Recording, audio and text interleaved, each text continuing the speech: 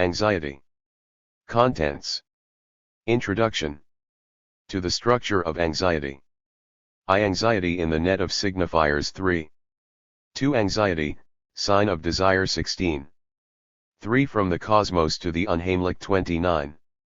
4. Beyond castration anxiety 43v. That which deceives 55 6. That which deceives not 69. Revision. Of the status of the object.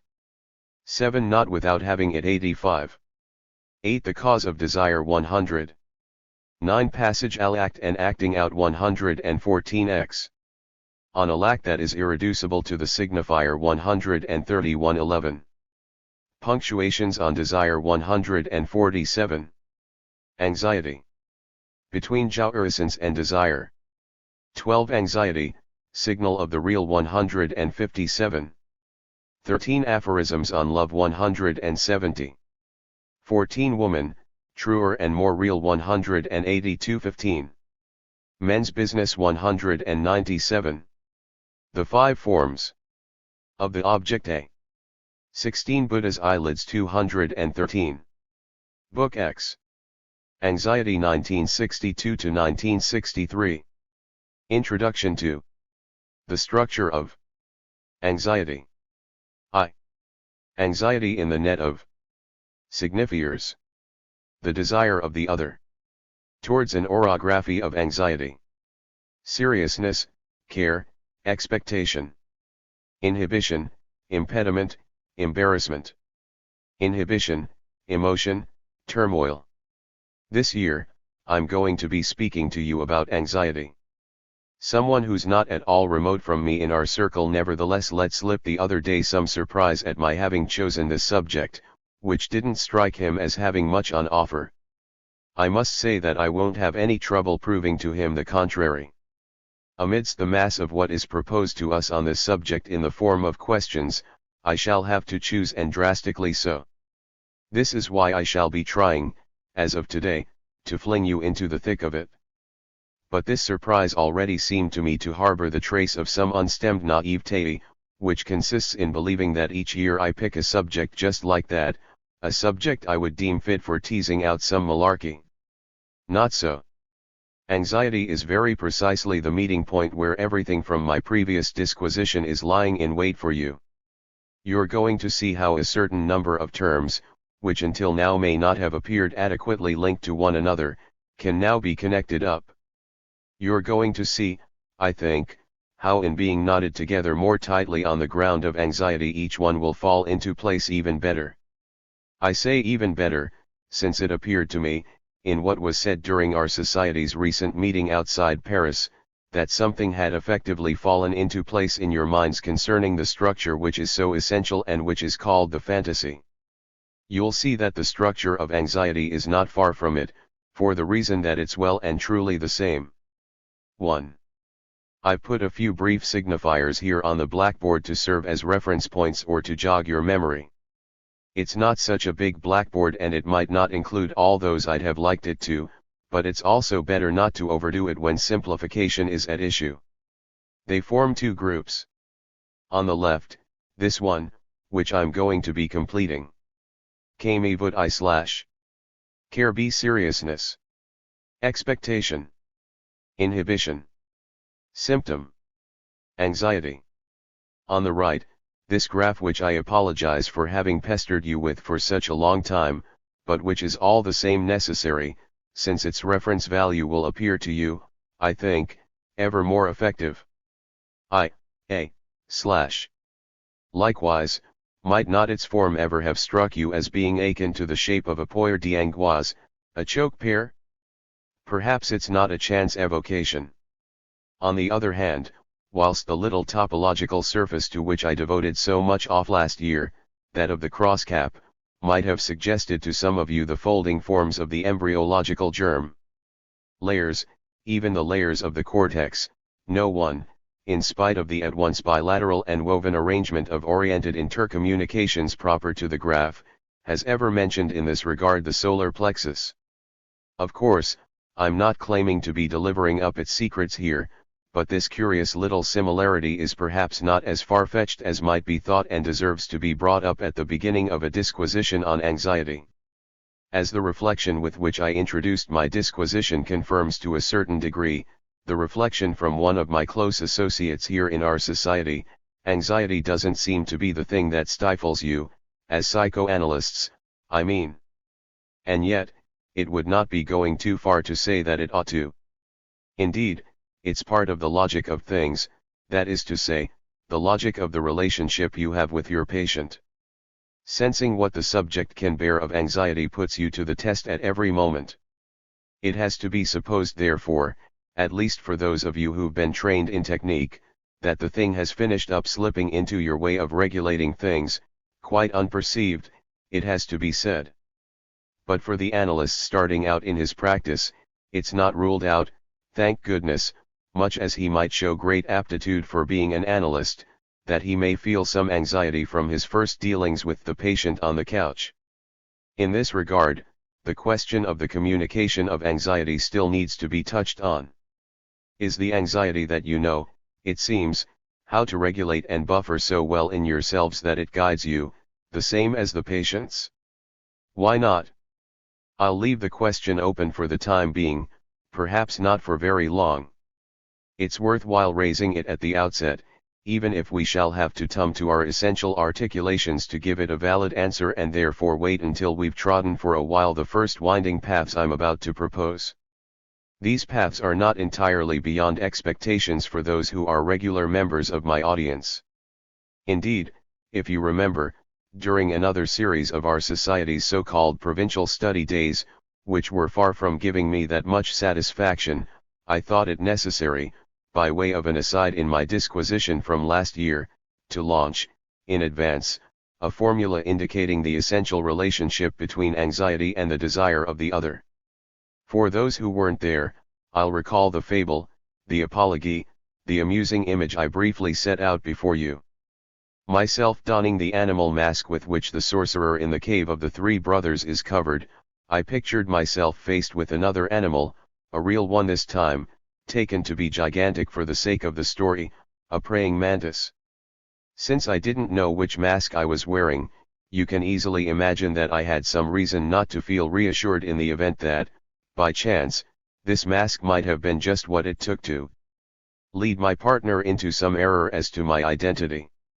The whole thing was well underscored by the fact that, as I confessed, I couldn't see my own image in the enigmatic mirror of the insect's ocular globe. This metaphor preserves its full worth today. It justifies my having placed at the center of the signifiers on the board the question I introduced long ago as the hinge between the two stories on the graph, inasmuch as they structure the subject's relationship with the signifier, which strikes me as having to be the key to what Freudian doctrine introduced regarding subjectivity, che voi, che virtu, what wouldst thou? Push the functioning, the insertion of the key, a little further and you have, que me voud il? With the ambiguity that the French permits with respect to the me between the direct or indirect object. It's not simply, what does the other want with me? But also a suspended questioning that directly concerns the ego, not how does he want me? But, what does he want concerning this place of the ego? The question is held in abeyance between the two stories and precisely between the two return routes that designate in each of them their characteristic effect. The distance between them, which it is so essential to construct and which will be at the root of everything we are going to be moving into, renders the relationship to desire at once homologous with and distinct from narcissistic identification. We're going to see the function of anxiety being introduced into the play of the dialectic that knots these two levels so tightly together. Not that this function is in itself the miu, priugtlitriov, but it's what allows us to orient ourselves here in keeping with the moments at which it appears. So it is, therefore, that the question I posed, as to your relation as analysts to anxiety, leaves this other question in abeyance: who are you sparing? The other party, no doubt, but also yourself. Sparing yourself and sparing the other, though they overlap, mustn't be confused. We even find here one of the aims that will be proposed to you at the end of this year's disquisition. For the time being, I'll content myself with introducing an indication pertaining to method for the lessons we're going to have to draw from our research on anxiety. Seeing at what privileged points it emerges will allow us to shape a true orography of anxiety, which will lead us directly onto a terrain that is none other than that of the term-to-term relationships constituted by the particularly condensed structural attempt from which I believed I should fashion for you the guide of our disquisition, in the form of this graph. If, therefore, you know how to manage with regard to anxiety, trying to see how will enable us to make some headway. And likewise, I couldn't produce anxiety myself without managing it in some way. Maybe that's a pitfall. I oughtn't to manage it too quickly. Nor does this mean, in any way, that, through some psychodramatic game, my goal should be to vous jeter, to cast you into anxiety with the pun I've already made on the jeter. Everyone knows that projecting the I onto the inroad to anxiety has for some time been the ambition of a philosophy that is termed existentialist. There's no shortage of references, from Kierkegaard to Gabriel Marcel, Shestov, Berdyaev, and a few others. Not all of them have the same place, nor can they be used in the same way. But I insist on saying at the start of this disquisition that this philosophy, in so far as, from its patron saint, named first off, down to those whose names I've listed after him, it incontestably shows some decline is marked, I feel, with some haste and even some disarray, I'd say, in relation to the reference in which, in the same era, the movement of thought has put its trust, namely, the reference to history. In relation to this reference, existentialist thought is born of and precipitated by a disarray, in the etymological sense of the term. The horse of thought, I will say, to borrow the object of his phobia from little Hans, that imagines itself for a while to be the one that pulls the stagecoach of history, all of a sudden rears up, runs wild, then falls down and gives itself over to that great Krawalmakan wherein little Hans finds one of the images of the fear he holds dear. It's what I call a movement of haste, in the negative sense of the term, that of disarray. And it's precisely for this reason that this is far from being what interests us most in the line of thought I singled out just now, as does everyone else for that matter, with the term existentialism. Also, it may be remarked that the last one to come along and not perhaps the lesser of them, Monsieur Sartre, expressly applies himself not only to putting this horse back on its hooves, but back between the shafts that pull the said coach of history. It's precisely on this account that Monsieur Sartre has been much occupied with the function of seriousness and has wondered about it a great deal.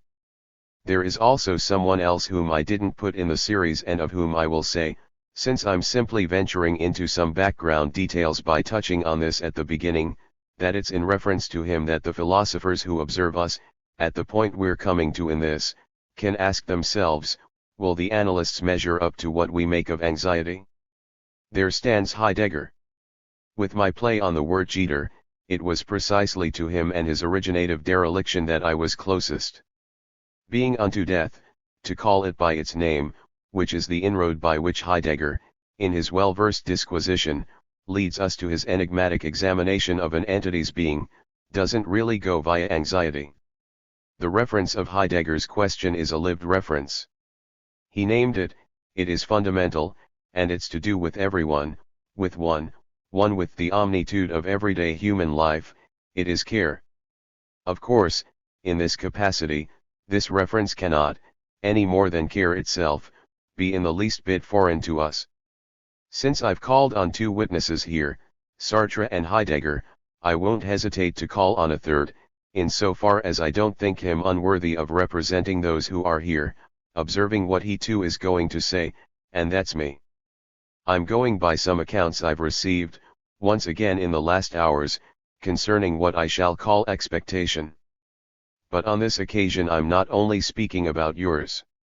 It was in just such a way that a piece of work came to me yesterday evening which I told one of you I'd be waiting for before beginning my disquisition here today. I'd asked him whether I might have a copy of this text and even whether he might orient me with regard to a question he'd posed me. Even though I haven't yet been able to go through it, the fact that it was brought to me on time met my expectation, just as, after all, I've come here on time to meet yours. Is this an action of such a nature as to give rise in itself to anxiety? Without having questioned the fellow concerned, I don't think so. As for me, upon my word, I can answer that this expectation, albeit just what it takes to bring a certain weight down upon me, is not, I believe I can speak from experience, a dimension that in and of itself gives rise to anxiety. I would even say, quite the contrary. I have insisted on making this last reference, which is so close to home that it might strike you as problematic, so as to indicate how I mean to put you to the question that has been mine from the start: at what distance is anxiety to be poised so as to speak to you about it without immediately shutting it away in a cupboard and without leaving it in a vague state either? Well, my goodness, at the right distance.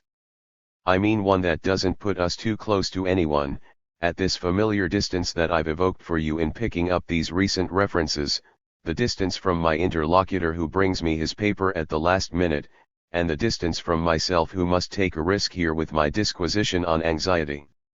We're going to try to take this anxiety under our wing. That won't make it any more conspicuous. Believe me, it's really going to leave us at the opaque distance that separates us from those who are closest to us. So, between this care, this seriousness, and this expectation, are you going to think that this is how I wanted to encircle anxiety, to pin it down? Well, don't believe it. It isn't to be sought in the middle. If I've drawn a little circle in the midst of these three terms, with these splayed arrows to it's to tell you that, if you're searching there, you will quickly see that, if ever there it was, the bird has taken flight. 2. Inhibitions, symptoms, and anxiety, so runs the title, the slogan, under which the last word of what Freud articulated on the subject of anxiety is held in an analyst's memory and leaves its mark. I won't be going into this text today, for the reason that I'm determined, as you've seen from the beginning, to go without a safety net, and because there's no topic for which the net of Freudian disquisition is more likely to give us a false sense of security. When we do go into this text, you shall see very well what there is to be seen as regards anxiety, namely, that there isn't any safety net. When anxiety is at issue, each piece of the mesh, so to speak, only carries any meaning in so far as it leaves empty the space where anxiety lies. In the disquisition of inhibitions, symptoms, and anxiety, everything is spoken about, thank goodness, except anxiety. Does this mean that it may not be spoken about? Going without a safety net evokes the tightrope walker. My only rope is the title, Inhibitions, Symptoms, and Anxiety. It leaps, if I may say so, to one's understanding that these three terms do not sit at the same level. This makes for something heteroclite, which is why I've written them on three staggered lines. In order for it to work, in order for them to be understood as a series, they really need to be seen as I put them here, on a diagonal, which implies filling in the blanks. I'm not going to take the time right now to demonstrate for you what's obvious, namely, the difference between the structure of these three terms, each of which absolutely does not have, if we want to situate them, the same terms as their context or surrounding. So it is that inhibition lies within the dimension of movement, in the widest sense of the term. I won't go into the text, but you remember enough of it to see that Freud, with respect to inhibition, cannot help but speak solely of locomotion. Movement exists, at least metaphorically, in every function, even if it isn't a locomotive one. In inhibition, it's the halting of movement that's involved. Does this mean that the word inhibition is designed only to suggest a halting? You would easily object with the notion of a keeping in check. Why not? I would grant you as much. So, a matrix needs to be constructed which will allow us to distinguish the dimensions involved in a notion that is very familiar to us. I don't see why we shouldn't put the notion of difficulty on the horizontal axis and that of movement on the vertical axis of coordinates. This is what's going to allow us to see more clearly, because it's also what's going to allow us to come back down to earth, the earth of what isn't veiled over by the learned word, the notion, or even the concept, that people make do with. Why not use the word impede? This is precisely what's at issue. Our subjects are inhibited when they speak to us about their inhibition, and we ourselves are when we speak about inhibition at scientific congresses, but every day they are very much impeded. To be impeded is a symptom. To be inhibited is a symptom tucked away in a museum. Looking up the etymology doesn't imply any superstition. I help myself to it when it's helpful to me. Impedicare means to be ensnared, and it's an extremely precious notion all the same. Indeed, it implies the relationship between one dimension and something that comes to interfere with it, and which, in what interests us, impedes not the function, a term of reference, not movement, which is rendered difficult, but truly and verily the subject. Here then is what brings us closer to what we're searching for, namely, what happens in what goes by the name of anxiety. Therefore, I'm putting impediment in the same column as symptom. I'll tell you straight off that the snare in question is narcissistic capture. Following this, we're going to be led to link up a great deal more to that, but with this point you're already no longer at the elementary stage, if you care to remember what I linked to the last term concerning the very precise limit that narcissistic capture introduces. With regard to what can be invested in the object, insofar as the phallus, for its part, remains autoerotically invested. The fracture that results from this in the specular image comes to be what specifically gives its support and its material to the signifying articulation that, on the other plane, the symbolic plane, is called castration.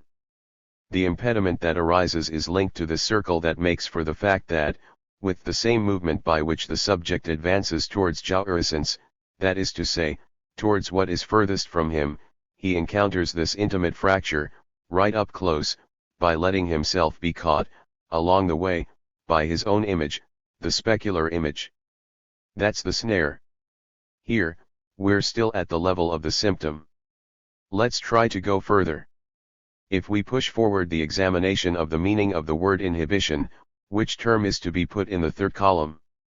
After inhibition and impediment, the third term I propose, still for the sake of leading you to the bottom of lived experience, to the derisory seriousness of the question, is the fine term embarrassment. 3. It's going to be all the more precious to us given that today etymology is satisfying me to the full, the wind is clearly blowing my way. Embarrassment is quite precisely the subject s decked out with the bar, 1, since imbarricare makes the most direct allusion to the bar A, as such. We've really got the most direct image of the lived experience of embarrassment here. When you don't know what to do with yourself anymore, you look for something behind which to shield yourself. The experience of the bar is precisely what's at issue. If I've been well informed, this bar assumes more than one form in the numerous patois. But there's no need to resort to patois. There aren't any Spaniards here, are there? Too bad, because I've been told that in Spanish, the embarazada, she who is embarrassed, designates a pregnant woman, which is another form, a very significant one, of the bar in its place. There you go then for the dimension of difficulty. The first horizontal row, which begins with inhibition and continues with impediment, ends up at this slight form of anxiety called embarrassment. In the other dimension, that of movement, what terms are we going to see drawn up vertically after the term inhibition? First off, there's emotion. You'll forgive me if I continue to trust in an etymology that has so far been propitious. Emotion refers etymologically to movement, except that here we'll give a little nudge by putting forward Goldstein's sense of throwing off, x, out of the line of movement. It's movement that disintegrates, it's the reaction that one calls catastrophic. My pointing out to you where to put that was useful.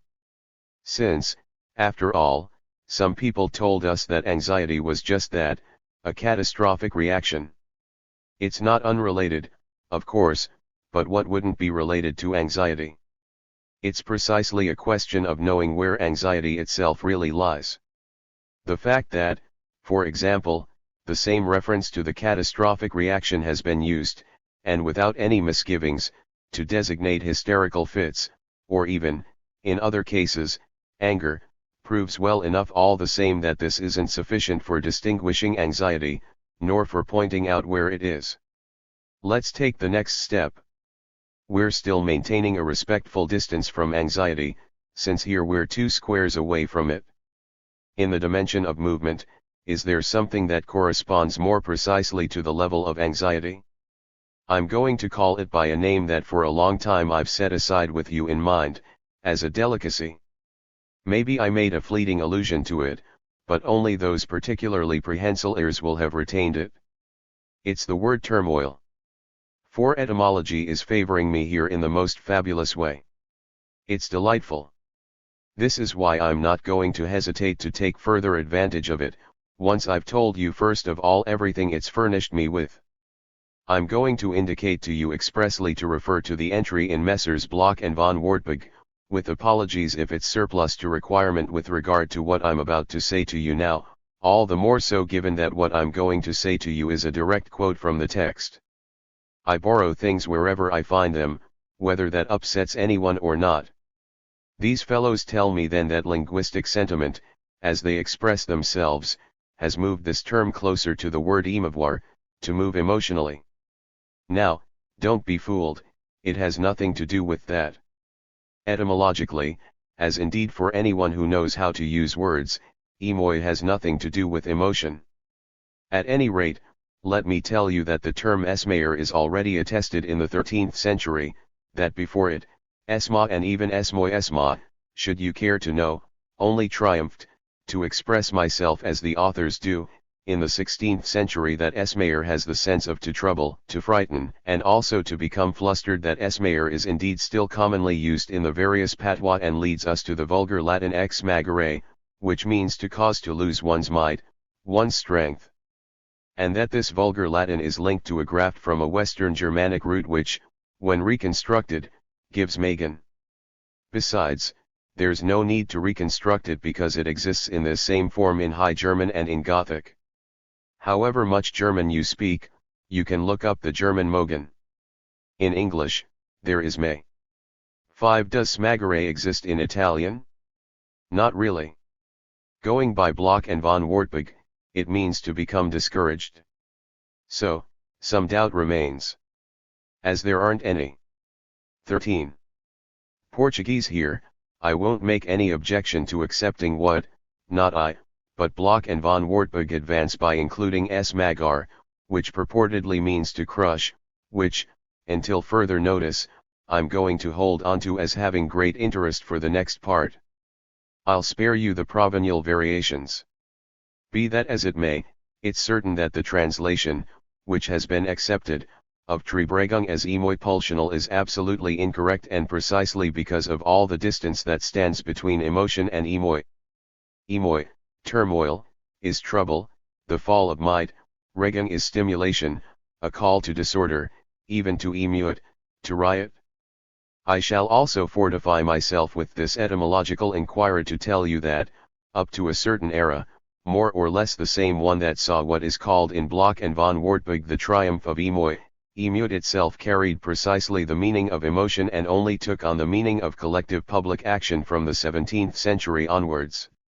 All this ought to make you feel that the linguistic nuances, the linguistic versions even, being evoked here, are being made to guide us into defining, with turmoil, the third place in the direction of what inhibition means on the axis of movement, just as, on the axis of difficulty, we singled out the corresponding reference as embarrassment.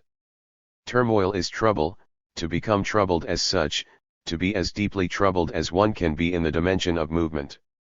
Embarrassment implies reaching the maximum level of difficulty. Does this mean that we've reached anxiety? The boxes of this little table are there to show you that this is not what we are claiming. Difficulty. Movement inhibition impediment embarrassment. 1. Emotion symptom X. Turmoil X anxiety. We have filled in the 2 boxes in the vertical direction with emotion and turmoil, and the 2 in the horizontal direction with impediment and embarrassment. This box marked with ans is still empty, as is this one here. How can they be filled in? It's a subject of the greatest interest with regard to the handling of anxiety. I'm going to leave it for you a while as a conundrum. 14. 3. Having set out this little preamble in keeping with the Freudian triad of inhibition, symptom, and anxiety, the ground has now been cleared, to speak of it in a doctrinal fashion. After having brought it back, by way of these evocations, to the level of experience itself, let's try to situate it in a conceptual framework. What is anxiety? We've ruled out the idea that it might be an emotion. To introduce it, I will say that it's an affect. Those who follow the movements of affinity or aversion in my disquisition, often allowing themselves to be caught out by appearances, no doubt think that I'm less interested in affects than anything else. That's absurd. I've tried, on occasion, to say what affect is not. It is not being given in its immediacy, nor is it the subject in a raw form either. It is in no respect protopathic. My occasional remarks on affect amount to nothing but that. And this is even the reason why it has a close structural relationship to what a subject is, even traditionally speaking. I hope to articulate this for you in an indelible fashion next time. On the other hand, what I said about affect is that it isn't repressed. Freud says it just as I do. It's unfastened, it drifts about. It can be found displaced, maddened, inverted, or metabolized, but it isn't repressed. What are repressed are the signifiers that moor it. The relationship between affect and the signifier would necessitate a whole year on the theory of affects.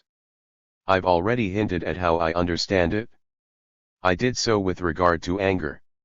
Anger, I told you, is what happens in subjects when the little pegs won't fit into the little holes. What does that mean? When at the level of the other, of the signifier, that is to say, always, more or less, at the level of faith, of bona fides, the game isn't being played. Well, that's what sparks off anger. To leave you with something that preoccupies you, I'll make a simple remark. Where does Aristotle deal best with the passions? I think that there are all the same a certain number of you who know.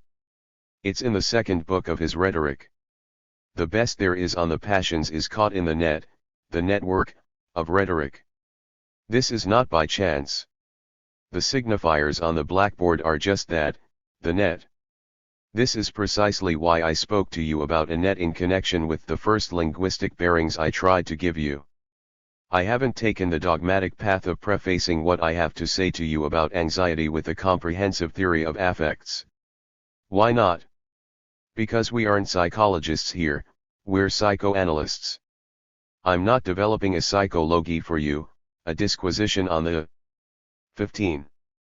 Unreal reality that is called the psyche, but a disquisition on a praxis that warrants a name, eritology. It's a question of desire. And the affect by which we are perhaps prompted to bring out everything that this disquisition entails as a consequence, not a general consequence but a universal one, on the theory of affects, is anxiety. It's upon the cutting edge of anxiety that we have to hold fast, and it's upon this edge that I hope to be able to lead you further next time. November 14, 1962. 2. Anxiety, sign of desire. An ideal of straightforwardness. Hegel and Lacan. The desire of the other in 5 formulae. Division and its remainder. I desire you, even if I know it not. At this stage of going a little more deeply into my disquisition on anxiety, I may legitimately pose the question as to what a teaching is here.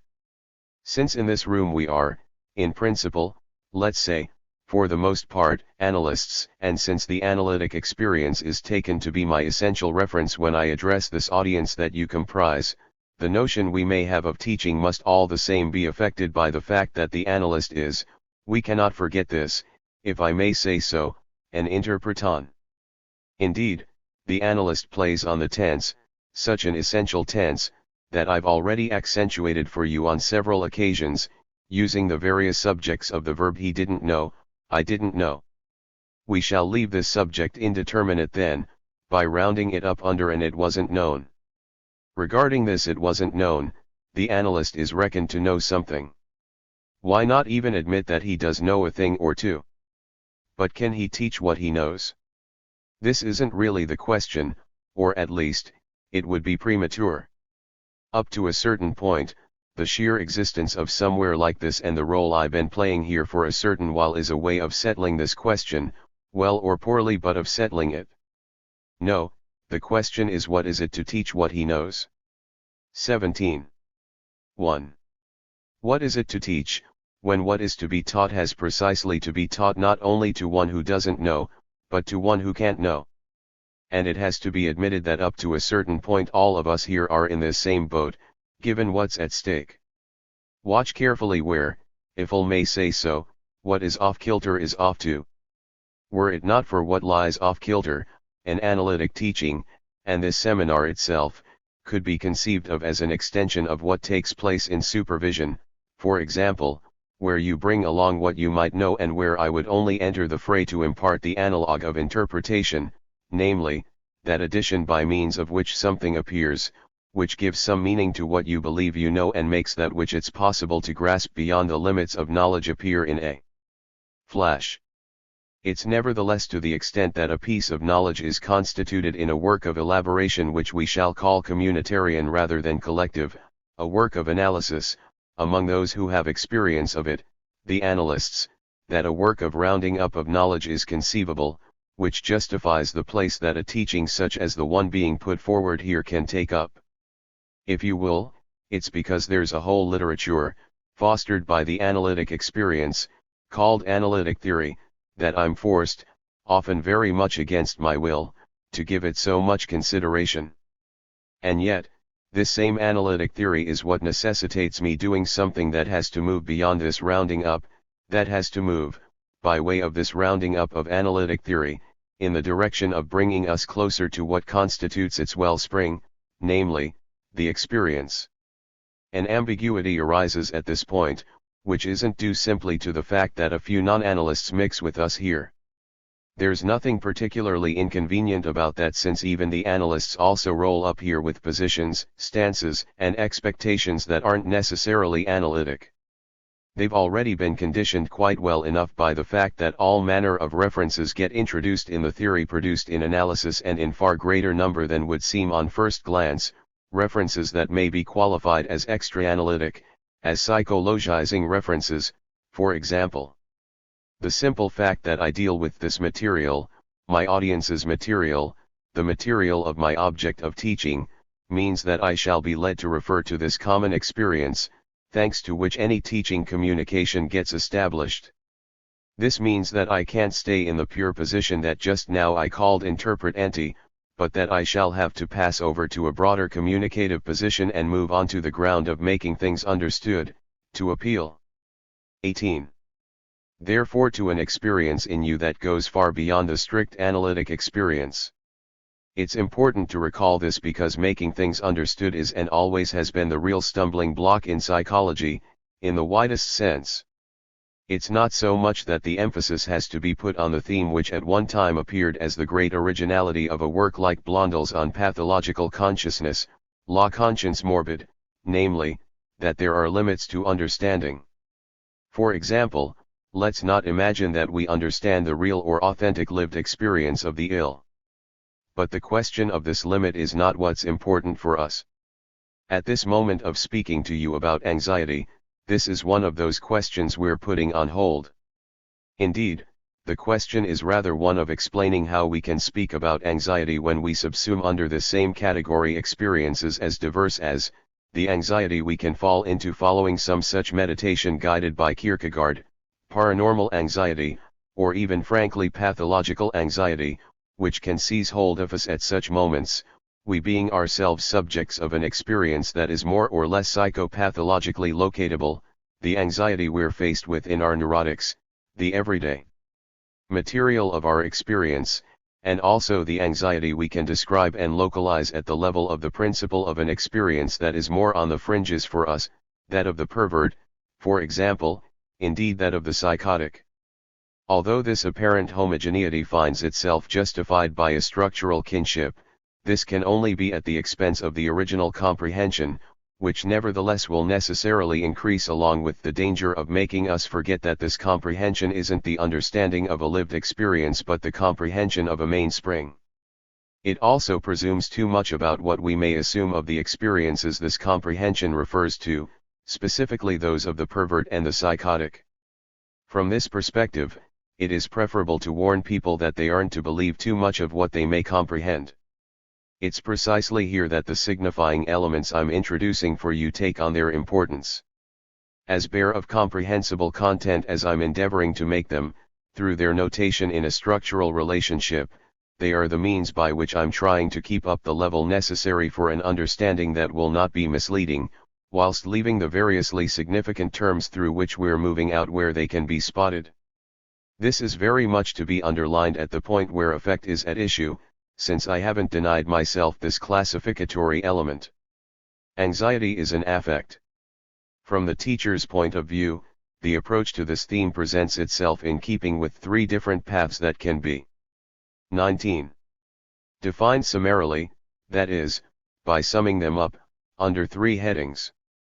First of all, there's the path of the catalogue. As concerns affect, this consists in exhausting not only what it means, but also what was meant in constituting this category. This path puts us in the position of teaching on the subject of teaching, in its widest sense, and would allow us to link up what's taught within analysis with what's brought to us from without. Why ever not? It's come down to us from quite considerable contributions, and I'm a long way from stopping myself, as I told you, from putting anxiety in the catalogue of affects, as in the various theories that have been produced on affect. To take things up in a kind of separating interpunct, there are in St. Thomas Aquinas, to mention him by name, some very, very fine things concerning a division of affect, a division he didn't invent, into the concupiscent and the irascible. The long discussion, which proceeds in accordance with the format of scholastic debate, proposition objection reply, whereby he weighs up the question as to which of the two categories is first with respect to the other, and how he decides, and why, that, in spite of certain appearances and certain references, the irascible always gets inserted somewhere into the chain of the concupiscent, this concupiscent thus standing first in relation to it. All this won't fail to aid us, for, in truth, this theory would be quite admissible for us were it not, at its utmost term, hanging entirely upon the supposition of a sovereign good against which, as you know, we already have great objections to make. We're going to see what we can hold onto in this theory, what it clarifies for us. I ask you to consult it. I'll give you the references in due course. We can certainly find plenty of material there to feed our own reflections, much more, paradoxically, than in the modem developments, recent developments, let's call a spade, 19th century developments from a psychology that claimed to be experimental and was no doubt not entirely entitled to do so. Nevertheless, this path has the drawback of pushing us in the direction of the classification of affects. Now, experience proves to us that in going too far in this direction, one merely winds up in obvious dead ends, even if one puts the emphasis firmly on that part of our experience that just now I distinguished as theory. This is borne out very nicely, for example, in an article by David Rappaport which you'll find in volume 34 of the International Journal, the third section from 1953. This text, which attempts a psychoanalytic theory of affect, is truly exemplary for the quite dismaying outcome it arrives at, without moreover the author's hand dreaming of concealing it. Announcing an article with the title On a Psychoanalytic 20. Theory of affect could make us hope, after all, that something new, something original, might come out of it, concerning what the analyst may think about affect. The astonishing result is that the author limits himself to cataloguing the accepted uses of the term, staying strictly within analytic theory, only to realize at the end of it that these uses are irreducible to one another. The first of these accepted uses is affect conceived of as constituting, substantially, drive-discharge. The second professedly goes farther than the Freudian text, to turn affect into what connotes attention across its different, ordinarily conflicting, phases, the variation of tension. In the third instance, affect is defined within the properly topographical reference of Freudian theory as a signal at the level of the ego of a danger coming from elsewhere. The important thing is that the author notices that among the most recent authors to contribute to the analytic discussion, divergent claims still remain concerning the primacy to be accorded each of these three meanings, such that nothing of it is resolved. That the author in question is unable to say any more about it is at any rate the sign that here the method known as cataloging can ultimately only bear the mark of a profound aporia, in that it winds up in dead ends, even in a very particular lack of fecundity. There is another method. I apologize for going on at such length today about the question of method, but it holds great interest as a preamble, with regard to the timeliness of what we're doing here, and I'm not introducing it just for the sake of it, as you shall see, in connection with anxiety. I'm going to call it, to form a consonance with the previous term, the method of the analog. This would lead us to distinguish some levels. One piece of work, which I won't cite otherwise today, presents an attempt at this kind of rounding up, where in separate chapters one can see anxiety being conceived of biologically, then sociologically, then culturally, as they say, the work being in the English language as if all it takes, to do something other than isolate, not a classification this time, but a sort of type, is to reveal analogical positions at levels purported to be independent of one another. We know what such a method ends up with. It ends up with what is known as an anthropology. Of all the paths we might go down, anthropology is in our eyes the one that entails the greatest number of the most hazardous presuppositions. Whatever eclecticism it may be characterized by, such a method always ends up, and necessarily so, with a central kernel that is Jungianism, or at least what we term thus in our habitual vocabulary, without making it the sign of someone who occupied such an eminent position. On the subject of anxiousness, this thematic lies very far from what is at issue in experience. 21. On the other hand, experience leads us to the third path, which I'll put under the heading of the function of the key. The key is a thing which unlocks and which, in unlocking, functions. The key is the form according to which the signifying function as such operates or not. My announcing it, distinguishing it, and daring to introduce it as what we may trust ourselves to, has nothing that should here be stamped with presumption. What legitimizes it, and that will, I think, be a sufficiently convincing reference, especially for those here who are teachers by profession, is that the dimension of the key is utterly connatural to any teaching, analytic or not.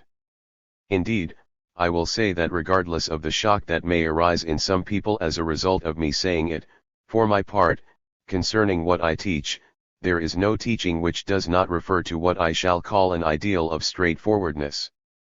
2. In taking the path of turning to the texts on affect, we saw earlier that neither head nor tail can be made of what we think, we analysts. There is something deeply unsatisfying about this, and it constitutes a weighty objection.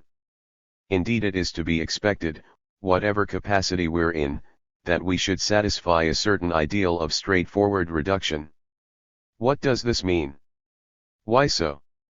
Why, for all the time that we've been practicing science, for this reflection bears on something very different from, as well as fields that are vaster than, the field of our experience, has the greatest possible straightforwardness been demanded. Why would the real be straightforward? What can lead us even for 1 minute to suppose that it is?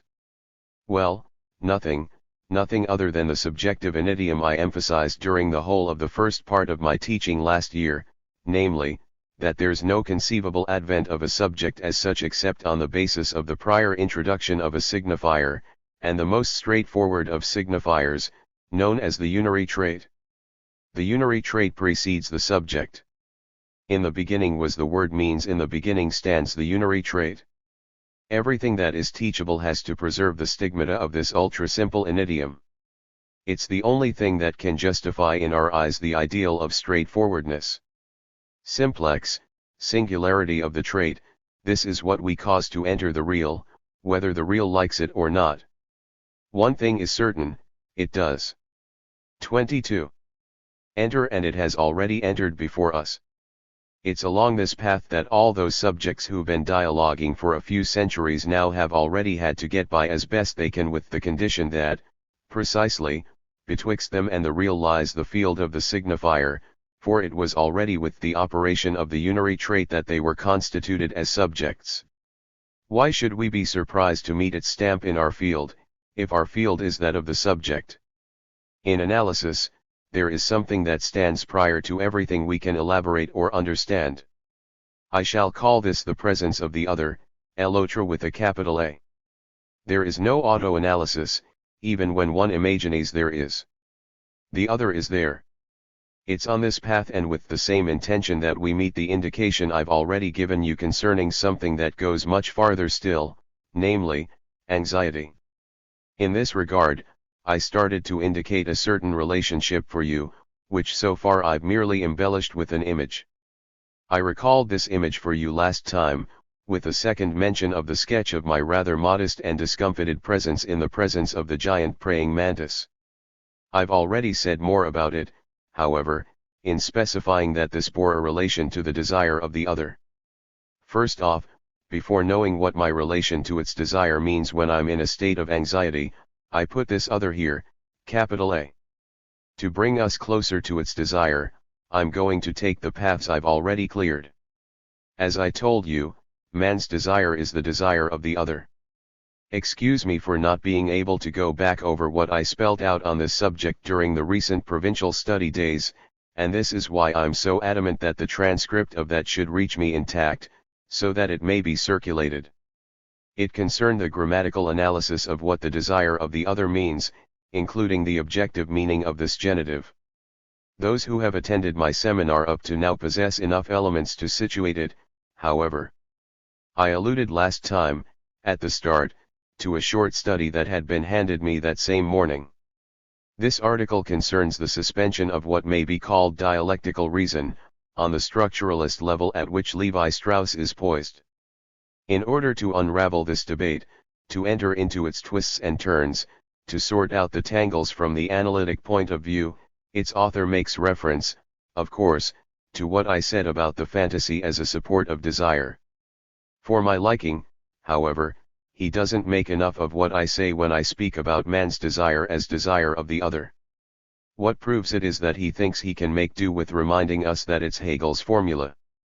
Certainly, if there's someone who doesn't do any wrong to what the Phänomenologie des Geistes has brought us, that someone is me.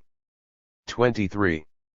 If, however, there's one point at which it's important to mark the progress, to employ this term I'd much rather say the leap, that is ours with regard to Hegel, it's precisely concerning the function of desire.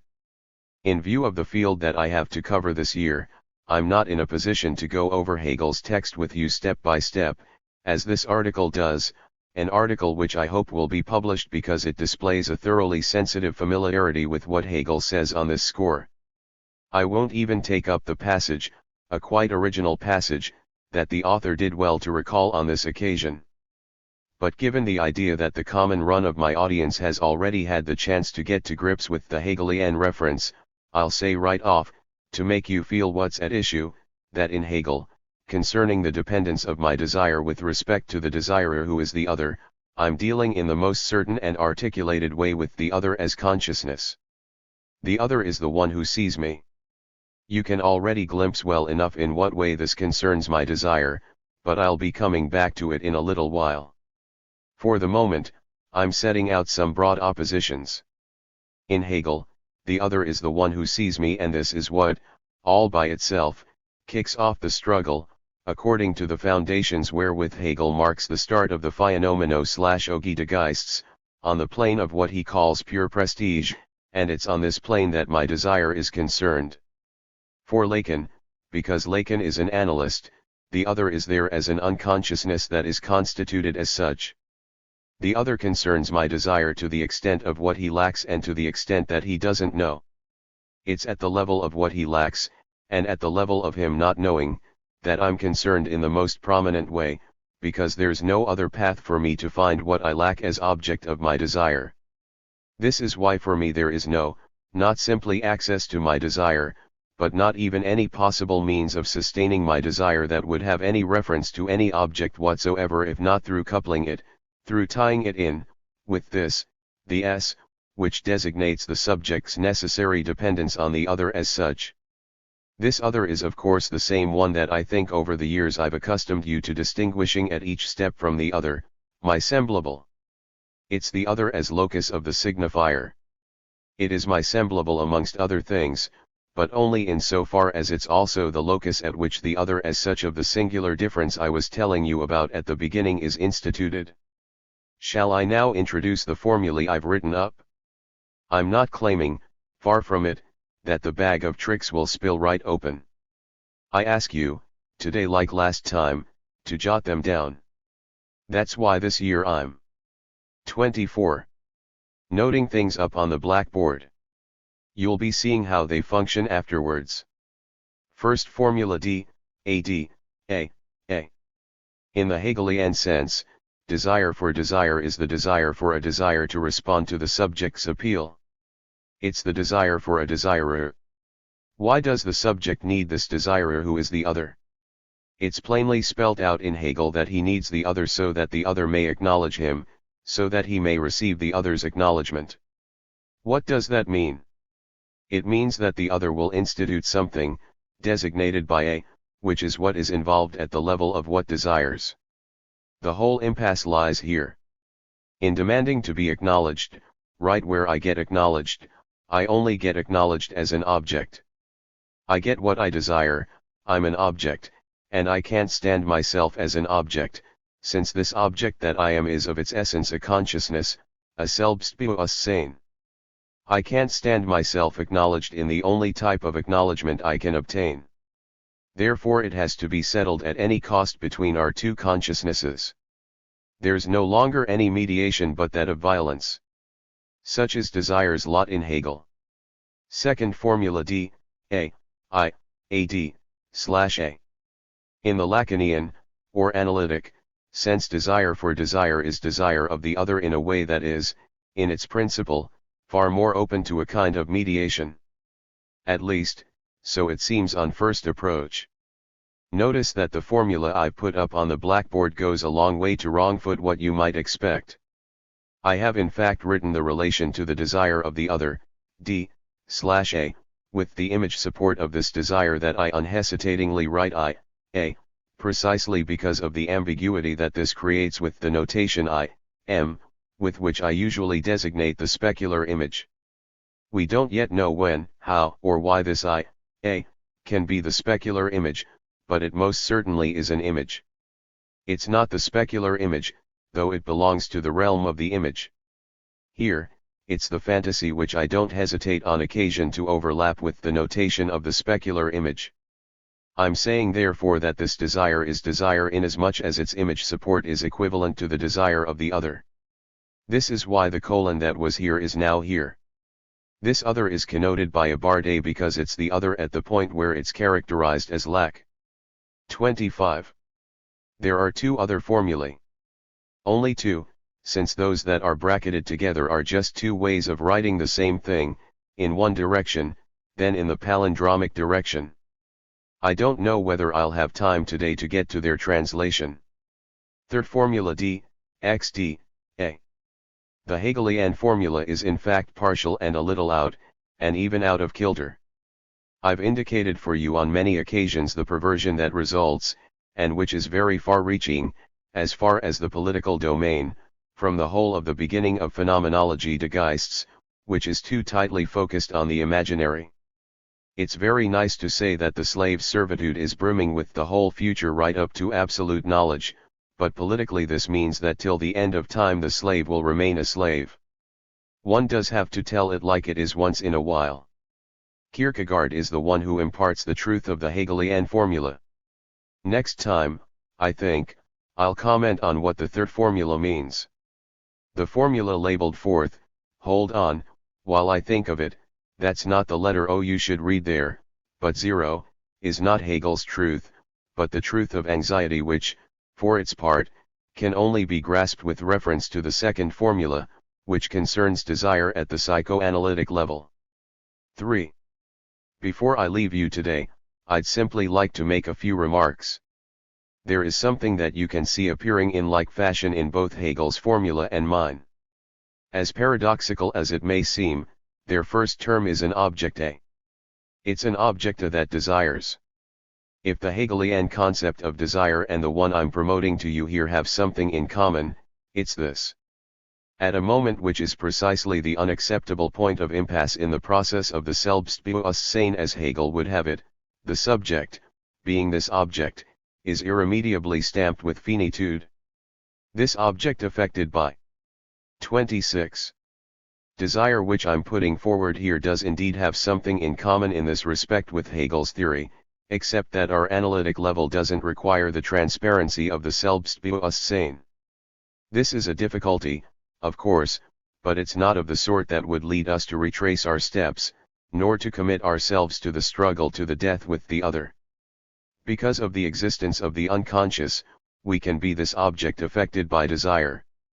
Indeed, it is even in so far as we, subject of the unconscious, are stamped in this way by finitude that our own lack can be desire, finite desire. It looks to be indefinite, because lack, entailing as it does some emptiness, can be filled in several ways, though we know very well, because we're analysts, that we don't fill it in umpteen different ways. We're going to see why, and what these ways are. From this perspective, the classic, moralistic, though not really theological, dimension of the infinity of desire has absolutely to be cut down to size. In fact, this pseudo-infinity is due to one thing alone, which a certain part of the theory of the signifier fortunately allows us to picture, and this is none other than the whole number. This false infinity is linked to the kind of metonymy that, concerning the definition of the whole number, is called recursion. It's the law we accentuated forcefully last year with regard to the recursive one. But what our experience demonstrates to us, and what I'll be articulating for you in the various fields offered to our experience, namely, and distinctly, the neurotic, the pervert, indeed the psychotic, is that this one, to which at the end of the day the succession of signifying elements, in so far as they are distinct, are reduced, does not exhaust the function of the other. This is what I've represented here in the form of these two columns, which are those under which the operation of division can be written. First off, you find A, the originative other as locus of the signifier, and S, the subject as yet inexistent, who has to situate himself as determined by the signifier. AS%K. First table of division. 27. With regard to the other, the subject dependent upon this other is inscribed as a quotient. He's stamped with the unary trait of the signifier in the field of the other. It's not necessarily the case, if I may say so, that he slices the other up. There is, in the sense of division, a remainder, a leftover. This remainder, this ultimate other, this irrational entity, this proof and sole guarantee, when all is said and done, of the other's otherness, is the A. This is why the two terms, $and A, the subject stamped with the bar of the signifier and the object A, the residue of the readying, if I can put it like that, of the other, stand on the same side, the objective side, of the bar. Both of them stand on the side of the other, because the fantasy, support of my desire, is in its totality on the side of the other. What now stands on my side is what constitutes me as unconscious, namely G. The other in so far as I don't reach it. Shall I take you further? No, time's too short. But I don't want to leave you on such a closed point as concerns the next part of the dialectic that's going to be inserted here. What is the next step necessitated by this dialectic? You'll see that I'm going to have to explain to you what I'm bringing into this business, namely, into the subsistence of the fantasy. I'll give you a picture right now of the thrust of what I shall have to put forth, with a reminder that will be of some use to you regarding what, good gracious, concerns you most. I'm not the one who said so, it was Freud to wit, the experience of love. The point we read in the theory of desire in its relationship to the other actually delivers up the key to the following. Contrary to the hope that the Hegelian perspective might give you, the way by which the other party is conquered is not the way too frequently adopted, alas, by one of the partners, of I love you, even if I don't want me to. Don't believe that Hegel hadn't noticed this consequence of his doctrine. There's a very precious little note where he indicates that he could have made his whole dialectic pass through there. He also says that, if he didn't take this path, it's because it didn't seem serious enough. How right he was. Go ahead and try this formula out, you can let me know if you have any success. There is, however, another formula, which doesn't demonstrate its efficacy any better, but perhaps this is so simply to the extent that it's not articulable. This doesn't mean, however, that it's not articulated. It is, I desire you, even if I know it not. Whenever it manages, as inarticulable as it is, to make itself heard, this one, I assure you, is irresistible. And why so? I won't leave it as a conundrum. Let's imagine it can be uttered. What would I be saying thereby? 28. I'm telling the other party that, desiring him or her, undoubtedly without knowing it, still without knowing it, I take him or her for the unknown object, unknown to me, of my desire. This means that, in our conception of desire, I identify you, the to whom I'm speaking, with the object that you lack. In going via the circuit, which is obligatory if I am to attain the object of my desire, I accomplish for the other party precisely what he's seeking. If, innocently or not, I take this detour, the other as such, here object observe, of my love, will necessarily fall into my toils. I'll leave you with this recipe. Till next time. November 21, 1962. 3. From the cosmos to the unheimlich. The specular and the signifier. From the world to the world stage. Hamlet and the stage on the stage. Levi Strauss's Serenity. Anything whatsoever in the blank of the phallus. You'll have noted that I'm always pleased to latch onto some current affair in our dialogue. All in all, there is only that which is current. That's precisely why it's so difficult to live in the world of, let's say, reflection. Because, truth be told, not much goes on there. It can happen, just like that I take the trouble to see whether, somewhere, a little tip of a question mark might be rearing its head. I'm rarely rewarded. This is precisely why when it does so happen that someone poses me questions, and serious ones too, you won't hold it against me if I take advantage of this. 1. I'm continuing my dialogue with the person I've alluded to twice already, in my previous lessons. With regard to the way that last time I punctuated the difference in conception that lies between the Hegelian articulation of desire and my own, I'm being urged to say more about what's being designated in so many words as a step further to be accomplished in my own disquisition. He would like a more precise articulation between the mirror stage, that is, as the Rome report puts it, the specular image, and the signifier. It seems that a certain hiatus remains here, not without my interlocutor perceiving that the employment of words such as 30. Hiatus, cut, or size Zion, is perhaps none other than the response he's waiting for. Nevertheless, in this form, the response could seem to be but an illusion, or an elision. This is why I'm going to try to reply to him today. I shall do so all the more willingly given that here we find ourselves strictly on the path of what I have to describe this year. Indeed, anxiety is going to allow us to go back over the articulation that is hereby being required of me. I say go back over, because those who've been following me these last years, and even those who, without necessarily having been assiduous in every respect, have read what I write, already possess more than a few elements to fill out this hiatus and make this cut function, as you shall see from the reminders with which I'm going to begin. I don't believe there have ever been two phases to what I've taught, one phase that would supposedly be focused on the mirror stage and the imaginary, and then afterwards, at that moment of our history that is marked by the Rome report, my supposedly sudden discovery of the signifier.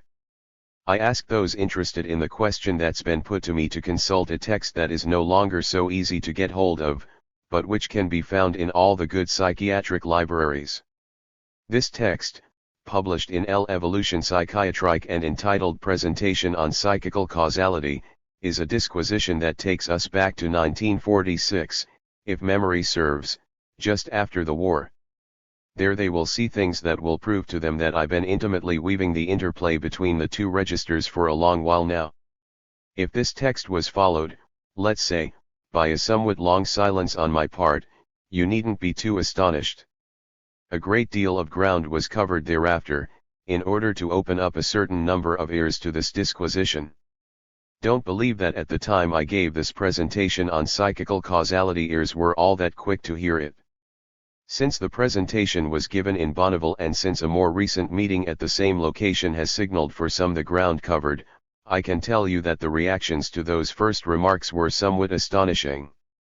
At best, the term that would describe them is the discrete term of ambivalence, which we use in the analytic world, but this would be to say too little. As I'm sure to be queried on this subject and as I'm being taken back to that era which a certain number of you were already sufficiently trained to remember, the post-war period animated by whatever movement of regeneration could be hoped of it, I suddenly can't avoid recalling that those who certainly weren't, individually, the least inclined to hearing a disquisition that was very new at the time, people situated on the side that in politics is 31. Called the hard left, communists, to call a spade, on that occasion made a quite special show of reactions whose style I must absolutely single out with a term that is of everyday use, though a moment's pause is necessary before endorsing its use, because it's a term that has become quite unjust for those it originally invoked, a term that has ended up taking on a depreciative meaning, but I'm using it in the courteous sense, the term Pharisaism.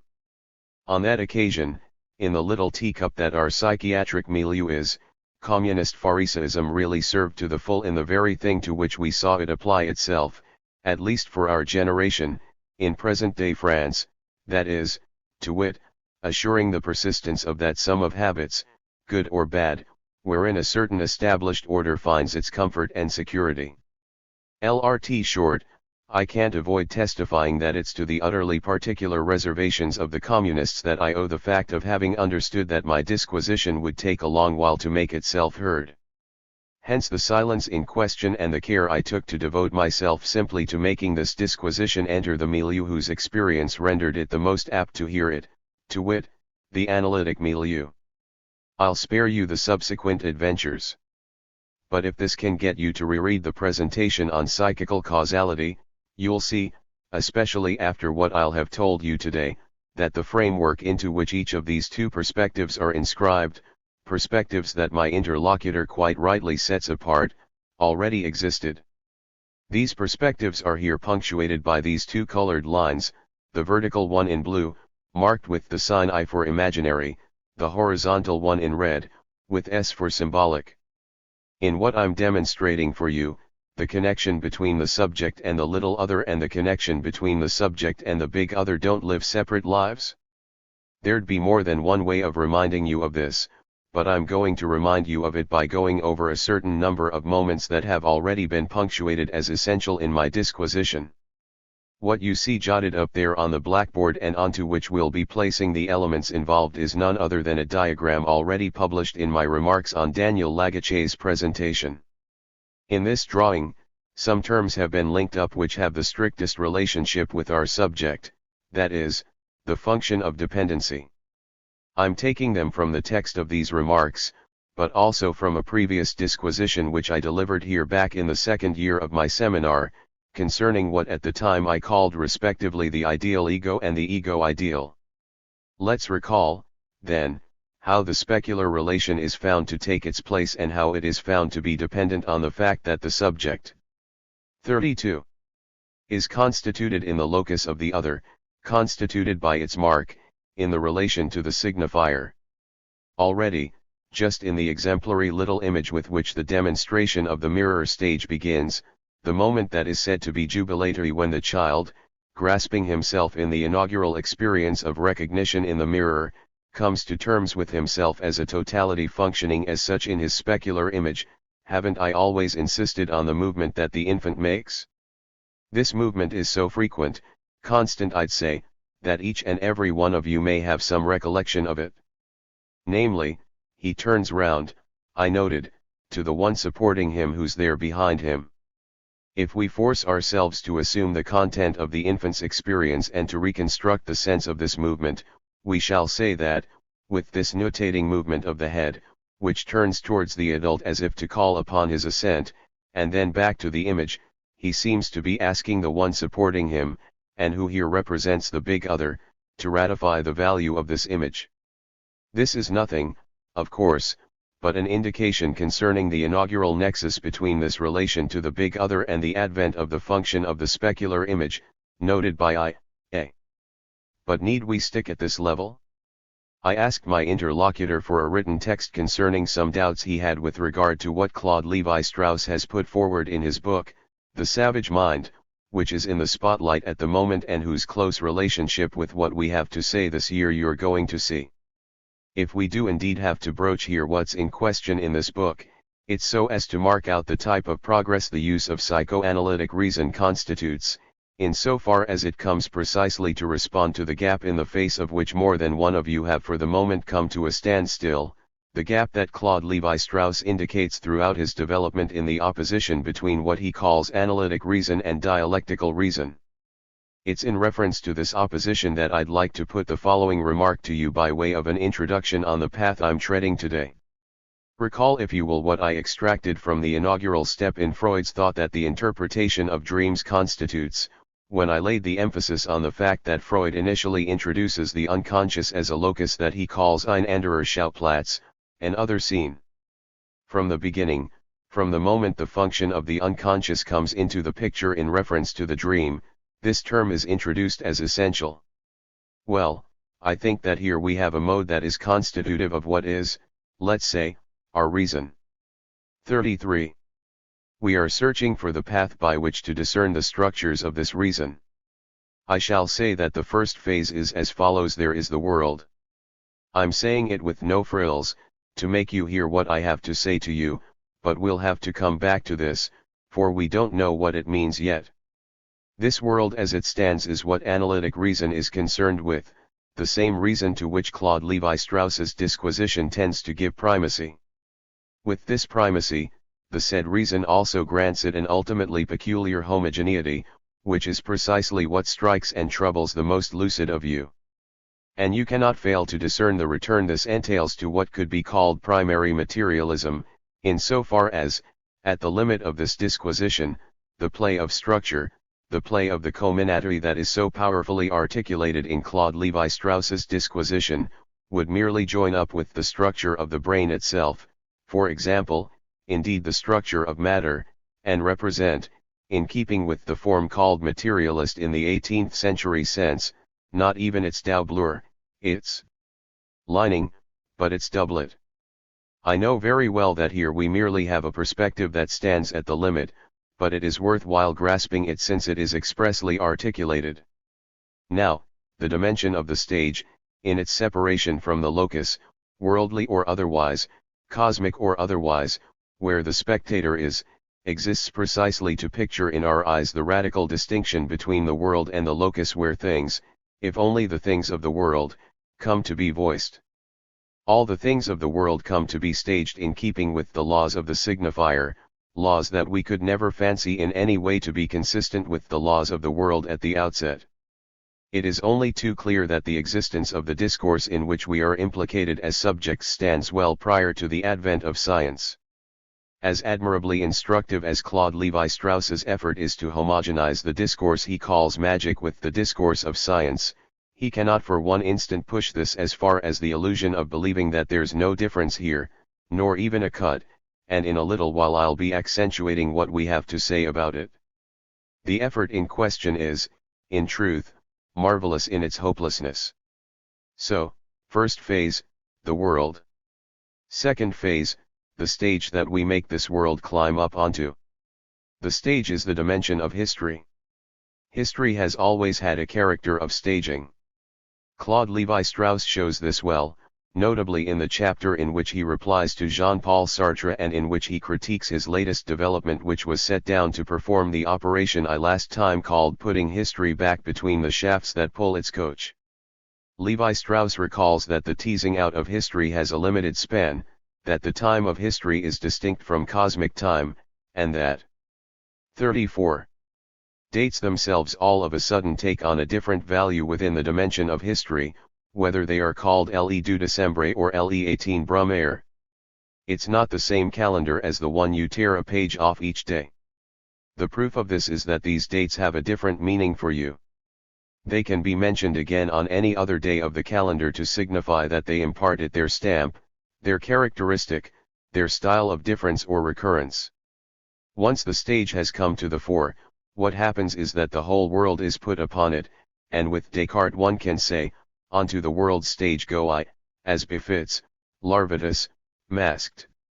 From this point on, the question may be posed as to what the world, what at the start we quite innocently called the world, owes to what has come back down to it from this stage. Everything that throughout the course of history we have called the world has left behind superimposed residues that accumulate without the faintest care for contradiction.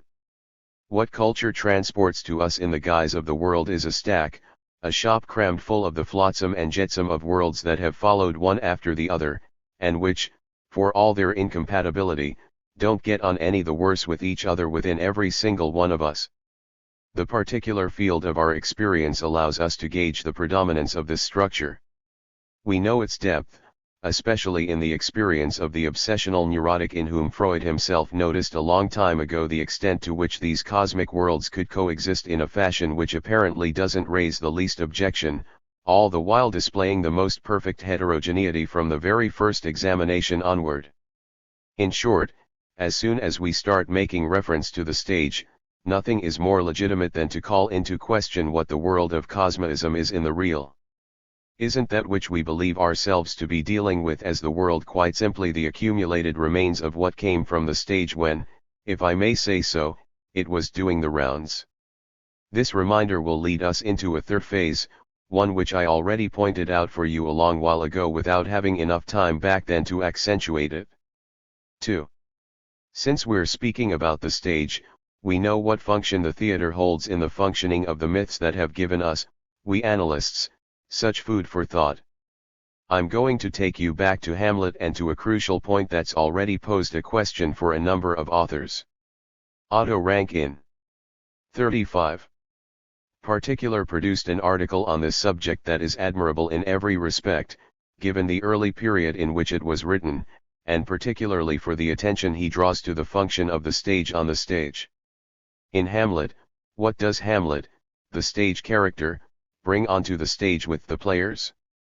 Undoubtedly, it's the mousetrap with which, so he tells us, he'll catch the conscience of the king. But some very strange things come to pass besides, in particular the following, which at the time I spoke to you at such great length about Hamlet I didn't want to introduce, because it would have steered you towards a literature that is ultimately more Hamletic than psychoanalytic, and as you know, there's already plenty enough to paper the walls with. When the scene is mimed by way of a prologue, before the players begin their speeches, it doesn't seem to stir the king all that much, even though the presumed gestures of his crime are being played out before him. On the other hand, if there is one thing that's really quite odd, then it's the veritable flood, the fit of agitation, that seizes Hamlet at the crucial moment when the character called Lucianus, or Luciano, arrives on stage and carries out his crime, as much against the character that represents the king, the play-acting king, even though he affirms in his speech that he is the king within a certain dimension, as against the character representing his spouse. All the authors who have paused on this scene have remarked that the garb in which the said Luciano is clad isn't that of the king whom it's a question of catching, but precisely that of Hamlet himself.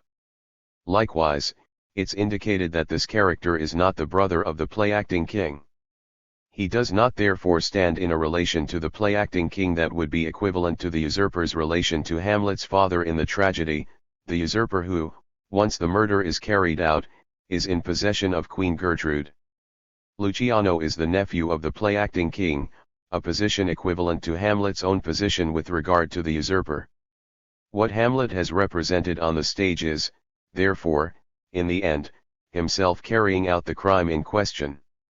This character whose desire can't be roused to accomplish the will of the ghost, the ghost of his father, for reasons that I tried to spell out for you, attempts to give shape to something, which goes by way of the specular image, his image put into the situation, not of accomplishing his revenge, but of assuming first of all the crime that stands to be avenged. Now, what do we see? We see that it's insufficient. Much as Hamlet is seized, after this kind of magic lantern effect, by what may truly be qualified, in view of his remarks, their style, even the 36. Quite ordinary way in which the players bring this moment to life as a veritable little fit of manic agitation when, just afterwards, he finds himself with his enemy within reach, he only manages to articulate what any listener can only feel to be evasion. He shirks away behind an excuse, namely, that he would be seizing his enemy at a moment that is too holy, the king is praying, for him to bring himself to send him straight to heaven by striking there and then. I'm not going to spend time translating what all of this means, because I have to go further here. Alongside this failure, I showed you all the scope of one of Hamlet's identifications whose nature is altogether different. It's what I called the identification with Ophelia. In point of fact, in the second phase, Hamlet is seized by the furious soul we can legitimately infer to be that of the victim, the suicide victim, manifestly offered in sacrifice to the paternal manes, since it's right after the killing of her father that she falters and succumbs. This refers back to long-held beliefs pertaining to the aftermath of certain types of demise, when the funeral ceremonies can't be fully carried out. Nothing is appeased of the vengeance Ophelia is calling out for. At the moment of the revelation of what this neglected and misrecognized object was for him, we can see being played out in Shakespeare in all its nakedness the same identification with the object that Freud designated for us as the mainspring of the function of mourning. This is the implacable definition that Freud rightly gave to mourning, the sort of nether side he designated with the tears dedicated to the deceased, the background of reproach entailed by the fact that, of the reality of the one who's been lost, we only want to remember the regrets he's left behind. What astonishing cruelty, and just what it takes to remind us of the legitimacy of those more primitive types of celebration that still live on today thanks to certain collective practices. Why shouldn't one rejoice at the fact that the deceased existed? The country folk we reckon to be drowning out some harmful insensitivity in their feasts are actually doing something quite different. They are celebrating the accession of he that was to the sort of simple glory that he deserves for having simply been a living being in our midst. Identification with the bereaved object was designated by Freud in its negative patterns, but let's not forget that it also has its positive phase. It's the entry into Hamlet of what I've called the fury of the female soul that gives him the strength to become the sleepwalker who accepts everything, up to and including, I've marked this sufficiently to become the one who in the combat fights for his enemy, the king himself, against his specular image, who is Laertes. 37. From that point on, things sort themselves out on their own and without him doing, all in all, anything other than exactly what he shouldn't, until he does what he has to. Namely, he will himself be mortally wounded by the time he kills the king. Here we are able to measure all the distance that lies between two kinds of imaginary identification. There is the identification with the specular image such as it is offered to us with the stage on the stage, and there is the more mysterious identification, whose enigma starts to be developed here, with the object of desire as such, designated as such in the Shakespearean articulation without any ambiguity whatsoever, since it's precisely as object of desire that Hamlet has been neglected up until a certain moment, and that he is reintegrated onto the stage via the path of identification. It is to the extent that, as object, he comes to vanish, that the retroactive dimension imposes itself, which is that of the imperfect tense in the ambiguous form in which it is employed in French, and which lends its force to the way in which I've been repeating before you FLNE savait pas, he didn't know. This means both at the last instant, he didn't know and a little more, and he was going to know. It's not for nothing that désir in French comes from desiderium. There is a retroactive recognition of the object that used to be there. It's down this path that Hamlet's return passes into the culmination of his destiny, of his Hamlet function, if I may put it like that, his Hamletic finish. It's here that what I called the third phase, namely, the stage on the stage, shows us where our questioning ought to be directed. This questioning, you've known this much for a long time because it's the same that I'm always repeating from multiple angles, concerns the status of the object as object of desire. Everything that Claude Lévi-Strauss says about the function of magic and the function of myth has its value, on the condition that we know that it's a matter of the relationship with this object that holds the status of the object of desire. This status, I admit, hasn't been established yet, and this is very much what has to be pushed forward this year on the inroad to anxiety. At any rate, this object of desire oughtn't to be confused with the object defined by epistemology. The advent of the object of our science is very specifically defined by a particular discovery of the efficacy of the signifying operation as such. This means that what is specific to our science, I'm saying to the science that has been in existence at our side for 2 centuries now, leaves open the question of what earlier I called the cosmoism of the object. Whether or not there is a cosmos is uncertain, and our science advances precisely to the extent that it's given up maintaining any cosmic or cosmizing presuppositions. 38. This reference point remains nevertheless so essential that one can't fail to be astonished that in restoring in the savage mind, in a modern form, the permanence, the perpetuity, the eternity of the cosmoism of the object's reality, Claude Lévi-Strauss doesn't bring everybody the security, the serenity, the Epicurean relief that ought to ensue. The question arises as to whether the psychoanalysts are the only ones who aren't happy, or whether it's everybody. Now, I claim, regardless of the fact that I don't yet have the proof, that it must be everybody. It's a matter of reasoning it out. Why is it that people aren't happy about seeing totemism all of a sudden emptied of its content? A content I shall call, to make myself understood, emotive. Why is it that people aren't happy about the world being so in order, ever since the Neolithic period, because we can't go back any further, that everything should merely amount to insignificant wavelets on the surface of this order? In other words, why do we want so much to preserve the dimension of anxiety? There must be a reason for this. Between returning to an assured cosmoism and maintaining an historical pathos by which we don't set all that much store either, even though it does have its function, there is a way, a passageway. This passageway is precisely to be cleared by studying the function of anxiety. 3. Here then is the reason why I've been led to remind you precisely how the specular relation is tied into the relation to the big other. The apparatus I put together in the article to which I'm asking you to refer, because I'm not going to go through it all again here, is designed to remind us of this, which I accentuated at the end of my seminar on desire, namely, that the function of specular investment is situated within the dialectic of narcissism such as Freud introduced it. Investment in the specular image is a fundamental phase of the imaginary relation. It's fundamental inasmuch as there's a limit. Not all of the libidinal investment passes by way of the specular image. There's a remainder. I hope I succeeded in making you see why this remainder is the linchpin of this whole dialectic. This is where I'll be taking up again next time, to show you, more than I've been able to as yet, how this function is privileged in the mode of the phallus. This means that in everything that concerns taking one's bearings in the imaginary, the phallus will henceforth step in the form of 39. Complete diagram. SAI, A, underscore underscore, A, P. Simplified diagram. Alack.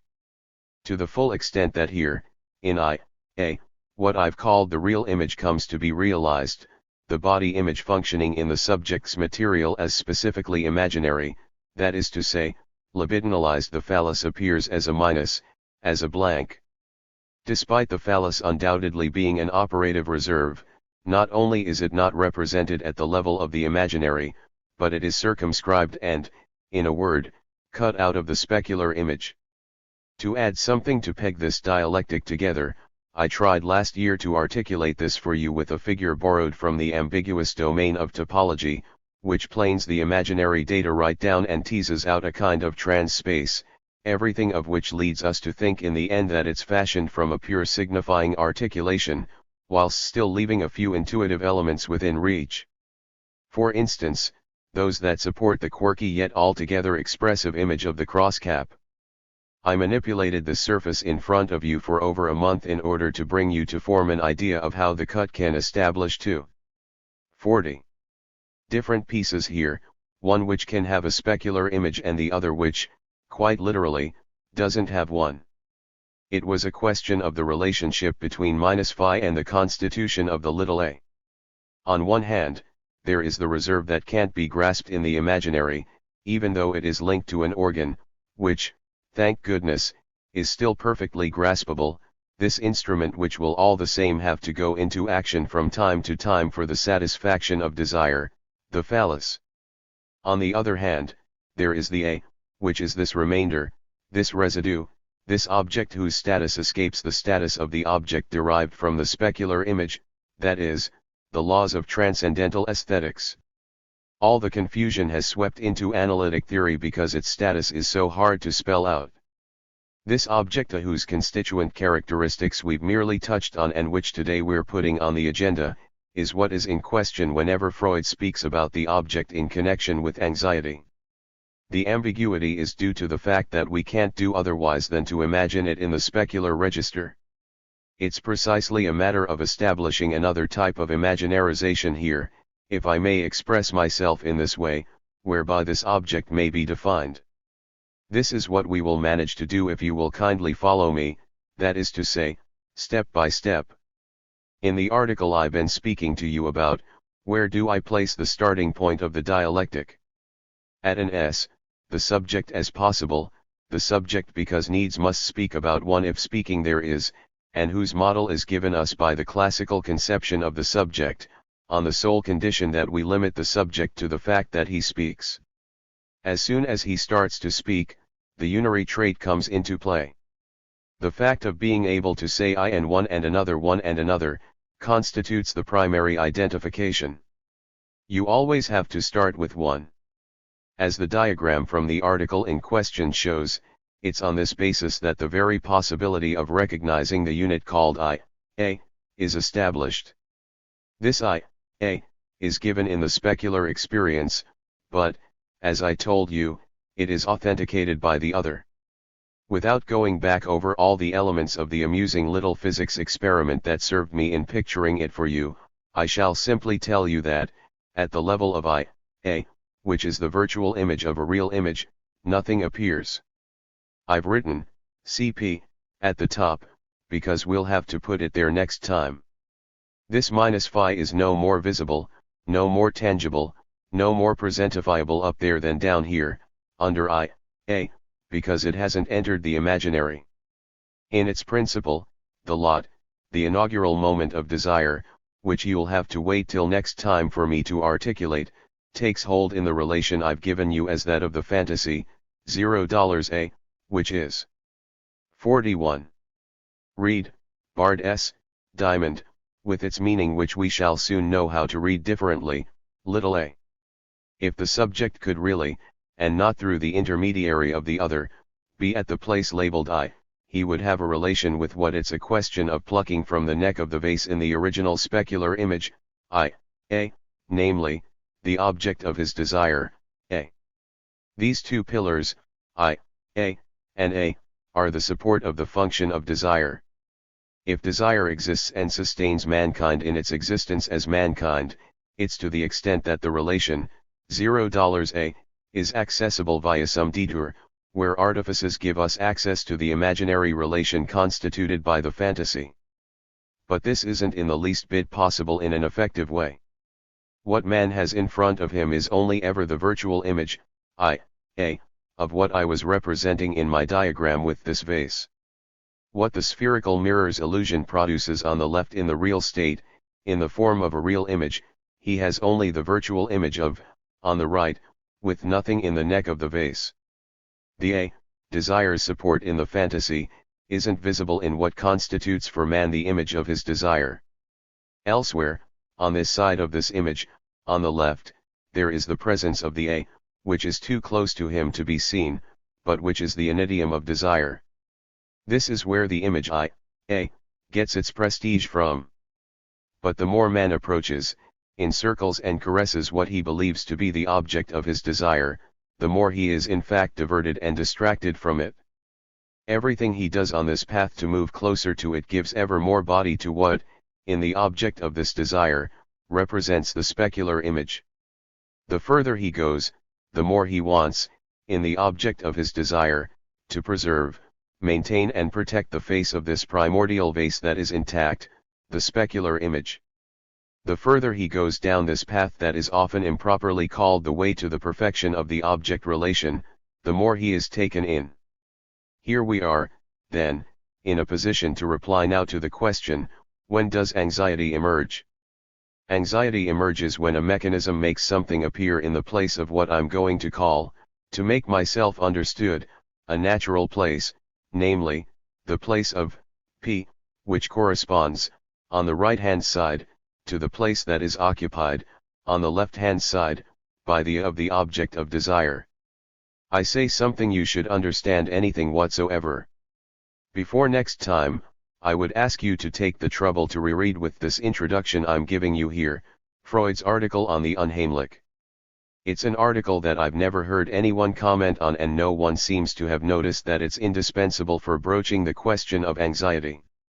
Just as I broached the unconscious with the wits, this year I'm going to be broaching anxiety with the Unheimlich.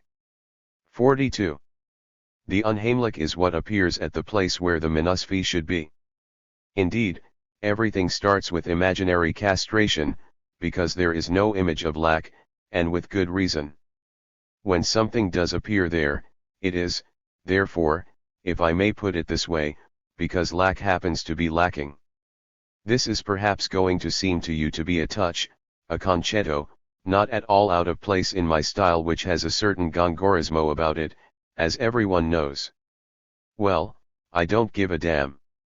I'll simply point out to you that a good many things may arise in the sense of anomalies, but that's not what provokes anxiety in us. But should all the norms, that is, that which makes for anomaly just as much as that which makes for lack, happen all of a sudden not to be lacking, that's when the anxiety starts. Try applying that to a whole number of things. I authorize you now to resume reading what Freud says in his last major article on anxiety, inhibitions, symptoms, and anxiety. The key I'm providing you with will enable you to see the true meaning to be given to the term he there sets down in writing, object loss. That's where I'll be taking up next time, when I hope I'll be able to impart to our research for this year its true meaning. November 28, 1962. 4. Beyond castration. Anxiety.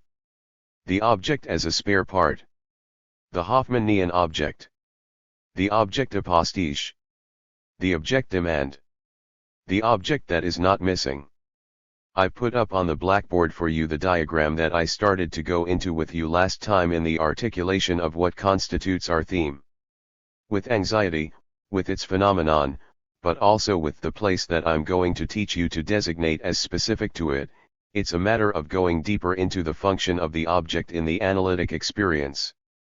I want briefly to mention that the text I've taken the trouble to write up of a paper I gave, over 2 years ago now, on September 21, 1960, at a Hegelian meeting in Royaumont, will soon be coming out. I chose to treat the following topic: the subversion of the subject and the dialectic of desire in the Freudian unconscious. I'm mentioning it to those who've already familiarized themselves with my teaching because there they will find, I think to their satisfaction, the phases of construction and the functioning of what together we have called the graph. This text will thus soon be seeing the light of day in a volume, which contains the other papers too, not all of which are psychoanalytic, published by a center at 173, Boulevard Saint-Germain, which is seeing to the publication of all the work from the Royaumont meeting. This announcement isn't out of place today insofar as the subversion of the subject as dialectic of desire frames the functioning of the object that we're going to have to go into more deeply.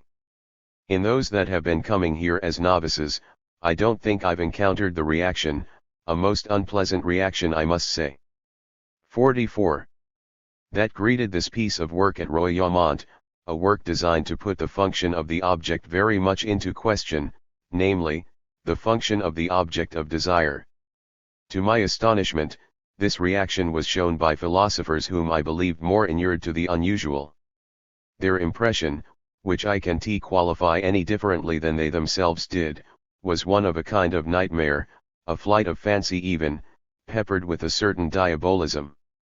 However, autant everything in the experience that I shall call modern, with the profound modifications in the perception of the object that are brought to it by the era that I am not the RST to qualify as the technological era, to suggest the idea that a disquisition on the object inevitably has to go via complex relations that only afford us access to it through wide chicanes?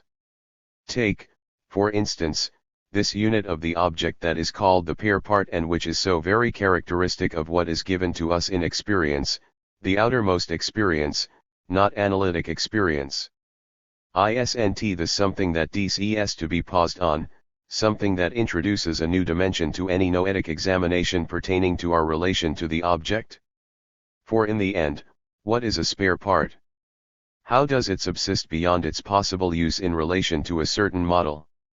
Today the model is functional, but tomorrow it could just as well become obsolete, it might just as easily not be updated, as they say, following which, what does the spare part become? What sense does it have? Why shouldn't this profile of a certain enigmatic relation to the object see us today by way of introduction so as to take up this diagram once again? 1. This diagram is not some pointless complication. There's nothing for us to be astonished at and no reason to stiffen up. At this place, in the other, in the locus of the other, an image emerges that is merely the reflection of ourselves. It's authenticated by the other, but it's already problematic, fallacious even. This image is characterized by a lack, that is, by the fact that IGI delta I. Simplified diagram. 45. What is called upon there is unable to appear there. It orients and polarizes desire and it has a function of inveiglement for this desire. There, desire isn't simply veiled, but essentially brought into relation with an absence. This absence is also the possibility of an appearance, which is controlled by a presence that lies elsewhere. This presence controls it very closely, but it does so from a sight that is ungraspable for the subject. As I've indicated to you, the presence in question is that of the object in the function that it fulfills in the fantasy. At this place of lack where something can appear, last time I put, in brackets, the sign, p. This indicates for you that there emerges here a relationship with the libidinal reserve, namely, with that something that doesn't get projected, doesn't get invested in, at the level of the spolar image, which is irreducible, for the reason that it remains profoundly invested at the level of one's body, the level of primary narcissism, of what is called autoerotism, an autistic jouissance.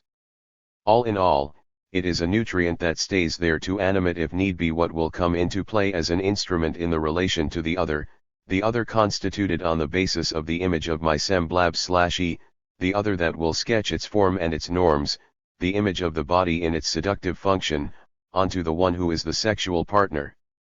It is anxiety that, I told you last time, can come to be signaled at the place here designated by castration anxiety, in its relation to the other.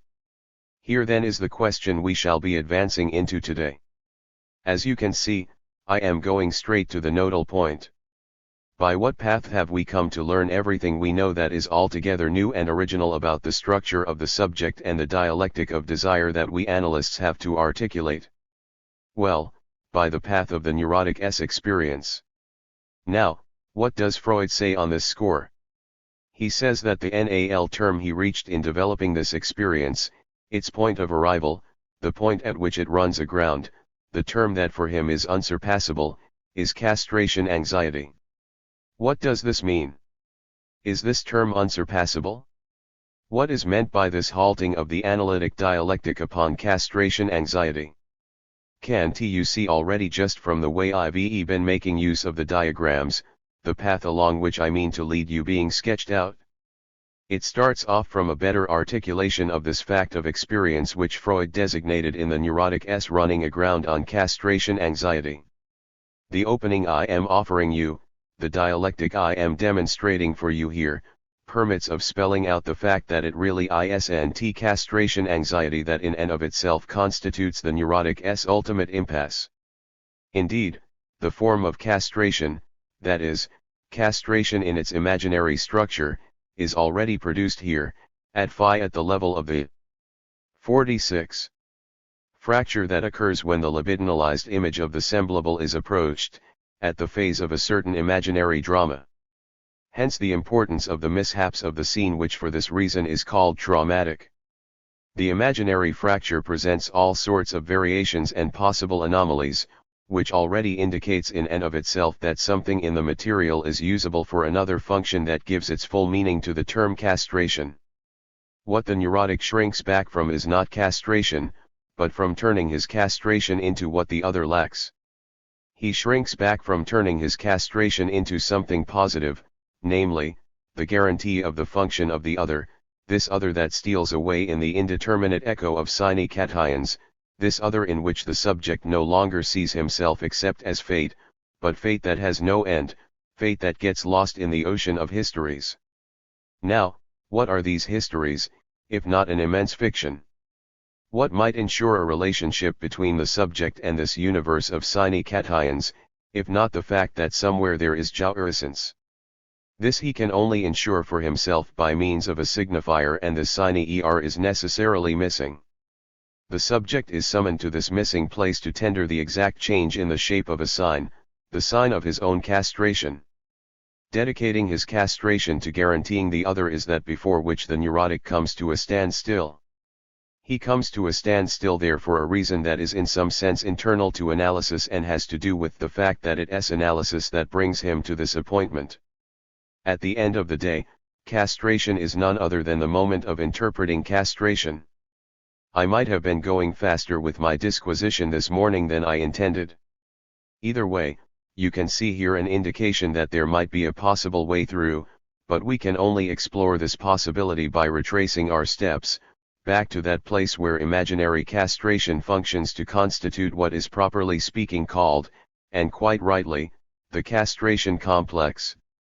It is at the level of a reappraisal of castration that our concrete exploration of anxiety is going to allow us to study the possible way through, all the more possible for having already been got through on many an occasion.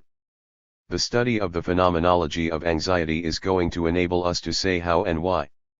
2. Let us take anxiety in its a minima definition as a signal. Despite having been imparted by Freud at the end of the progress of his thought, this definition is not what people think it is. 47.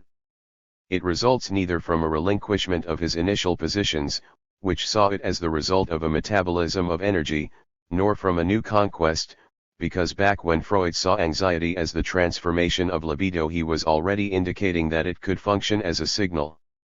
It would be easy for me to show you this in passing by referring to the text, but I've got too much to bring up with you this year to dwell too long at the level of textual explanations.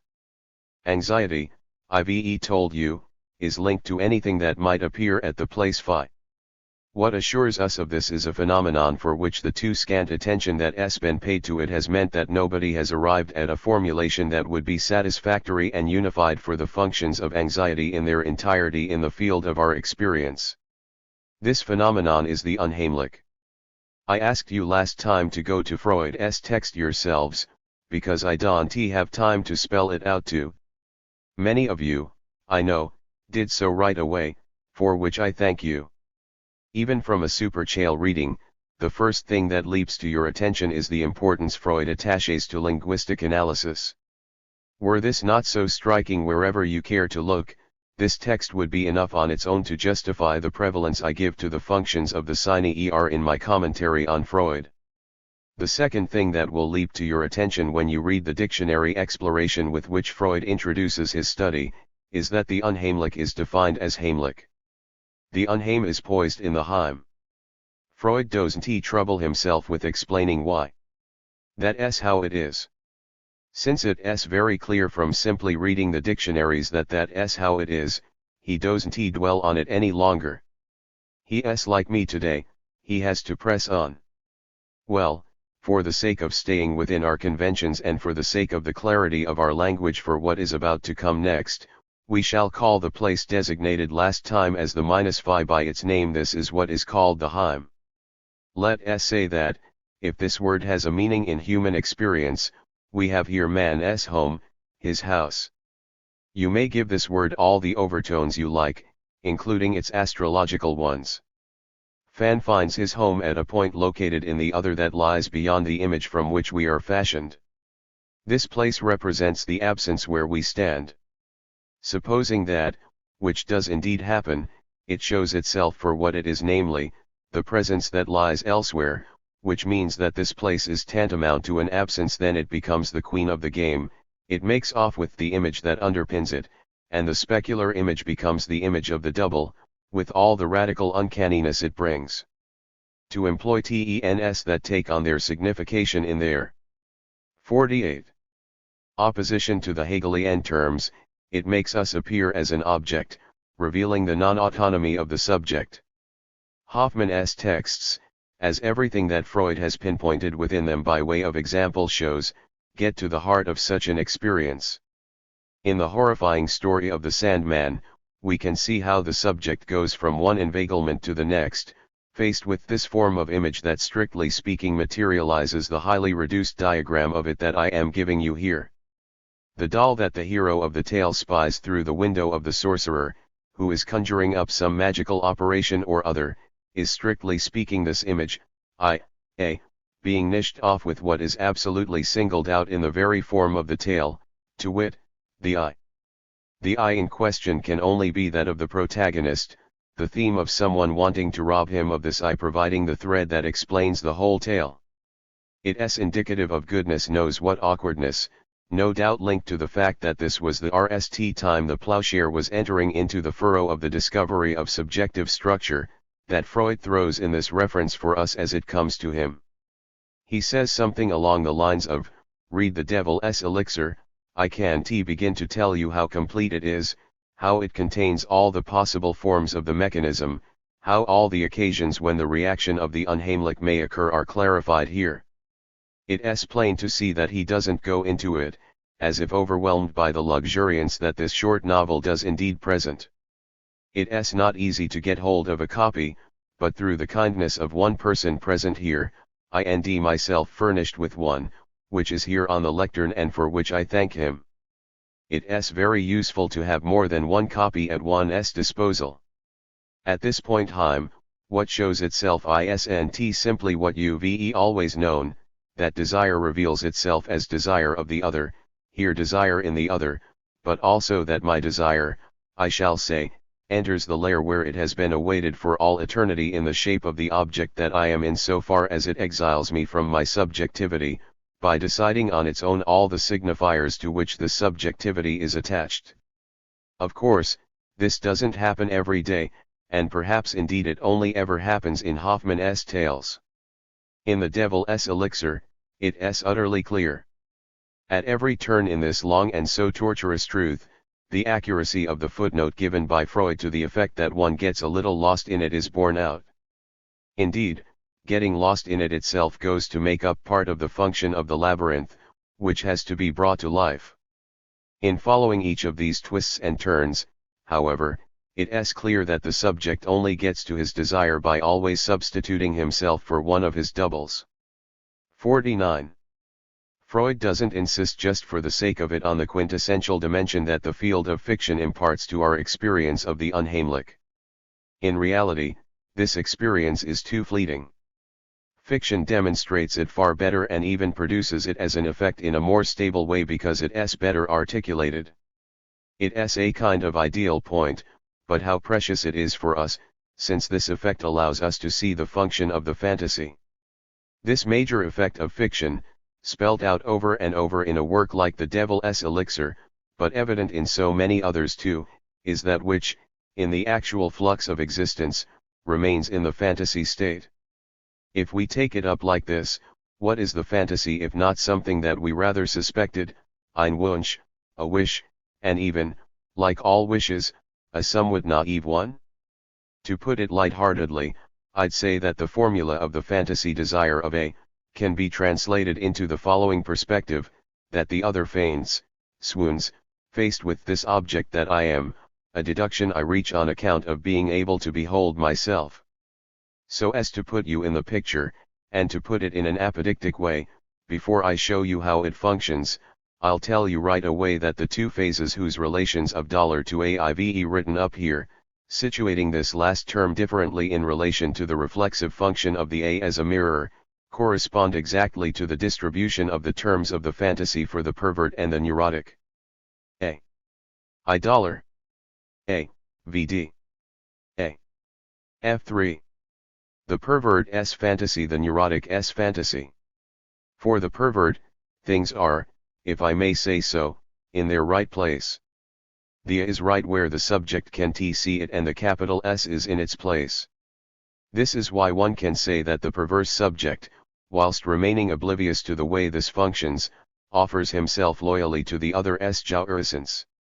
Only, we'd never have known anything about it had it not been for the neurotics, for whom the fantasy doesn't possess at all the same functioning. The neurotic is the one who reveals the fantasy in its structure because of what he makes of it, but also, at the same time, through what he makes of it, he cons you, like he cons Ivioni. Indeed, as I am about to explain, the neurotic makes use of his fantasy for particular ends. What one reckoned one could make out, beneath the neurosis, to be perversion, and which I've spoken to you about on other occasions, is simply this, which I am in the process of explaining to you, name that the neurotic S fantasy 50 is entirely situated in the locus of the other. The support the neurotic NDS in the fantasy is what, when it S met, presents itself as PERS1 on. Neurotics have PERS fantasies and analysts have been racking their brains for a good while wondering what this means. At any rate, one can well see that it is not the same thing as PERS-ion, that it doesn't function in the same way, and a whole mix-up is produced, and questions mount up, and people wonder for example whether a perversion is really a perversion, in other words whether perchance it might not be functioning as does the fantasy for the neurotic. This question merely duplicates the first one of what use is the perverse fantasy to the neurotic? Based on what I've just laid out for you concerning the function of the fantasy, we need to begin by saying that there is indeed something of the order of a that appears at the place above the image A, that I am designating for you on the blackboard, the place of the Heim which is the locus of the appearance of anxiety. It is striking that the fantasy the neurotic makes use of, which he organizes at the very moment he uses it, is precisely what sees him best in defending himself against anxiety, in keeping a lid on it. Naturally, this can only be conceived of starting off from presuppositions that I had to put forward initially in their extreme form. As with any new discourse, you 11 have to judge it as it takes shape, by appreciating whether it tallies with the functioning of experience. I don't think you'll have any doubt about it. This objecta that the neurotic makes himself into in his fantasy becomes him much like gators do a rabbit. That's why the neurotic never makes much of his fantasy. It succeeds in defending him against anxiety precisely to the extent that it is a pastiche. I illustrated this function for you a long while ago with the dream dreamt by the butcher's beautiful wife. The butcher's beautiful wife is fond of caviar, of course, only she doesn't want any, because it may well give too much pleasure to her big brute of a husband who is capable of gobbling it up along with the rest. Even that won't bring him to a stop. Now, what interests the butcher's beautiful wife is not in the slightest, of course, feeding her husband caviar, because, as I told you, he'll add on a whole menu. He's got a big appetite, this butcher. The only thing that interests the butcher's beautiful wife is her husband fancying the little negligible amount, the nothing, that she keeps in reserve. This formula, which is utterly clear as far as hysterics are concerned, trust me on this one, is applicable to all neurotics. The object of functioning in their fantasy, which serves them as a defense against their anxiety, is also, contrary to all appearances, the bait. 51. With which they hold on to the other.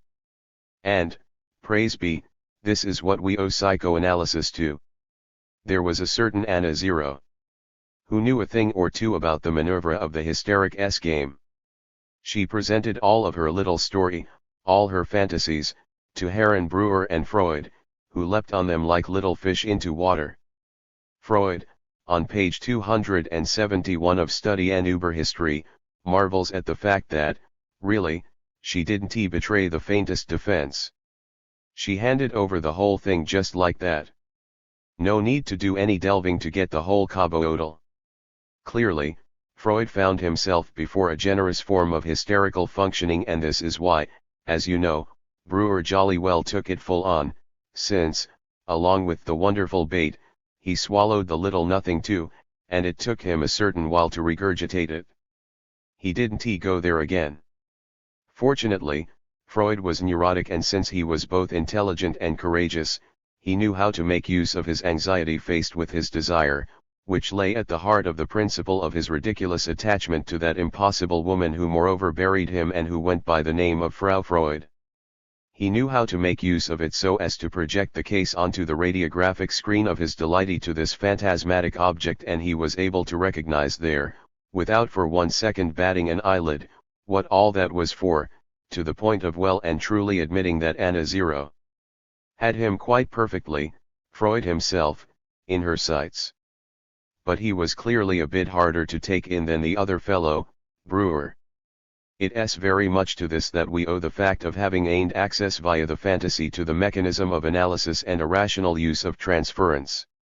It's also perhaps what will enable us to take the next step and recognize what constitutes the limit point between the neurotic and the others. 3. There's another jump to be made now, which I ask you to note, since, as with the others, we're going to have to justify it afterwards. What is actually functioning in the neurotic at the level, a level that is displaced in him, of the object A? What reality lies behind the fallacious use of the object in the neurotic's fantasy? This is sufficiently explained by the fact that he has been able to transport the function of the A into the other. This reality has a simple name: demand. The true object sought out by the neurotic is a demand that he wants to be asked of him. He wants to be begged. The only thing he doesn't want is to pay the price. 52. This is a basic experience, from which analysts, no doubt not sufficiently enlightened by Freud's explanations of this, not to have thought themselves duty-bound to get back onto the slippery slope of morality, have deduced a fantasy that lingers on in the oldest moralistic religious preaching, that of ablativity. As he doesn't want to give anything this clearly bearing a certain relation to the fact that his difficulty belongs to the realm of receiving, then, if only he should care to give something, everything would be all right. Only, what they don't perceive, these smooth talkers who tell us that genital maturity is the locus of the gift, is that what you've got to teach the neurotic to give is this thing he doesn't imagine, it's nothing, it's precisely his anxiety.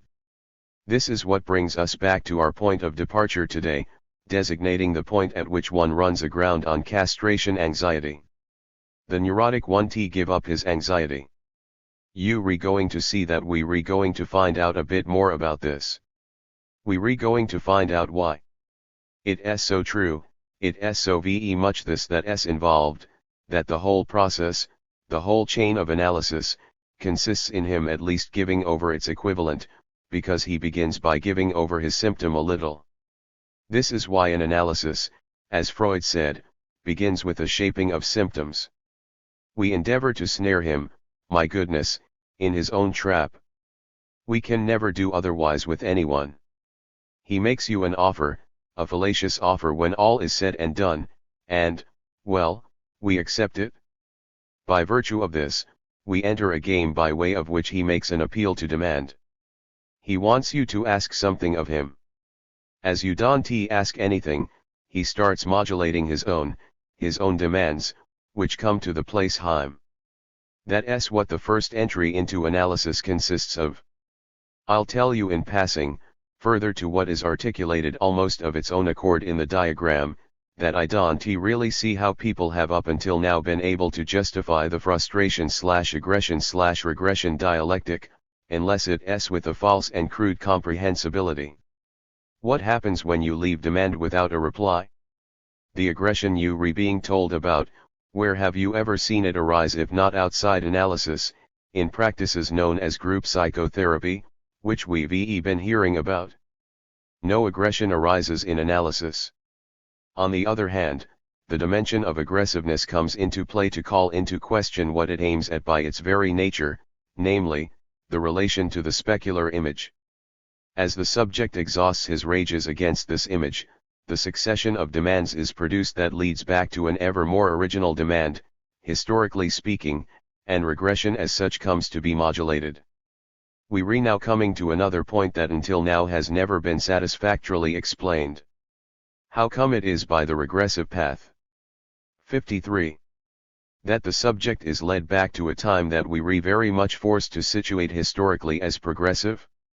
There are some who, faced with this paradox of knowing that it's in going back to the oral phase that the phallic relation is uncovered, have tried to have us believe that after regression it's necessary to go back up the path in the opposite direction, which is absolutely contrario experience. No one's ever heard of an analysis, however successful it's reckoned to have been in the process of regression, going back through the opposite stages, as would be necessary were it a question of genetic reconstruction. On the contrary, it's to the extent that every form of demand is exhausted to its full term, to the bottom of the barrel, up to and including the D0 of demand, that in the end we see the castration relation appear. Castration is found inscribed as a relation at the far limit of demand's regressive cycle. It appears there as soon as, and in so far the register of demand is exhausted. This has to be understood topologically. But not being able to push things much farther today, I'll finish with the remark that, converging as it does with the remark on which I finished my last talk, will focus your reflection on a direction that may facilitate the next step, such as I've just signposted it.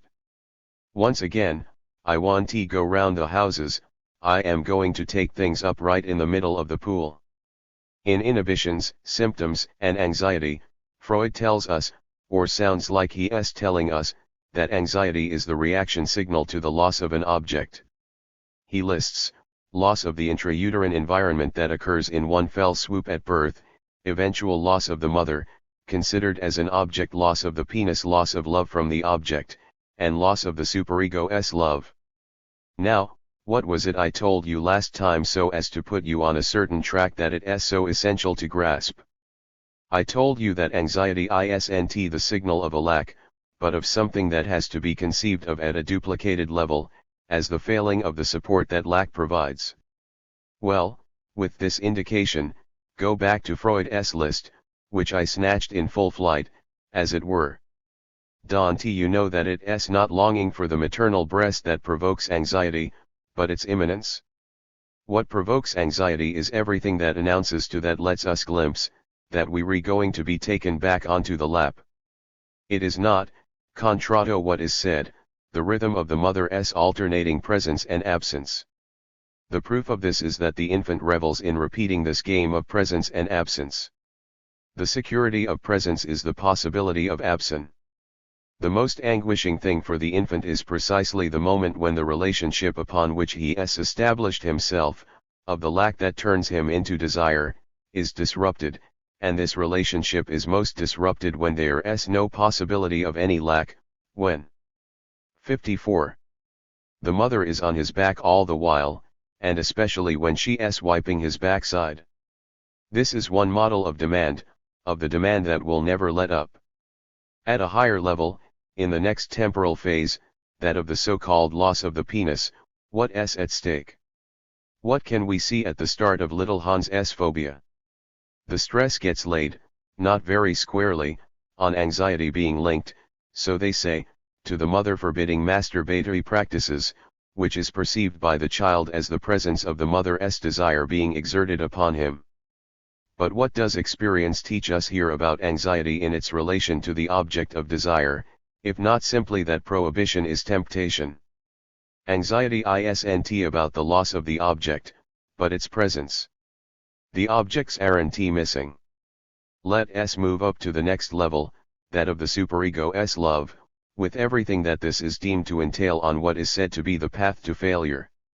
What does that mean, if not that what is feared is success? Once more, there's no lack. I'll leave you today on this point, which is designed to clear away a mix-up and turn it round, a mix-up that is entirely due to the difficulty of identifying the object of desire. Just because it's difficult to identify, this doesn't mean it's not there. It is there, and its function is decisive. As regards anxiety, consider that what I've told you about it today is merely a preliminary way in. The precise way of locating it, which we shall be entering as of next time, is to be situated amid the three themes that you've seen being sketched out in my disquisition today. One is the other's jouissance. The second is the other's demand. The third, which only the sharpest ears would have picked out, is that sort of desire that is evinced in interpretation, and of which the analyst's incidence in the treatment is the most exemplary and the most enigmatic form. It's the one that's been leading me for a long while now to pose for you the question, in the economy of desire, what is represented by this privileged sort of desire that I call the analyst's desire? December 5, 1962. V. That which deceives. Pavlov, Goldstein, and the others demand. Jones and the others jouissance. The traces of the subject. The cuts of the drive. Pascal and the vacuum experiment. It's been seen, it's been read, it will be seen, and it will be read again that one segment of psychoanalysis, the one that's being pursued here, has a more philosophical character than any of the others, that it supposedly tries to match up with an experience that is more concrete, more scientific, more experimental. It doesn't much matter which word you use. It's not my fault, as one says, that psychoanalysis puts into question, on the theoretical plane, le désir de connaître, the desire to take cognizance, and that, in its discourse, it places itself of its own accord further upstream, at a spot that precedes the moment of cognizance. This would justify in and of itself the questioning that lends a certain philosophical hue to our discourse. Besides, I was preceded in this by the inventor of analysis, who stood very much, as far as I know, at the level of a direct experience, that of the mentally ill, especially those who are called, with greater rigor following Freud, neurotics. This wouldn't be a reason to stay any longer than necessary at the level of an epistemological reappraisal, if the place of desire, the way in which desire hollows itself out, were not presentified for us at each moment in our therapeutic position by a problem, the most concrete problem of all, that of not allowing ourselves to be taken down a false track, of not responding to it falsely or beside the point, at least as regards a certain goal we are pursuing and which is not all that clear. I remember causing the indignation of one of those kinds of 56 colleagues who know how to shield themselves on occasion behind a swell of good intentions designed to reassure someone or other, when I said that, in analysis, cure is an additional bonus. This was seen as some kind of disdain for the person we have charge of, and who is suffering, when in fact I was speaking from a methodological point of view. It's quite certain that our justification, like our duty, is to improve the subject's position. But I claim that nothing is shakier, in the field we're in, than the concept of cure. Is an analysis that niches with the patient, male or female, joining the third order a cure, even if the subject finds himself better off as far as his symptoms are concerned now that, fortified by a certain faith, by a certain order that he has recovered, he voices the most express reservations about the paths, which now he sees as perverse, along which we made him pass in order to have him enter heaven's kingdom. This can happen. This is why I don't think for one second that I am moving away from our experience when my disquisition calls to mind how, in this experience, every question may be asked, and we have to conserve the possibility of a certain thread that can guarantee at the very least that we don't cheat with the very thing that constitutes our instrument, that is, the plane of truth. This necessitates an exploration that has to be not only serious, but even to a certain degree, not exhaustive, who could be, but encyclopedic. On a subject like anxiety, it certainly isn't easy to gather together, in a disquisition like mine, everything that has to be functional for analysts. What shouldn't be forgotten for a single instant is that the place which we've designated on this little diagram as the place of anxiety, and which is currently being occupied by the constitutes a certain void. Everything that may show itself in this place throws us off route, as it were, as regards the structuring function of this void. This topology will only have value if you can nd the clues it gives you confirmed by whatever approach might have been taken to the phenomenon of anxiety, by any serious study, whatever its presuppositions may be. Even if these presuppositions seem to us to be too narrow for our purposes and have to be situated afresh within the radical experience that is ours, something has still been grasped at a certain level. Even if the phenomenon of anxiety appears thereby limited, contorted, and insufficient with regard to our experience, one ought at least to know why this is so. And it isn't always so. We have to take our pickings, at whatever level this may be, right where the examination on the topic of anxiety has up to now been formulated. My purpose today is to give an indication of it, for want of being 57. Able to go over the sum total of what's been put forward on this score, which would necessitate a whole year's seminar. 1. There's a certain type of examination that's called, rightly or wrongly, the objective or experimental approach to the problem of anxiety. We wouldn't know anything but how to get lost in it had I not given you at the start the lines of sight, the points of support, which we simply cannot let go of and which enable us to guarantee and narrow down our object, and to see what conditions it in the most radical fashion. Last time my talk ended by circumscribing them, as it were, with 3 reference points that I did no more than introduce, 3 points in which the dimension of the other remains dominant. These are, to wit, the other's demand, the other's jouissance, and in a modalized form, which moreover state at the level of a question mark, the desire of the other, inasmuch as this is the desire that corresponds to the analyst in so far as he intervenes as a term in the experience. We shan't do what we reproach all the others with doing, namely, to elide the analyst from the text of the experience we re-examining. The anxiety unto which we have to bring a formula here is an anxiety that corresponds to us, an anxiety that we provoke, an anxiety with which we have on occasion a decisive relationship. In this dimension of the other we nd our place, our efficient place, inasmuch as we know how not to shrink it down. This grounds the question I am posing, namely, to what extent our desire ought to make this dimension of the other shrink. I should like to make you feel this. This dimension is by no means absent from any of the ways in which people have tried, up to this day, to circumscribe the phenomenon of anxiety. At the level of mental exercise to which I've trained you, accustomed you, perhaps indeed you now nd the emphasis but futile, the success but vain, the triumph but groundless, which some take from the fact that, for instance, supposedly to the contrary of how analytic thought would have it and how exactly would it be the contrary. Neuroses are produced in animals, in the lab, on the laboratory table. What do these neuroses, which Pavlov and those who followed him have on occasion accentuated, show us? We are told in what way an animal reflex is conditioned. A reaction said to be natural is 58.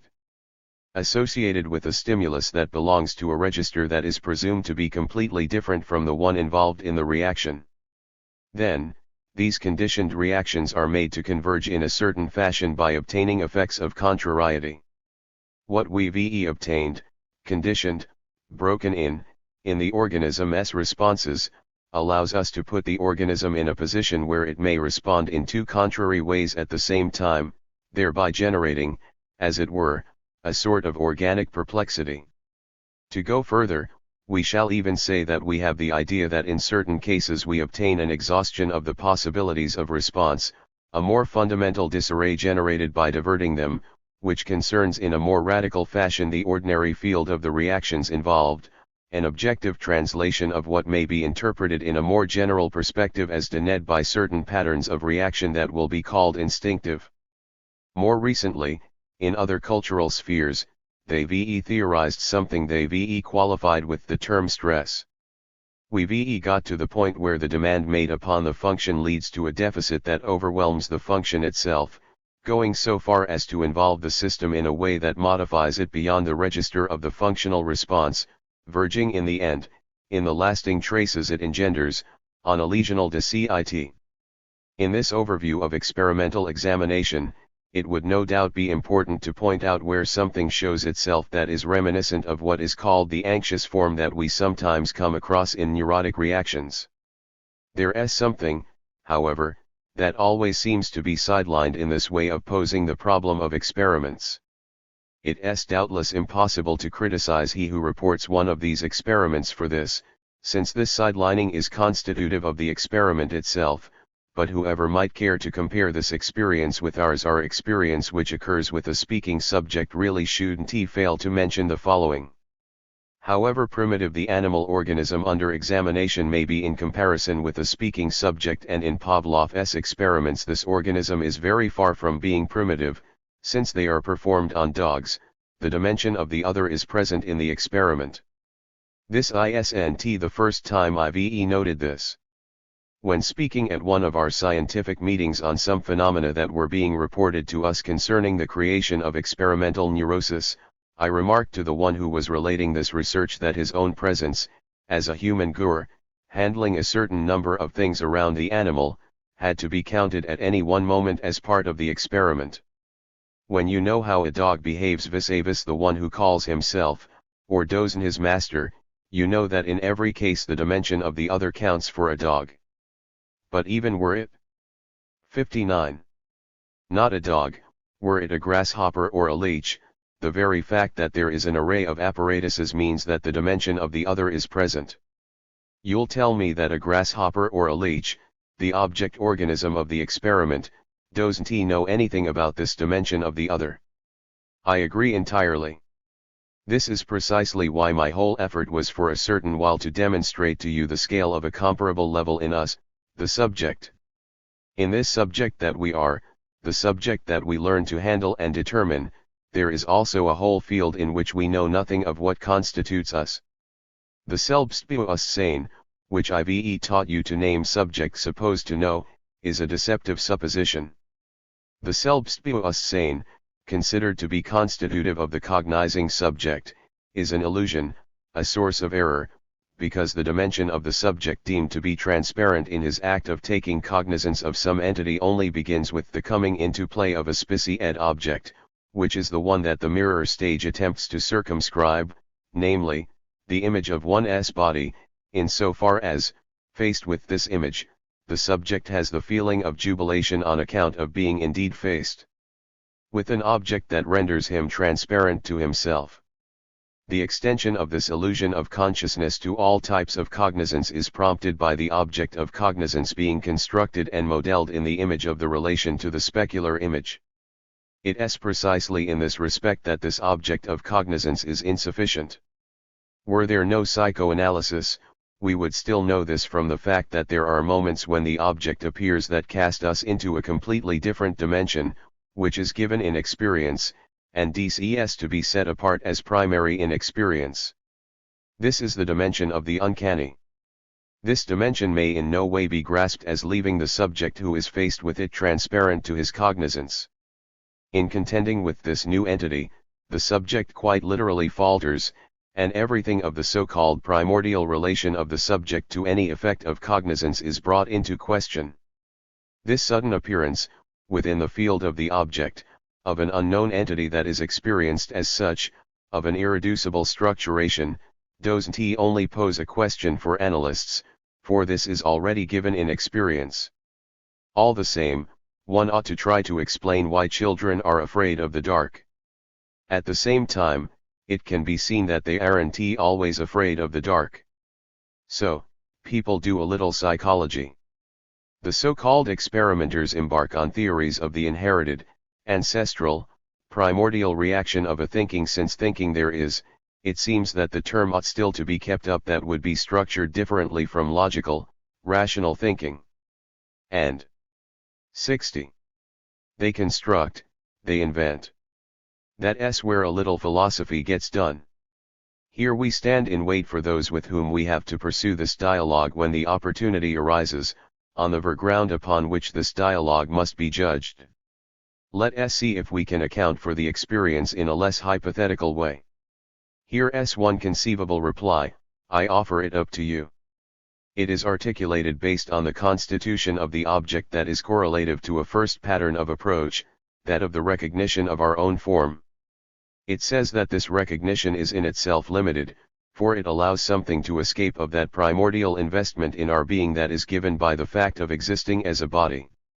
Isn't this a reply that's not only reasonable but verifiable, to say that it's this remainder, this unimaged residue of the body, that comes along, by a certain detour that we know how to designate, to make itself felt in the place laid out for lack, and in a way that, not being specular, cannot thereafter be marked out? This failing of certain markings is indeed one dimension of anxiety. We won't be in disagreement here with the way that a certain Kurt Goldstein broaches this phenomenon. When he speaks to us of anxiety, he does so with great pertinence. How's this whole phenomenology of lesional phenomena, in which he is hot on the trail of this experience that interests us, articulated? It is articulated on the basis of the precondition that the organism functions as a totality in all its relational effects. There's not a single muscle that's not involved in just one tilt of the head. Any reaction to any given situation implies the totality of the organismal response. If we follow him, we can see two terms appear that are tightly woven together, catastrophic reaction, and, within its phenomenal field, the marking out of anxiety phenomena as such. I ask you to look up Goldstein's texts, very accessible texts since they've been translated into French, to see both how close these formulations are to our own, and how much they gain in clarity by referring to ours more expressly. This you shall see if you follow the text with the key I am handing you. Take, for example, the difference that lies between the reaction of disorder and the reaction of anxiety. Through the reaction of disorder, the subject responds to his inoperativeness, to the fact of being faced with a situation that's insurmountable, undoubtedly because of his deficit. This is a way of reacting that's not at all foreign to a non-deficient subject contending with a situation of high ossichkeit, of insurmountable danger. For the reaction of anxiety to occur, two conditions, which are present in the concrete cases mentioned, always have to be met. The first is for the deficiencies to be fairly limited so that the subject can 61. Make them out in the test he is undergoing, and so that, owing to this limit, the lacuna can appear as such in the objective field. This sudden emergence of lack in a positive form is the source of anxiety, only, second condition, here again it must not be omitted that the subject has Goldstein in front of him, or some such person from his laboratory, who is subjecting him to an organized test. Thus, the field of lack is produced under the effect of a question. When you know where and when to look for these terms, you find them without fail, if need be. To skip to an altogether different realm, I'll just mention the experience that is the heaviest, which is never reconstituted, an ancestral experience, flung back into a darkness of ancient times from which we suppose to have escaped, but which bears out a necessity that unites us to these times, an experience that is still current, and which, most curiously, we don't speak about any more except very rarely, the experience of the nightmare. One wonders why analysts, for some time now, have taken so little interest in it. I am introducing it here because all the same we really must spend some time on it this year. I'll tell you why, and where to find the material, for a literature has already been put together on the subject, and it is one of the most remarkable, and to which you ought to refer. I am thinking, as forgotten as it is, of Jones's work on the nightmare, a book of incomparable richness. I'll remind you of its fundamental phenomenology. I wouldn't dream for an instant of eluding its principal dimension. The nightmare's anxiety is felt, properly speaking, as that of the other's jouissance. The correlative of the nightmare is the incubus or the succubus, the creature that bears down on your chest with all its opaque weight of foreign jouissance, which crushes you beneath its jouissance. The first thing that appears in the myth, but also in the nightmare such as it is experienced, is that this creature that weighs down with its jouissance is also a questioning being, and even reveals itself in the developed dimension of the question known as the riddle. The Sphinx, don't forget, who in the myth arrives on the scene prior to all of Oedipus' drama, is both a nightmarish figure and a questioning figure. This question furnishes the most primordial form of what I called the dimension of demand, whereas what we usually call demand, in the sense of a requirement that's claimed to be instinctual, is only a reduced form of it. So, here we reled once more to examine the relationship between an experience that may be called presubjective, in the usual sense of the ten subject, and the question in its most closed form, in the 62 form of a sine that is put forward as opaque, which is the stance of the riddle. This allows you to call my blue by citing the definitions I've already offered you, so that I have to put them to the test of using them. 2. The signifier, so I told you at one time in the path, is a trace, but an effaced trace. The signifier, so I told you at another such time, is distinguished from the sign by the fact that the sign is what represents something for someone, whereas the signifier is what represents a subject for another signifier. We're going to put this to the test in connection with what's at stake. What's at stake is our anxious relation to some lost object, but which certainly isn't lost for everyone. I am going to show you where it can be found, since it's not enough to forget something for it not to go on being there, only we no longer know how to recognize it. To end it again, we must go back over the subject of the trace. To liven up the interest of this research for you, I'll give you right away 2 news flashes on our most common experience. The correlation is clear between what I am trying to sketch out for you and the phenomenology of the hysteric symptom, in the widest sense, for don't forget that there aren't just the little hysterias, there are the big ones too, there are anesthesias, paralyses, scotoma, there are restrictions of the visual field. Anxiety doesn't appear in hysteria to the exact extent that these lacks are misrecognized. There's something that's not often noticed, that you hardly ever let into the picture, which nevertheless explains a whole part of the obsessional's behavior. In his particular way of treating the signifier, namely, of casting doubt on it, of giving it a good rub, of effacing it, of pummeling it, of smashing it to smithereens, of behaving towards it like Lady Macbeth and the damned spot of blood, the obsessional, by a dead-end path, but whose aim is not to be doubted, operates precisely in the direction of ending the sign beneath the sine Ungeschehen, making unhappen the inscription of history. It came to pass like that, but it's not sure. It's not sure, because they just sine it's just history, and so it's a doodad. The obsessional is right, he's grasped something, he wants to get to the origin, to the previous level, to the level of the sign.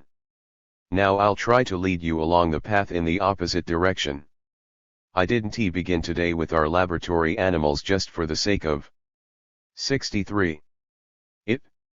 After all, we could try unlocking the doors for them to see what they do with the trace. Effacing traces, operating with traces, isn't just one of mankind's properties. We see animals effacing their traces. We even see complex behavior that consists in burying a certain number of traces, dejecta for example, this is well known in cats. One part of animal behavior consists in structuring a certain eld of its Umwelt, its surroundings, by way of traces that punctuate this field and define its limits for the animal. This is what is called the constitution of territory. Hippopotami do that with their dejecta and also with a product from certain glands that are, if memory serves, perianal. The stag will rub his antlers against the bark of certain trees, and will also do so where the traces can be made out. I don't want to go into the infinite variety of what a developed zoology can teach you on this score. What's important to me is what I have to say to you concerning the effacement of traces. Animals, I tell you, efface their traces and lay false traces. Do they for all that make signifiers? There's one thing that animals don't do, they don't lay false traces to make us believe that they are false, that is, traces that will be taken for false. Laying falsely false traces is a behavior that is, I want to say quintessentially human, but quintessentially signifying. That's where the limit is. That's where a subject presentes himself. When a trace has been made to be taken for a false trace, though in fact they are the traces of my true passage, we know that there's a speaking subject, we know that there's a subject as cause. The very notion of cause has no other support but this. Afterwards we try to extend it to the universe, but the original cause is the cause of a trace that presents itself as empty, that wants to be taken for a false trace. What does this mean? It means, indissolubly, that the subject, when he arises, addresses what I shall for the time being call the most radical form of the other's rationality. Indeed, this behavior has nothing else within its range but to take up ranks in the locus of the other in a chain of signifiers, signifiers that do or don't have the same origin, but which constitute the only possible term of reference for the trace that has become a signifying trace. This happens in such a way that you can grasp here that what feeds the emergence of the signifier at the origin is the aim that the other, the real other, should not know. The he didn't know takes root in a he mustn't know. The sine does undoubtedly reveal the subject, but by effacing his trace. Thus rst of all there is an a, the object of the hunt, and an a, in whose interval the subject s appears with the birth of the signifier, but as barred, as unknown. All the subsequent mapping out. 64. A. Schema of the effaced trace of the subject leans on the necessity of a reconquest of this original unknown dimension. You can see here appearing already, in connection with the being that stands to be won back, the subject s being, the truly radical relationship that there is between the a and the rst apparition of the subject as unknown, which means, unconscious, unbewusst. The word is justified by the philosophical tradition, which makes the bewusst of consciousness coincide with absolute knowledge. This won't do for us, insofar as we know that this knowledge and consciousness don't coincide. Freud leaves open the question as to where the existence of the field defined as that of consciousness might stem from. I can claim that the mirror stage, articulated as it is, provides the beginning of a solution to this, much as I know in what dissatisfaction it can leave such minds as have been trained in Cartesian meditation.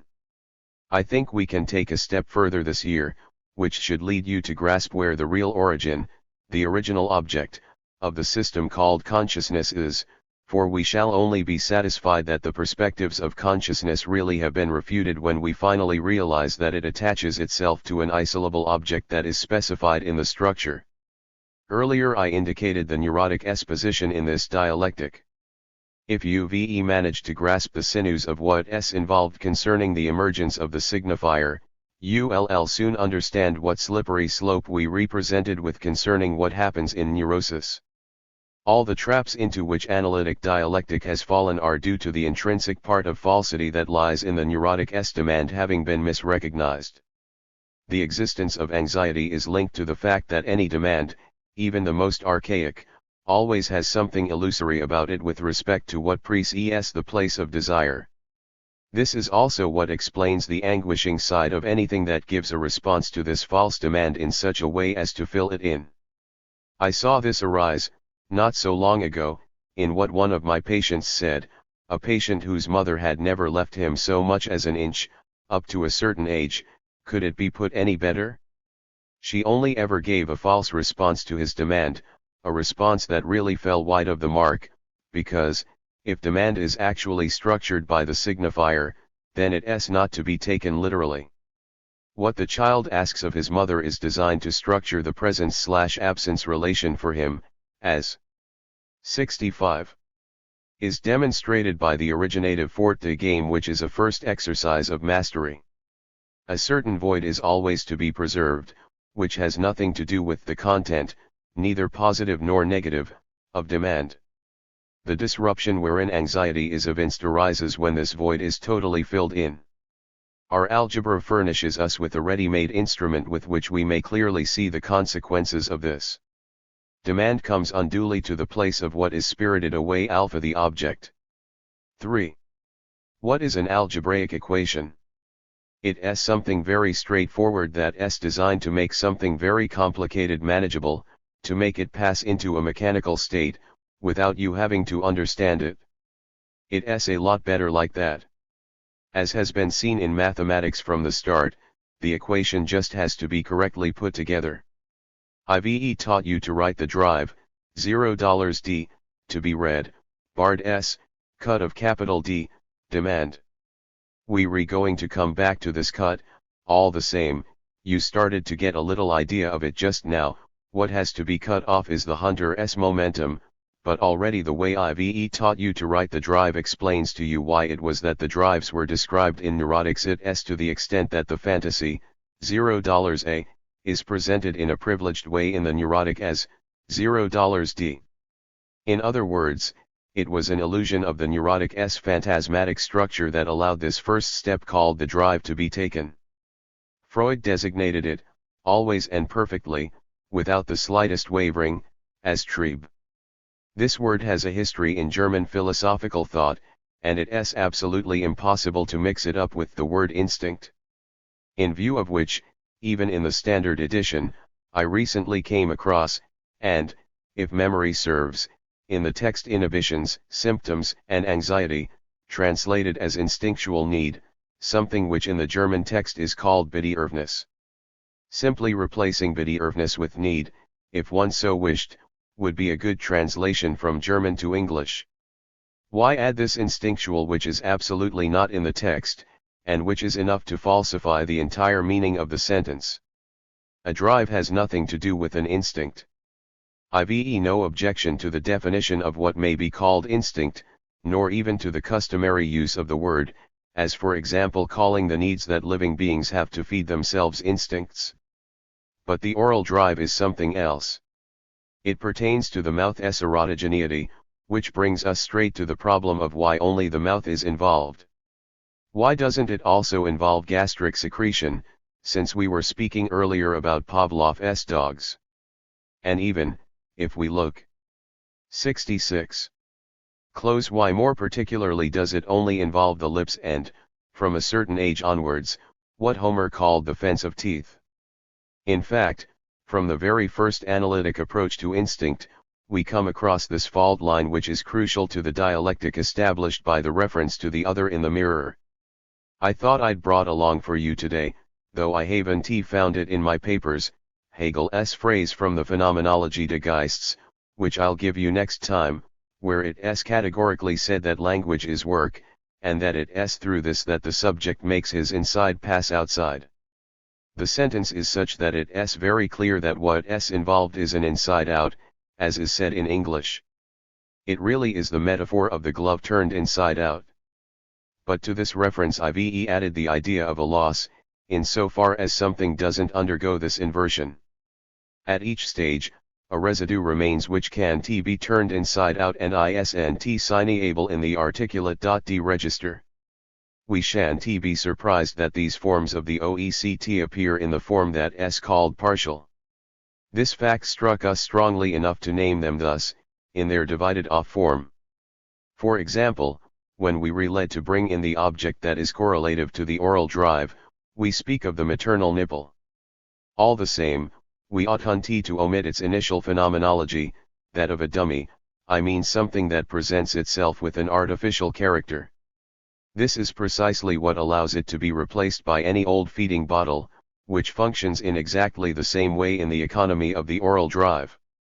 Biological references to need, are of course essential, they are not to be sniffed at, but only as a way of seeing the utterly primitive structural difference that introduces here, de facto, both ruptures and cuts, along with, Without further ado, the signifying dialectic. Is there something here that might be impenetrable for a conception that I shall call alpha LL that's most natural? The dimension of the sine ER is nothing, if you will, but the very thing an animal finds itself caught up in while pursuing its object, in such a way that the pursuit of this object leads it into another field of traces, where the pursuit itself thenceforth assumes a merely introductive value. The fantasy, the dollar in relation to A, here takes on the signifying value of the subject's entry into this dimension that will lead him to that indefinite chain of significations called destiny.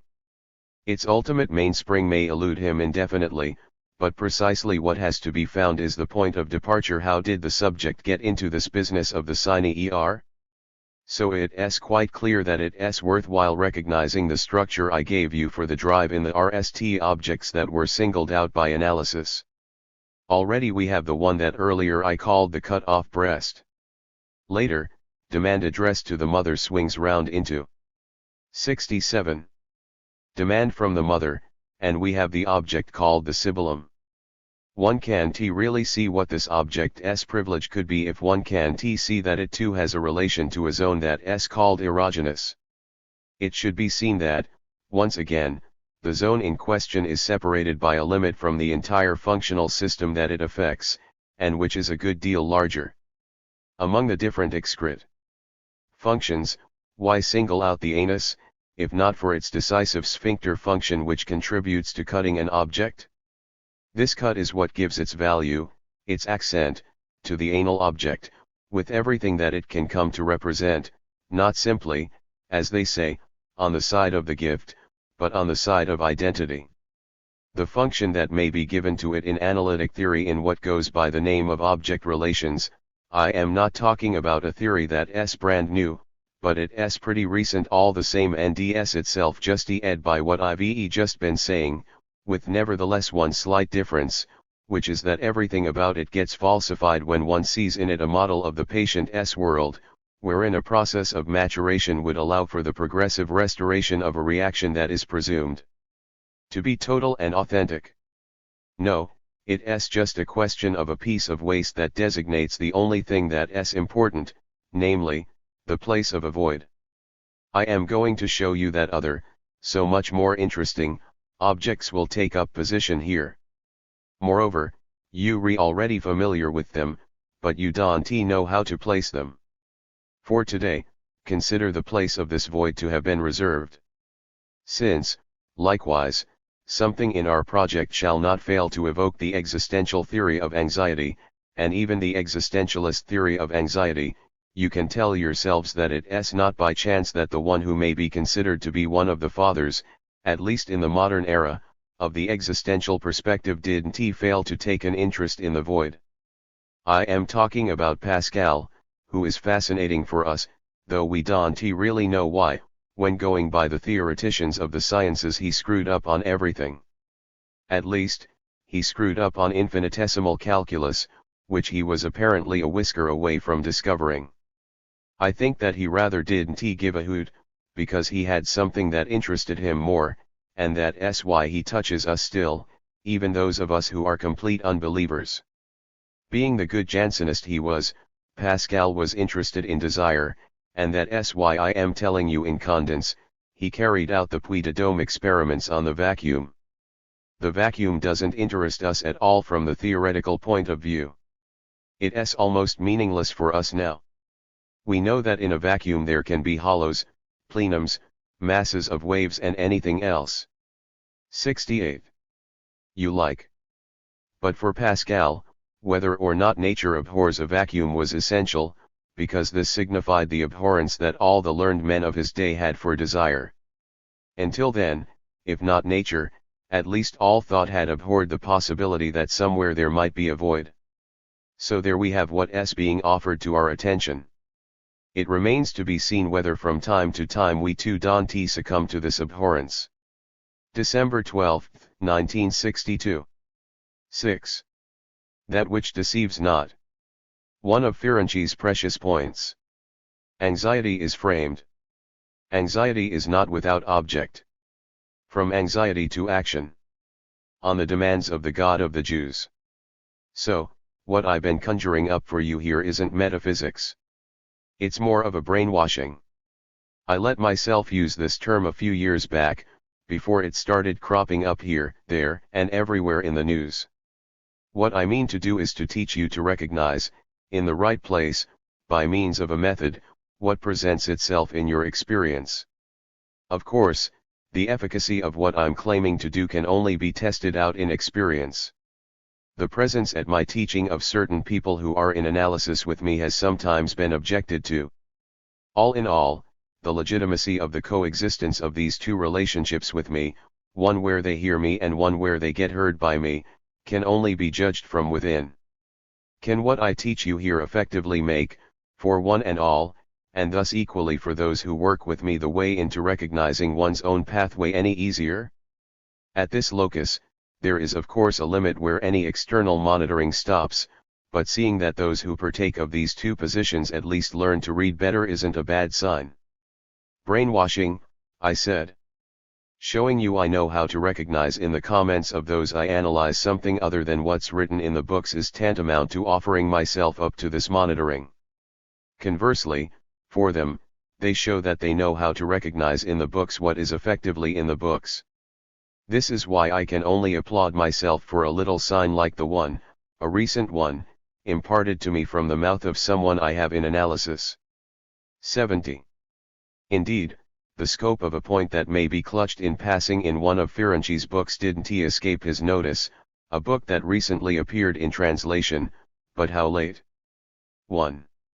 The original title of the work is Versuch einer Genitaltheorie, that is, quite precisely, research on a theory of genitality, and not origins of sexual life as it has been lost in the translation. This book is disturbing in some respects. For those who know how to hear, I pointed out a long time ago what therein can, on occasion, partake of delusion. But since it brings with it great experience, it does all the same, in its twists and turns, allow more than one point that will be precious for us to be set down. I am sure that the author himself doesn't give the point all the accentuation it does, given that his intention in his research is to arrive at an altogether too harmonizing, too totalizing notion of his object, namely, genital realization. Here are the terms in which he expresses himself in passing. The development of genital sexuality, whose broad outlines we have just sketched out for man, he is talking about males, undergoes woman what is translated as a rather unexpected interruption, a quite improper translation since in German it is, ich unvermittelt Unterbrechen, which means an interruption that in most cases is pretty much unmediated. This means that it isn't part of what Ferenczi qualifies as amphimixis, and which when all is said and done is merely one of the naturalized forms of what we call thesis/antithesis/synthesis, that is, dialectical progression, if I may say, a term which despite doubtless not being valorized in Ferenczi's mind doesn't animate his whole construction any the less effectively. If the interruption is said to be unvermittelt, it is because it runs parallel to this process, and let us not forget that here it is a question of ending the synthesis of genital harmony. It needs to be understood, therefore, that this interruption lies rather in a cul-de-sac, that is to us beyond the progress of mediation. This interruption, says Ferenczi, is characterized by the placement the erogeneity of the clitoris, the female penis, to the vaginal cavity. Here, he is merely accentuating what Freud tells us. Analytic experience inclines us to suppose, however, that for the woman, not only the vag, but also other parts of the body can be genitalized, as is likewise borne out by hysteria, in particular the nipple and its surrounding area. As you know, in hysteria, a good many other zones are concerned, not 71. Besides that one. Moreover, the translation, in failing to follow effectively what is precious in what is being brought to us here by way of material, again shows itself to be vague, and slightly blurry.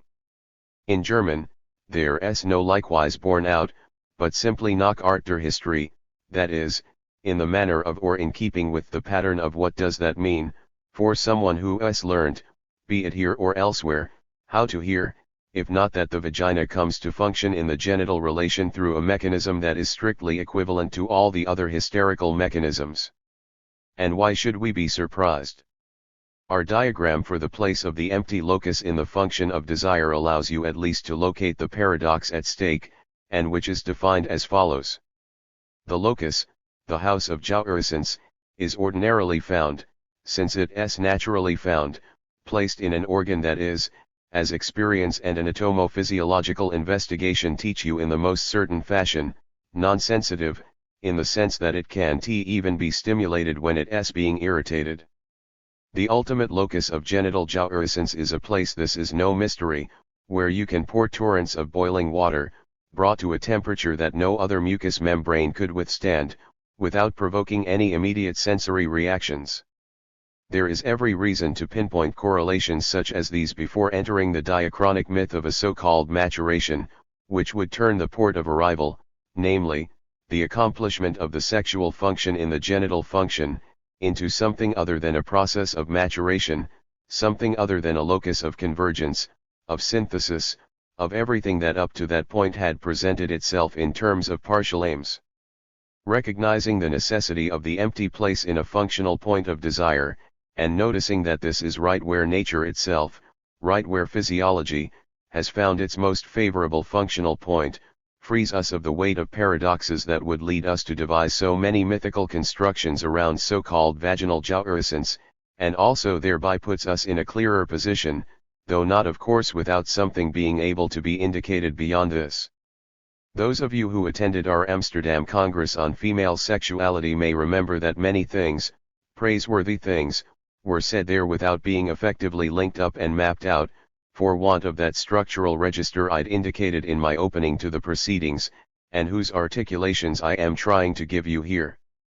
And yet, how precious it is for us to know what is here on the blackboard, when one is acquainted with all the paradoxes one is beset with concerning the place to be ascribed to hysteria on what could be called the scale of neuroses. 72. Due to the obvious analogies with the hysteric mechanism, whose centerpiece I've pointed out to you, people consider hysteria to be the most advanced neurosis because it stands nearest to genital achievement. According to this diachronic conception, we have to put it at the end point of infantile maturation, but also at its beginning, since the clinic shows us that we really have to consider it to be the most prima neurosis on the neurotic scale, because it is upon hysteria that the constructions of obsessional neurosis are built. Moreover, hysteria's relationships to psychosis, to schizophrenia, are obvious and have been highlighted.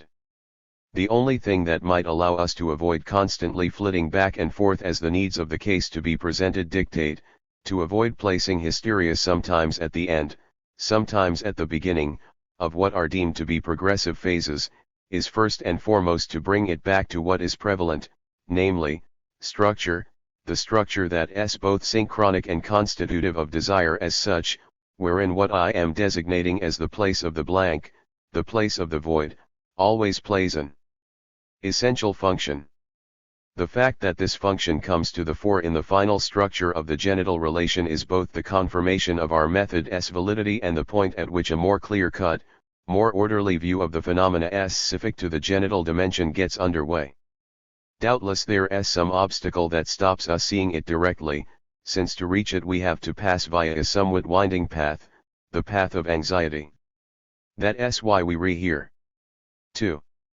This moment at which ARST phase of our disquisition is coming to a close, along with the year itself, is the right moment for me to underscore the fact that there is a structure of anxiety.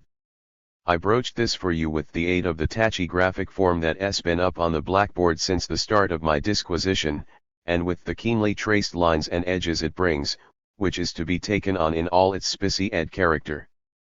There is one point, however, that I've not yet sufficiently stressed. This feature is the mirror that is seen from one edge. Now, a mirror doesn't stretch out to infinity. It has limits. If you refer to the article from which this diagram has been extracted, you'll see that I make a point of mentioning the limits of the mirror. This mirror allows the subject to see something from a point located somewhere within the space of the mirror, a point that isn't directly perceivable for him. In other words, I don't necessarily see my eye in the not 73 mirror, even if the mirror is helping me to perceive something that I wouldn't see otherwise. What I mean by this is that the RST thing to be put forward concerning the structure of anxiety, and which you always neglect in the observations because you refascinated by the content of the mirror and you forget its limits, is that anxiety is framed.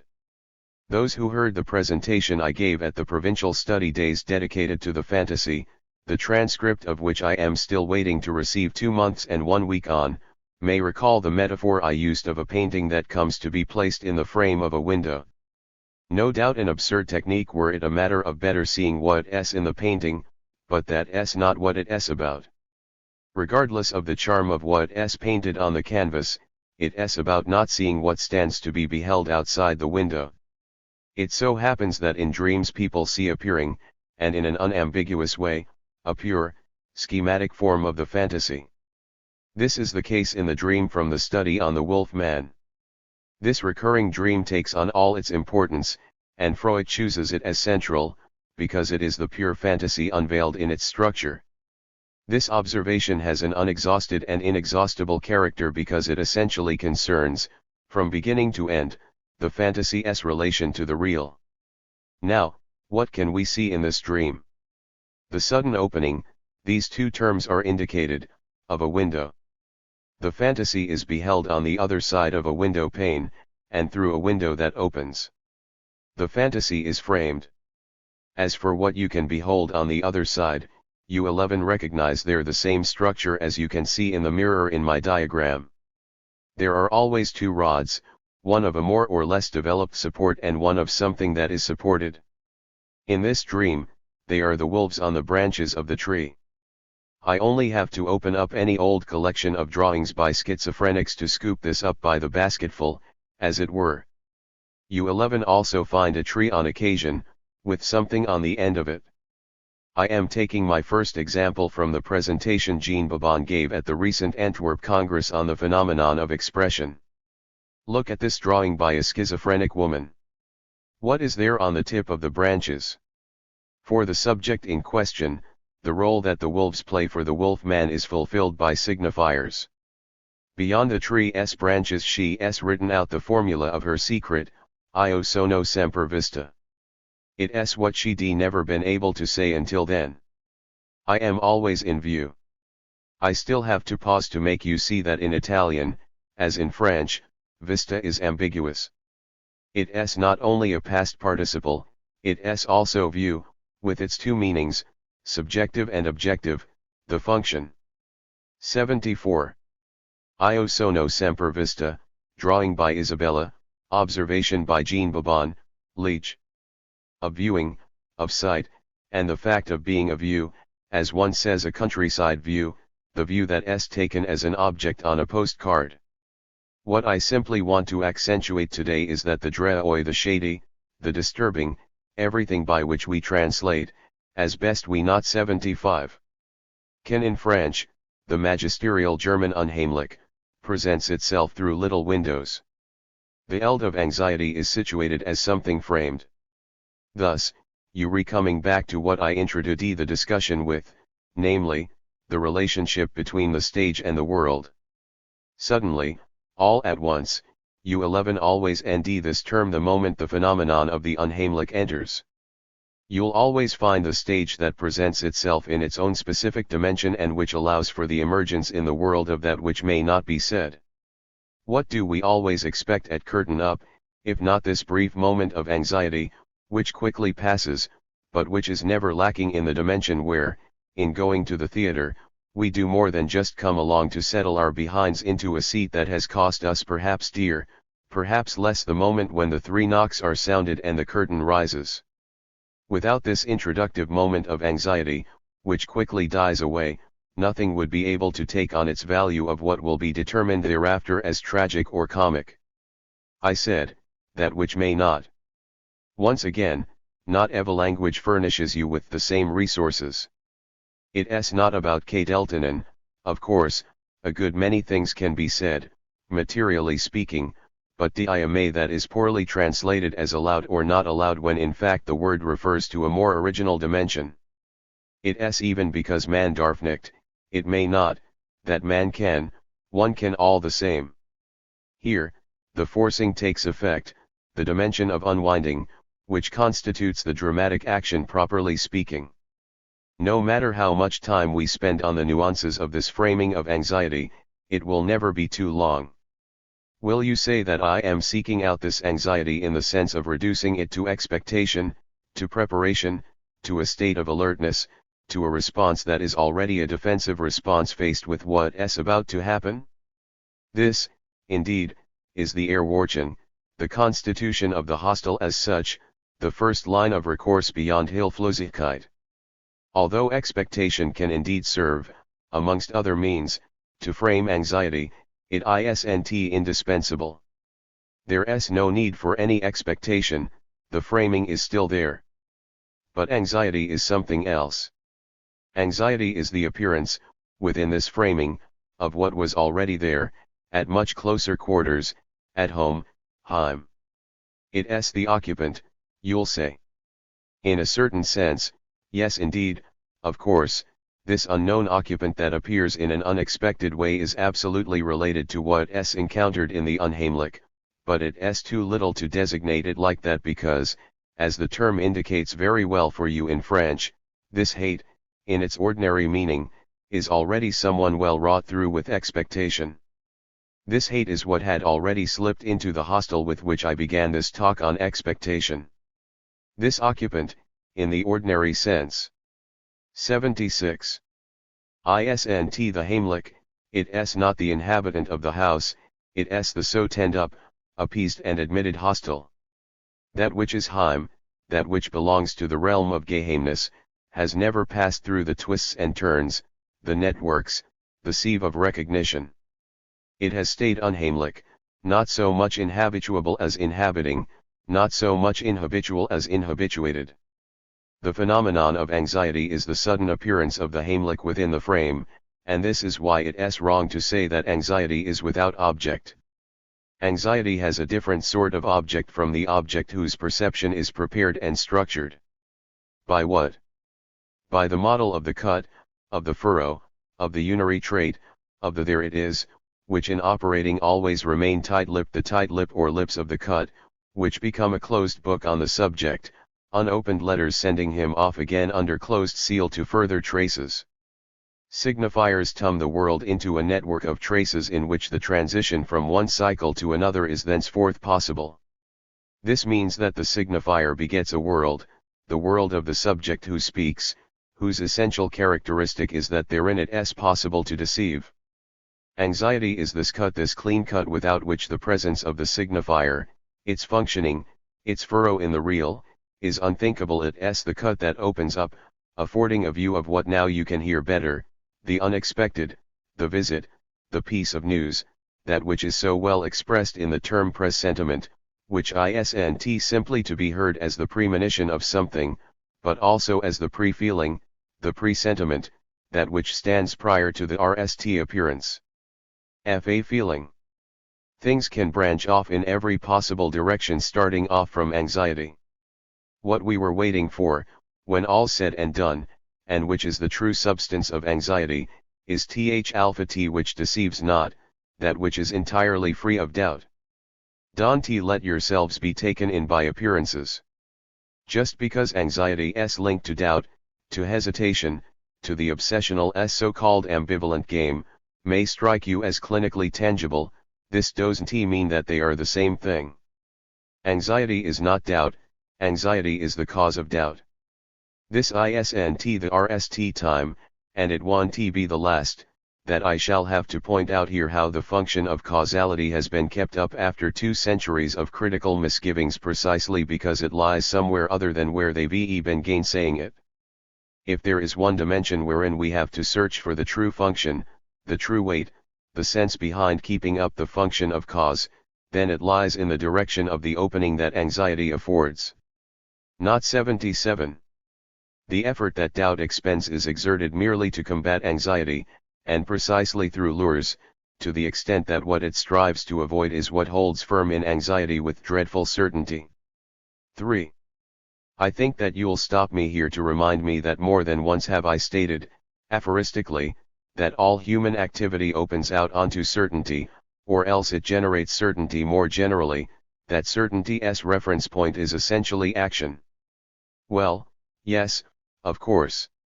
And it's precisely what allows me now to introduce how it may well be from anxiety that action borrows its certainty. To act is to snatch from anxiety its certainty. To act is to bring about a transfer of anxiety. And since we re now at the end of the term, I11 let myself put forward the following, a little rapidly, in order to fill in, or almost fill in, the blank spaces I'd left in the chart from my RST lesson of this year's seminar, the chart organized on the basis of the Freudian terms, inhibition, symptom, and anxiety, completed with impediment, embarrassment, emotion, and turmoil. What's in the empty spaces? There are the passage I'll act and acting out. Inhibition. Emotion. Turmoil. Impediment. Symptom. Acting out. The anxiety chart. Embarrassment. Passage I'll act. Anxiety. I don't have time today to tell you why. This is why I said that I would merely be almost completing the chart.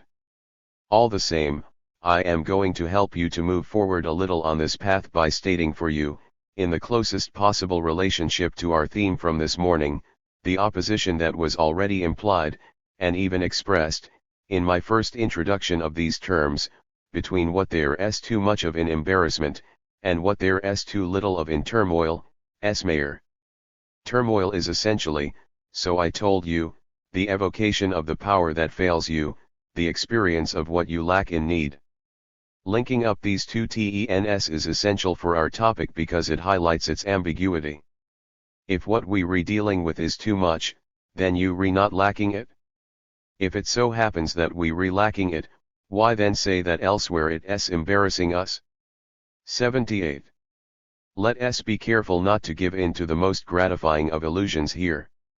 In tackling anxiety ourselves, let us acknowledge what all those who've spoken about it from a scientific point of view say. Heavens! This is where what I had to put forward at the start as necessary to the constitution of a world, the signifier as the possibility of deception, shows itself not to have been in vain. This can be seen better precisely when anxiety is what's at issue. And what exactly can be seen? Well, you see that approaching it scientifically always boils down to showing it to be one great big deception. People don't realize that everything over which the conquest of our discourse extends always boils down to showing it to be a great big deception. Mastering the phenomenon by thought always amounts to showing how it can be redone in a deceitful way, it amounts to being able to reproduce it, that is, to being able to turn it into a signifier. A signifier of what? The subject, in reproducing it, can tamper with the books, which shouldn't surprise us, if it's true that, as I've taught you, the signifier is the subject's trace in the course of the world. Only, if we believe we can keep up this game for anxiety, well, we're sure to fail, for anxiety precisely escapes this game. Therefore, this is what we have to be on guard against at the moment of grasping what is meant by embarrassment's relation to too much of the signifier and lack's relation to too little of the signifier. I'll give an illustration of this. I'd like you to know that, were it not for analysis, I wouldn't be able to speak about it. But analysis encountered it at the first bend, the phallus for instance. Little Hans, who is as much of a logician as Aristotle, postulates the equation all animate beings have a phallus. I assume I am addressing people who followed my commentary on the analysis of Little Hans, and who also remember what I took care to accentuate last year concerning the proposition known as the universal affirmative, namely, that the universal affirmative is only meaningful in defining the real on the basis of the impossible.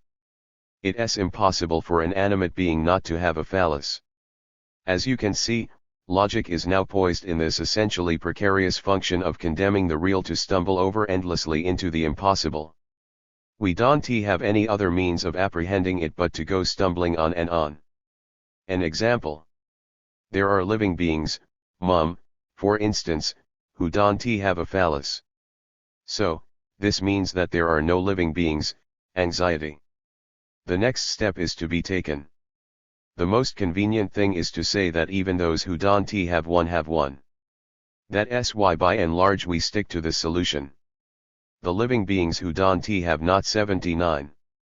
Any phallus shall have one, in spite of everything. Since they shall have a phallus, which we others, psychologists, will call unreal, and which will simply be the phallus signifier they shall be living. Thus, going from stumble to stumble, there's a progression, I daren't say in knowledge, but certainly in understanding. By the by, I can't resist the pleasure of sharing a discovery with you, and that chance, good chance, what is called chance but which is hardly that at all, brought within my reach for you no later than this last weekend, in a dictionary of English slang. My God, it might be taken me a while to get to it, but what a beautiful language the English language is. Who here knows then that, already since the 15th century, slang has found this marvel of replacing on occasion I understand you perfectly by I understumble you perfectly. I am writing it up, since my pronunciation has perhaps made you miss the nuance. This understumble, untranslatable in French, incorporates stumble into understand. Understanding always amounts to struggling forward into misunderstanding. Classical psychology teaches that the stuff of experience is composed of the real and the unreal, and that men are tormented by the unreal in the real.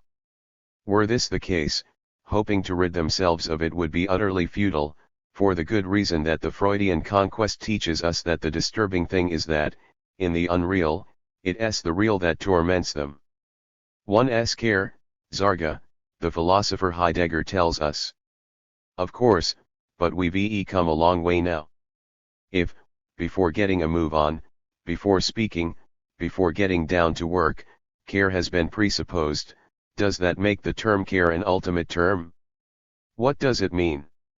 Can't we see that here we're already at the level of an art of care? Man is clearly a major producer of something that, with regard to him, is called care. But then, I prefer learning this from a holy book, which is at the same time the most sacrilegious book there is, and which is called Ecclesiastes.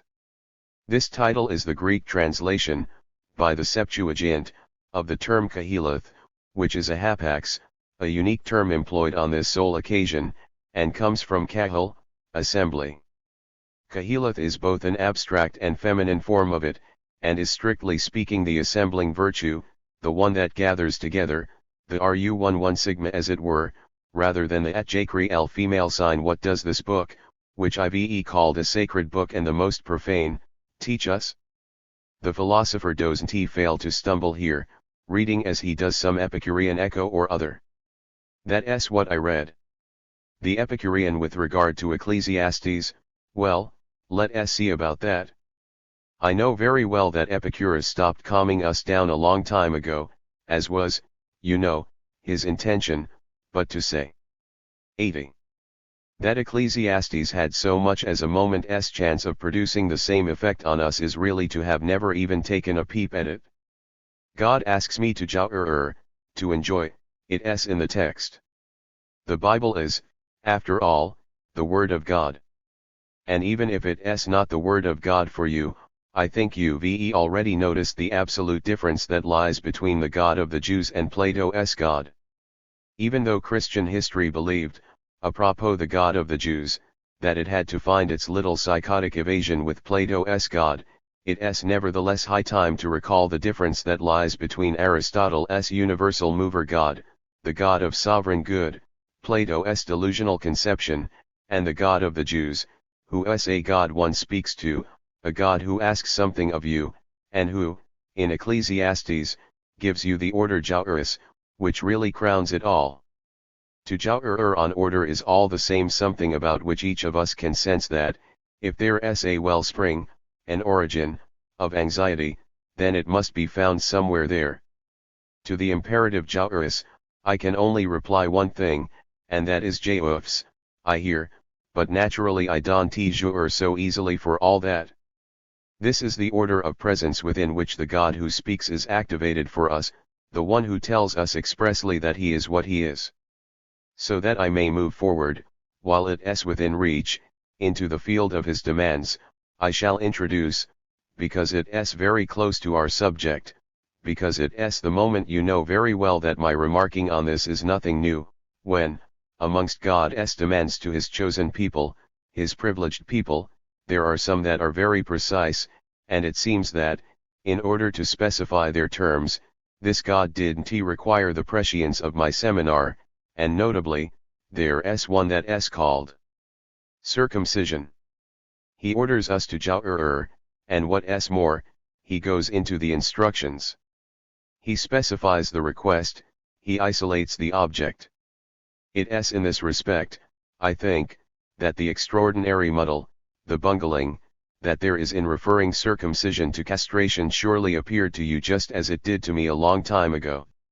Of course it has got an analogical relationship, because it is related to the object of anxiety. But saying that castration is either the cause or the representative, the analog, of what we call castration and its complex amounts to a basic error. It amounts to not going beyond the symptom, namely, what in any circumcised subject can establish some confusion between its mark and what may be at stake in his neurosis relative to the castration complex. Nothing is less castrating than circumcision. When it is done well, we can't deny that the result is rather elegant, especially when compared with all those male organs from Magna Graecia which the antique dealers, under the pretext that I am an analyst, bring to not 81. My door by the caseload, and which my secretary hands back to them, and I see them go off again into the courtyard laden with a suitcase of these organs, whose phimosis is always accentuated in a fashion that is, I must say, particularly distasteful. There is all the same something salubrious in the practice of circumcision from the aesthetic point of view. Moreover, most of those who go on repeating the confusion on this matter that can be found knocking around in analytic texts nevertheless grasped a long time ago that it was also a question of significantly reducing the ambiguity of what is known as the bisexual type. I am the cut and the knife, Baudelaire says somewhere. Well, why consider it normal to be both the spear and the scabbard? The ritual practice of circumcision can clearly generate something of a salubrious repartition as regards the division of roles. These remarks, as you can sense very well, are not digressional. Already, circumcision can no longer strike you as being some ritualistic whim, because it conforms to what I've been teaching you to consider in demand, namely, the circumscription of the object and with it the function of the cut.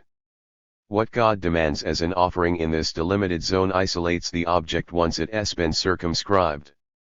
Whether afterwards those who recognize each other by this traditional sign see their relation to anxiety being scaled down, far from it perhaps, is where the question begins. One of those being alluded to here, and it really isn't anyone in my audience, one day called me, in a private message, the last of the Christian Kabbalists. Rest assured, whilst it can happen that some of my investigations play, strictly speaking, on the calculus of signifiers, my gematria isn't about to get lost in its computus. I dare say it shall never take my bladder for the lantern of knowledge. Point 1 Much rather, should this lantern turn out to be a dark lantern, it will lead me instead, if need be, to recognize it as my bladder. But, more directly than did Freud because I am coming after him, I ask his God, Che voy? What wouldst thou with me? In other words, what is desire's relation to law? A question always elided by philosophic tradition, but to which Freud gives a reply, and you depend on it, even if, like everyone else, you haven't yet realized. The reply it is the same thing.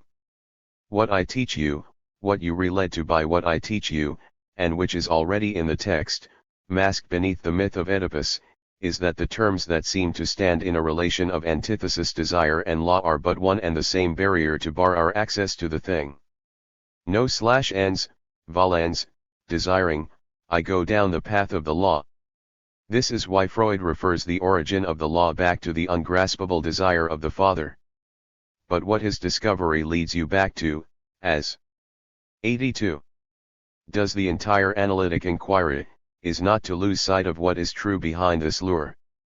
Whether or not one normalizes my OX, so long as I desire, I know nothing of what I desire. And then, from time to time, an object appears amongst the others, and I really don't know why it's there. On one hand, there's the one from which I've learned that it covers over my anxiety, the object of my phobia, though I don't deny that it had to be explained to me because until then I knew only what I had in my head, and all I could say was that I had it, and I was afraid of it. On the other hand, there's the one for which I really can't find any justification as to why this is the one I desire, and why, not being one who detests girls, I am even fonder of a little shoe. On one side there's the wolf, on the other the shepherdess. This is where I am going to leave you at the end of these first talks on anxiety. There's more to be heard besides God's anxiety-provoking order, there's Diana's hunt, which, at the time I chose, that of Freud's centenary, I said was the way of the Freudian quest. For the coming term, I am making you an appointment with the slaying of the wolf. December 19, 1962. Revision of the status of the object. 7. Not without having it. Physics, linguistics, sociology, physiology, topology. In the 32nd of his introductory lessons on psychoanalysis, which you'll find in the series called Nouvelles Conférences sur la psychanalyse, this being how the title has been retranslated in French, Freud specifies that what is involved is to introduce something that has in no way whatsoever, so he says, the character of sheer speculation. It's been translated for us in a French whose unintelligibility you'll be able to judge. Mais tu ne peux vraiment être question que de conceptions. But it can truly only be a question of conceptions. Full stop. En effet, tu s'agit de trouver / des abstraits, justs, qui, appliqués à la matière brute / observation, y apporteront ordre etc / arte. Indeed, what is involved is to find the right abstract ideas which, when applied to the raw material of observation, will bring order and clarity to it. Clearly, it's always unfortunate to entrust such a precious thing as the translation of Freud to women of the bedchamber. There's no full stop in the German text where I pointed that one out to you, and there's no riddle in the sentence. Sondern es handelt sich wirklich Auffassungen, it's a matter wirklich, really, effectively and not truly of conceptions, that is, by that I mean that the accurate abstract representations, Vorstellungen, it's a matter of Einzufahren, of bringing them to light, and of applying them to the Rohstoff der Beobachtung, the raw stuff of observation, which will allow one to get Ordnung und die Durchsichtigkeit out of it, order and transparency. This effort, this program, is indeed the same to which we've been applying ourselves here for some years now. 86. 1. On our path to anxiety, we find ourselves having to specify the status of what I designated at the outset with the letter A. You can see it raining over the outline of the vase that symbolizes for us libido's narcissistic container. This can be brought into relation with the image of one's body, I, A, through the intermediary of the mirror of the other, A. Betwixt the two of them, a communicating oscillation is played out which Freud designates as the reversibility of the libido of one's own body into object libido. In relation to the economic oscillation of this libido that pours from I, A, into I, A, there is something that doesn't so much escape from it as step in as an incidence whose pattern of disruption is precisely what we're restudying this year. The most striking manifestation of this object A, the signal that it is intervening, is anxiety. That doesn't mean that this object is merely the nether side of anxiety, but it only steps in, it only functions, in correlation with anxiety. Anxiety, Freud taught us, plays the role of a signal function in relation to something. I say that it is a signal in relation to what occurs in connection with the subject's relation to the object in all its generality. The subject is only ever able to enter this relation within the vacillation of a certain fading, the same that the notation barred S designates. Anxiety is the signal of certain moments of this relation. This is what I'll be endeavoring to show you more fully today, by specifying what I mean by this object A. We designate this object with a letter. This algebraic notation has its function. It is like a thread designed to enable us to recognize the identity of the object behind the various incidences in which it appears to us. The algebraic notation has precisely the purpose of giving us a pure identity marker, we having stated already that marking something out with a word is only ever metaphorical, that is to say, it can only leave the function of the signifier itself outside of any signification that is induced by introducing it. The word good, if it gives rise to the syne-cation of good, isn't good in and of itself, far from it, because by the same token it gives rise to the bad. Likewise, designating this little a with the term object is merely a metaphorical use of this word, since it is borrowed from the subject-object relation, from which the term object is constituted. It is no doubt suitable for designating the general function of objectivity, but the object we have to speak about under the term is precisely an object that is external to any possible definition of objectivity. I am not going to speak here about what happens by way of objectivity in the field of science, I am speaking about our science in 87. General. You know that since Kant some misfortunes have befallen this object, which are all due to the overly large share that people wanted to give to certain evident elements and especially to those that come from the field of transcendental aesthetics. In holding that the separation of the dimensions of space from the dimension of time was evident, the development of the scientific object found itself running into what is very improperly translated as a crisis of scientific reason.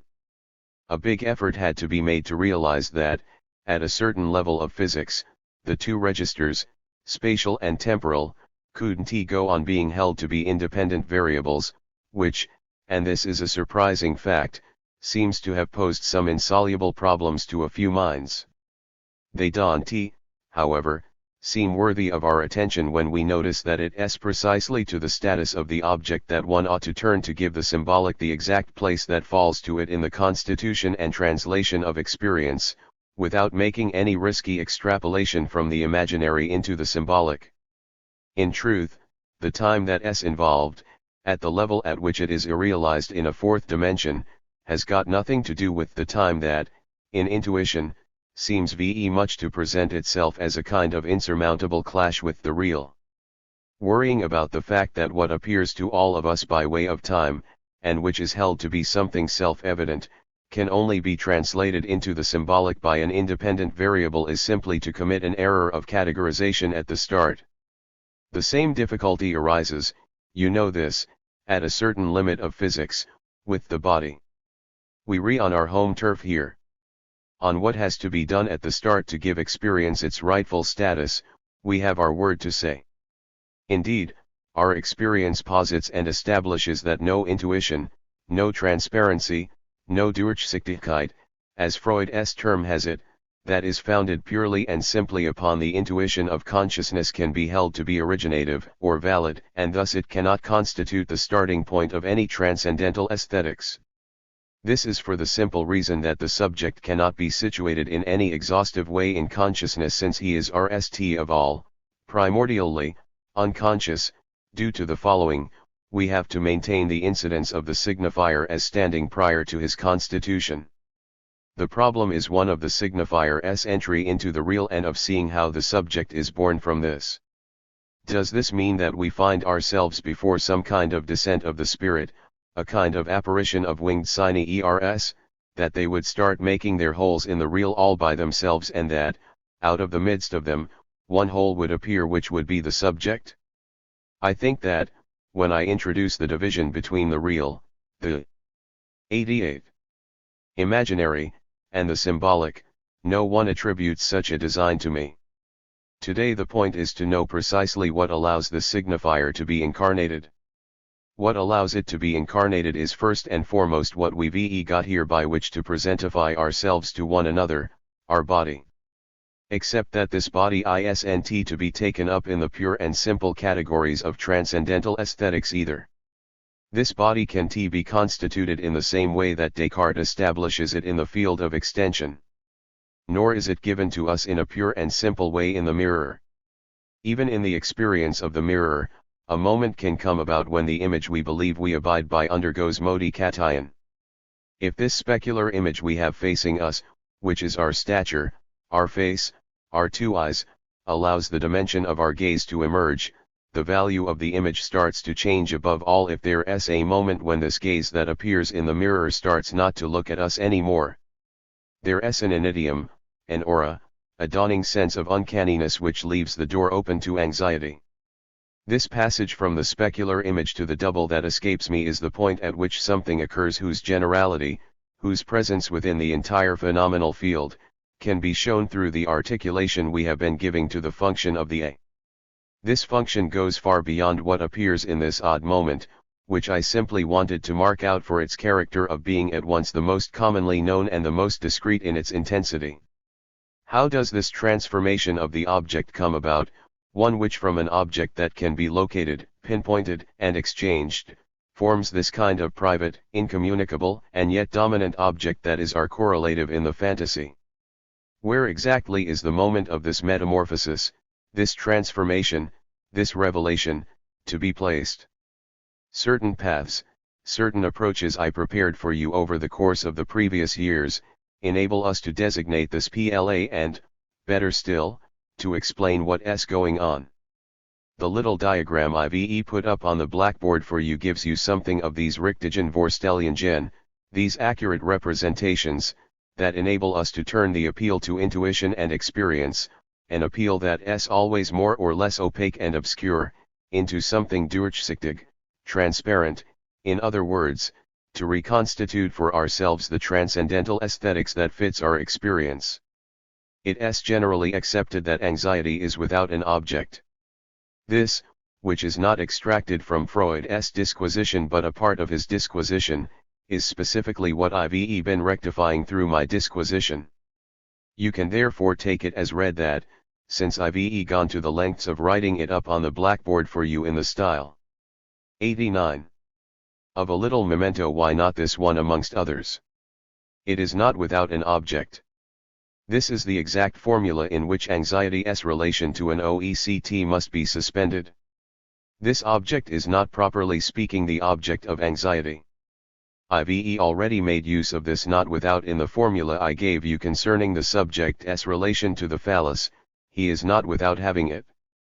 This relation of being not without having doesn't mean that one knows which object is involved. When I say, he is not without resources, he is not without cunning, it means, at least for me, that his resources are obscure, his cunning isn't run-of-the-mill. Likewise, at the linguistic level, the term sans, in Latin sign, is deeply correlative to the apposition haudit. One says non haudit sign, non pas sans. It is a certain type of conditional liaison, which links being to having in a kind of alternation. There, he is not without having it, but elsewhere, right where he is, it is not to be seen. Isn't this what the sociological function of the phallus demonstrates to us, on the condition that we take it at the uppercase level, phi, where it incarnates the most alienating function of the subject in exchange? Even in social exchange, the male subject roams around reduced to being the bearer of the phallus.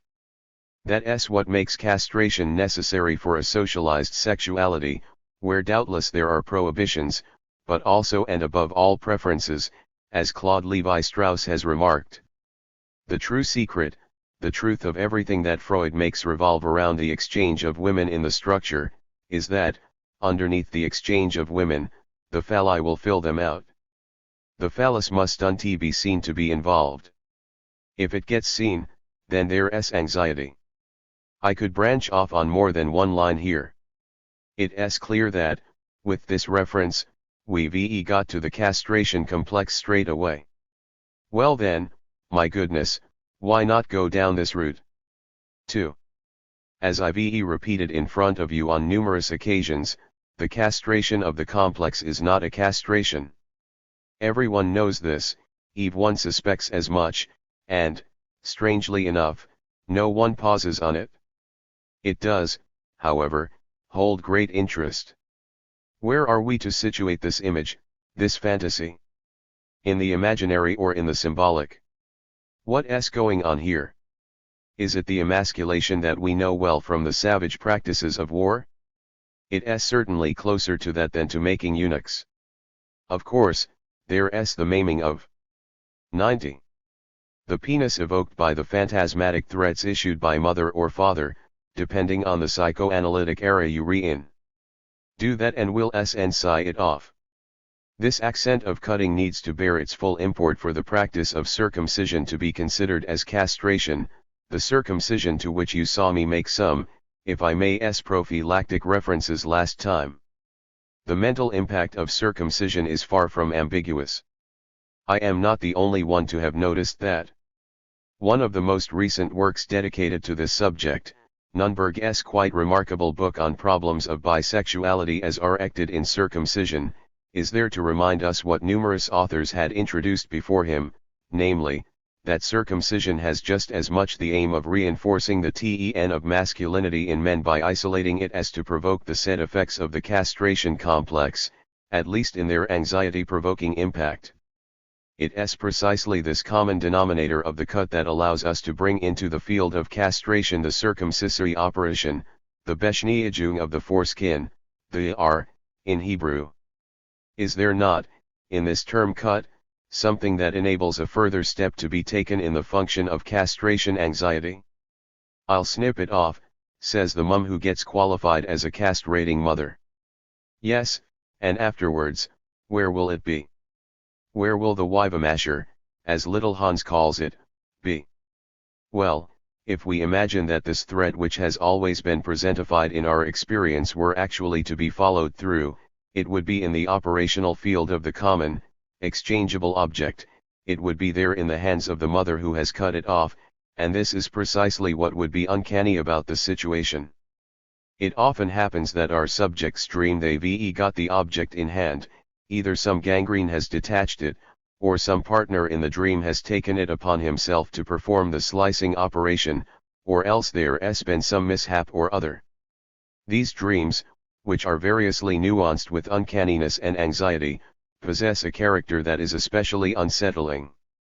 The way that the object suddenly passes over into what could be called its Zuhandenheit, as Heidegger would say, its handiness in the sense of commonplace objects and utensils, comes to be designated in the observation on little Hans by a dream, the dream of the tap fitter who will unscrew it, screw it back on again, and make the Injuresult, which either was or wasn't well rooted in the body, pass over into the register of the detachable. This phenomenological turnaround allows us to designate something that contrasts two types of object. When I began to set out the fundamental function of the mirror stage in the general institution of the field of the object, I moved through several phases. First of all, there is the plane of the first. 91. Identification with the specular image, the original misrecognition of the subject in his totality. Next, there is the transitivist reference that is established in his relation with the imaginary other, his semblable. This means that his identity is always poorly disentangled from the other party's identity. Hence the introduction of mediation by means of a common object, an object of competition, whose status will be derived from the notion of belonging it's yours or it's mine. There are two kinds of object in the field of belongings, those that can be shared and those that can't. I can still see those objects that can't be shared circulating in the domain of sharing, alongside the other objects, whose status leans squarely on competition, an ambiguous function that is at once rivalry and agreement. A price can be set on these objects, they are objects of exchange. But there are others. I've been foregrounding the phallus because it's the most illustrious one, due to the fact of castration, but there also exist the equivalents of this phallus, among which you are familiar with those that precede it, the cibulum and the nipple. There are perhaps some that you are less familiar with, though they are perfectly legible in the analytic literature, and we are going to try to designate them. When these objects freely enter this field which they have nothing to do with, the field of sharing, When they show up there and become recognizable, anxiety signals to us the particularity of their status. Indeed, they are objects from before the constitution of the status of the common, communicable, socialized object. This is what is involved in the A. We shall name these objects and we shall draw up a catalogue that perhaps will be exhaustive, let us hope so. I've already named 3 of them. There are only 2 missing. As a whole, they correspond to the VE forms of loss, of Verlust, that Freud designated in inhibitions, symptoms, and anxiety as the major moments when the signal appears. Before getting any deeper into this, I'd like to switch back to another track that you saw me in the process of choosing earlier on, in order to make a remark whose sidelines will carry some illuminating aspects for you. I already designated one shortcoming in analytic research by saying that we hadn't led anyone to take a step forward into the physiological question of women's sexuality. We can accuse ourselves of the same failing with regard to male impotence. After all, in the process of the male part of copulation, which can be clearly ascertained in its normative phases, we are still referring to what can be found in any old physiology textbook concerning first the process of erection, then of orgasm. We content ourselves. 92. With a reference to the stimulus-response circuit, as though the homology between orgasmic discharge and the motor part of the circuit were acceptable in any process of action. Of course, we are not at that level, far from it, even in Freud. He raised the problem as to why in sexual pleasure the circuit is not, as it is elsewhere, the shortest one by which to return to the level of minimum excitation, but instead entails a forelust, a preliminary pleasure as it is translated, that consists precisely in raising this minimal level to the highest possible pitch. And why does orgasm intervene the moment that, when the rising level that is normally linked to foreplay is broken off? Have we not even come close to providing an outline of what intervenes? If one wants to give a physiological representation of it, have we distinguished, singled out, and designated the mechanism of the circuit of innervation? Freud would say a innervation, and that brings discharge into play as its underpinning. It really needs to be considered as distinct from what was functioning beforehand, because what was functioning beforehand was precisely a process that was not leading up to discharge. It was an execution of the function of pleasure that tended to be conned to its own limit, that is, it tends to stop before arriving at a certain level in the mounting stimulus, before pain arises. So, where does the feedback come from? Nobody has so much as dreamt of telling us. Well, be that as it may, it is certain that, either way, the function of the other must be intervening here. I am not the one who should be saying so, but rather those for whom that which constitutes a normal genital function is linked to ablativity. By the by, I am still waiting for them to intimate how the function of the gift steps in as such, hi-et nunc, when we re-fucking. You know that a large part of analytic experience lies in the disruptions of love life, and that a large part of our speculation concerns what is termed the choice of love object. In this field, the reference to the primordial object, the mother, is held to be crucial and its impact wide-ranging. For some the result is that they can only function for orgasm with prostitutes, whilst for others it will be with partners chosen in a different register. As we know from our analyses, the relationship with the prostitute is almost directly ingrained in the reference to the mother, whilst in other cases the degradations of Liebesleben are linked to a choice made in opposition to the maternal ten, which bears on woman in so far as she becomes a support, in so far as she is the equivalent, of the phallic object. Well, how does all that come about? The diagram that I reproduced once on the board allows us to provide a reply. The attraction that decks out the object of glamour, of desirable. 93. The choice of object. Brilliance, of preferential color, that's how sexuality is designated in Chinese, means that the object becomes stimulating at the level of excitation. This preferential color is situated on the side of A, at the same signaling level that can also be that of anxiety. How so? This happens by connecting onto the original erogenous investment that is here in A, both present and concealed. Or else what functions as a sorting element in the choice of love object is produced here, in the ego, on the other side of the mirror, at the level of the framing of the object by an Einschränkung, a narrowing that Freud refers directly to a mechanism of the ego, a limitation of the eld of libidinal interest which excludes a certain type of object precisely due to the relation it bears to the mother. These two mechanisms stand at either end of the chain that starts at inhibition and niches with anxiety, whose diagonal line I marked out in the chart I gave you at the start of the year.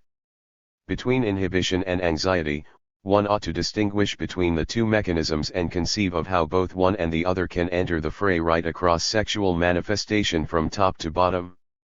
When I say from top to bottom, I include what in our experience is called transference. Recently I heard an allusion to the fact that we in our society are people who know a thing or two about transference. Now, since one work on transference, which moreover was written before our society was founded, I only know of one other devoted to it, and that is the work I did here with you 2 years ago. I said a good many things here, in a form that was certainly most appropriate to it, that is, a partially veiled form. It is quite certain that the other piece of work brought you a great distinction that contrasts need of repetition with repetition of need, proof that having recourse to wordplay to designate things, which moreover is not without interest, is not my privilege alone. I believe that the reference to transference, when limited solely to effects of reproduction and repetition, is too narrow and would deserve to be expanded. In insisting on the historical element, or on the repetition of lived experience, one runs the risk of sweeping. 94. Aside a whole dimension that is no less important, the synchronic dimension, the dimension of what is precisely included, latent, in the position of the analyst and where lies, in the space that determines this position, the function of the partial object.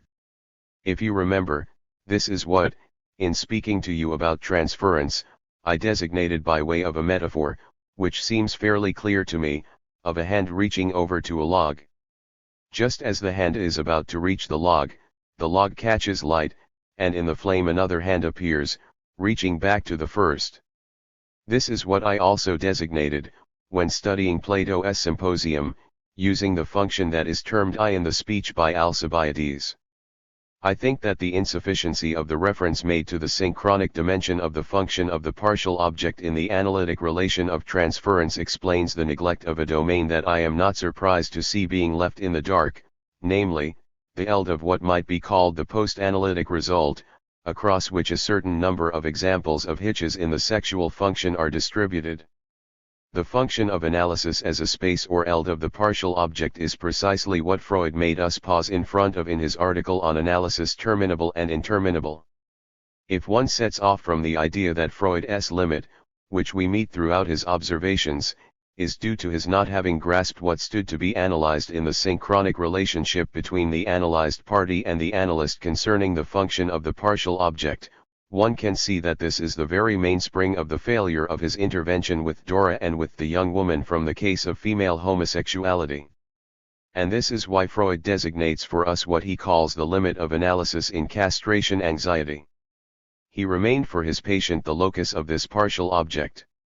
Freud tells us that analysis leaves both man and woman wanting, one of them in the field of the castration complex, the other in penis nade.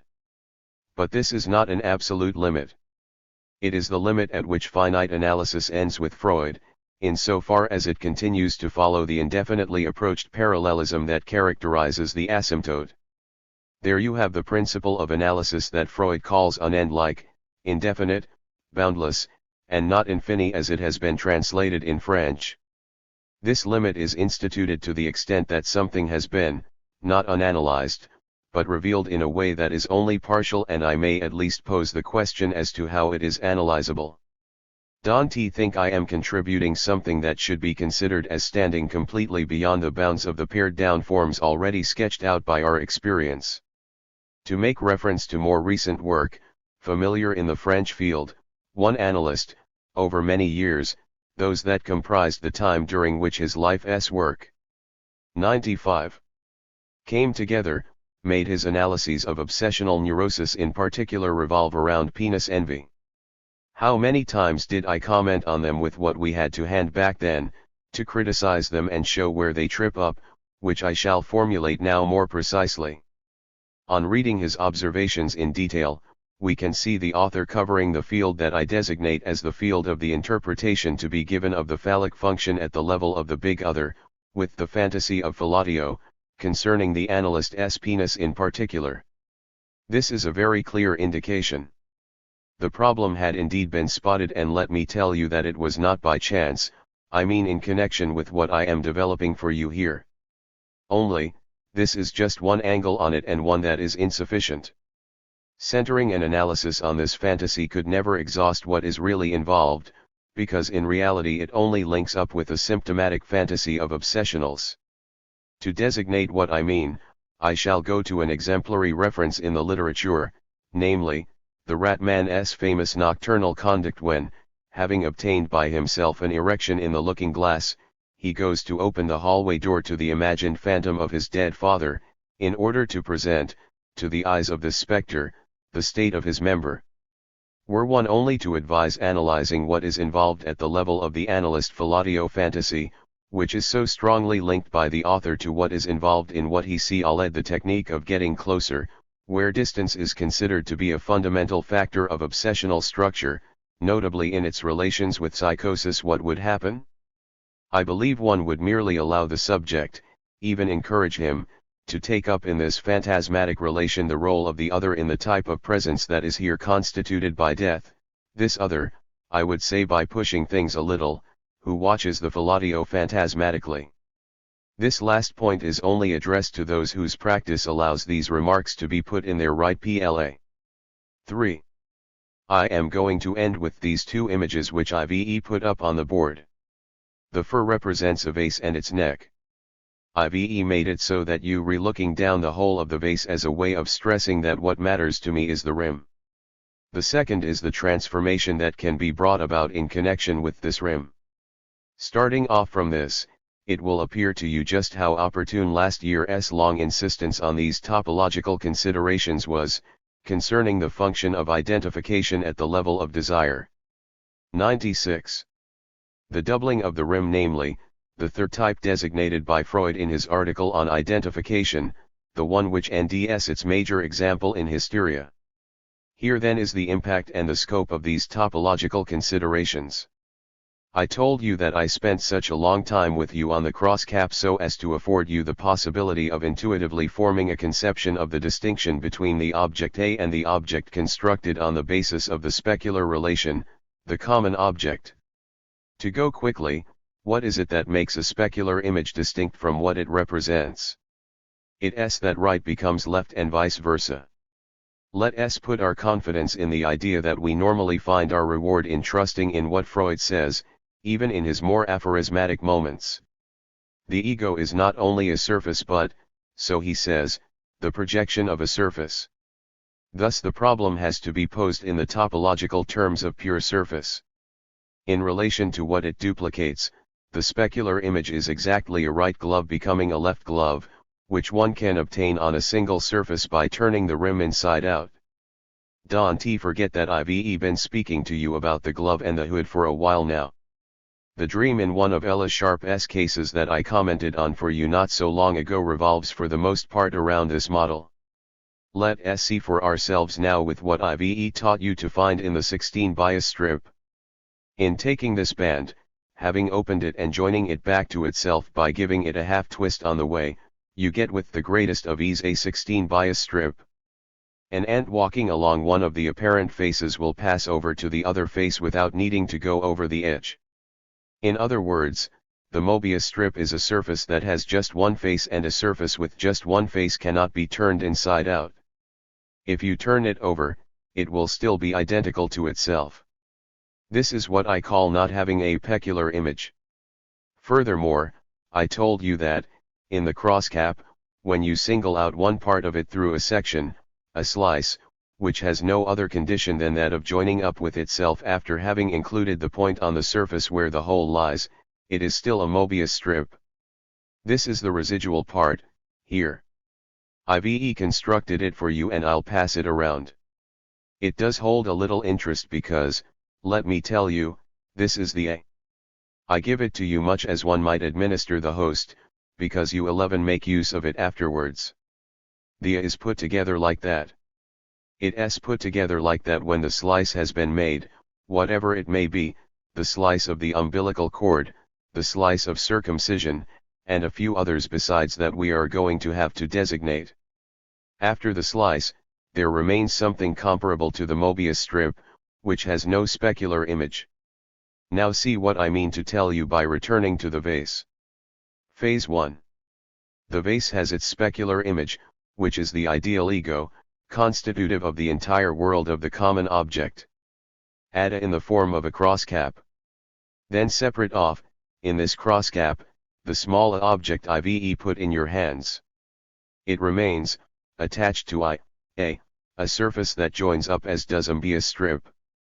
From then on, the whole vase becomes a Mobius strip because an ant walking on the outside comes onto the inside without any difficulty at all. The specular image becomes the uncanny and invasive image of the double. This is what happens little by little at the end of Maupassant's life, when he starts failing to see himself in the mirror. 98. Figure I. This closed surface bearing a line of auto-intersection is considered to be topologically equivalent to the projective plane. Figure 2. The surface obtained by removing the lower portion of the previous surface one's a crosscap. Figure 3. 4c. If one slices into the crosscap along its line of auto-intersection, the resulting surface can be given the shape of a circular disc with a circular hole at its center whose diametrically opposing points are identified in pairs. At Figure 4. This residual surface can be materialized in the shape that is known as an inner eight. The crosscap and its transformations. 99. Or when he glimpses something in a room, a phantom that turns its back on him, whereupon he knows it to be something that bears a certain relation to himself, and when the phantom turns round, he sees that it is he. There you have what is involved when it enters the world of the real, to which in fact it is simply returning. It might seem odd to you as a hypothesis that something should resemble this. Observe, however, the following. Let us step outside of the visual field. Close your eyes for a moment, and feel along the rim of this transformed vessel. But it's a vase just like the other one, you'll say, there's only one hole because there's only one rim. Looking at it, however, it does look like it's got two, as the drawing from earlier shows you, the drawing of the transformed rim. Those of you who have read a bit know that this ambiguity between 1 and 2 is a common ambiguity with regard to the appearance of the phallus in the eld of the oniric apparition, and not only oniric, of the sexual member. Right where apparently there is no real phallus, its ordinary pattern of apparition is to appear in the form of two phalli. That's enough for today. January 9, 1963. 8. The cause of desire. The object behind desire. The sadist's identification with the fetish object, the masochist's identification with the common object, the presence of real love in transference, the young homosexual woman, dropped. I should like to manage today to tell you a certain number of things about what I've taught you to designate as the object A, to which the aphorism I put forward last time concerning anxiety steers you, namely, that it is not without object. This year, the object A is taking center stage in our topic. It has been set into the framework of a seminar that I've titled Anxiety because it is essentially from this angle that it's possible to speak about it, which means moreover that anxiety is the sole subjective translation of this object. The A that arises here was, however, introduced a long while ago. It was announced in the formula of the fantasy as support of desire, so A, desire ofa. 1. My first point will be to add a further detail which those who have been listening to me should be able to master for themselves, though underlining it today does not strike me as needless. What stands to be specified concerns the mirage that stems from a perspective that may be termed subjectivist inasmuch as, in the constitution of our experience, it lays the entire accent on the structure of the subject. This line of elaboration, which the modern philosophical tradition carried to its most extreme point in the circles around Husserl, The cause of desire. A. OU.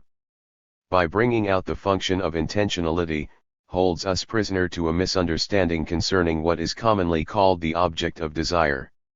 Indeed, we are taught that there is no noesis, no thought, that is not turned towards something. This would seem to be the only point that would enable idealism to end its way back towards the real. But can the object of desire be conceived of in this way? Is this how things stand for desire? With respect to the level of our listening ear which exists in each of us and which calls for intuition, I will ask, does the object of desire lie out in front of it? This is the mirage at stake here. It sterilized everything that, in analysis, meant to move in the direction known as object relations, and I've already taken a good number of different routes to rectify that. What I am about to put forward now is a new way of accentuating this rectification. No doubt I want to be making it as developed as it should be, setting aside this formulation for another piece of work of mine that will come to you via another path. I think that for most of you it will be enough to hear the broad formulas with which I think I can accentuate for you today the point I've just introduced.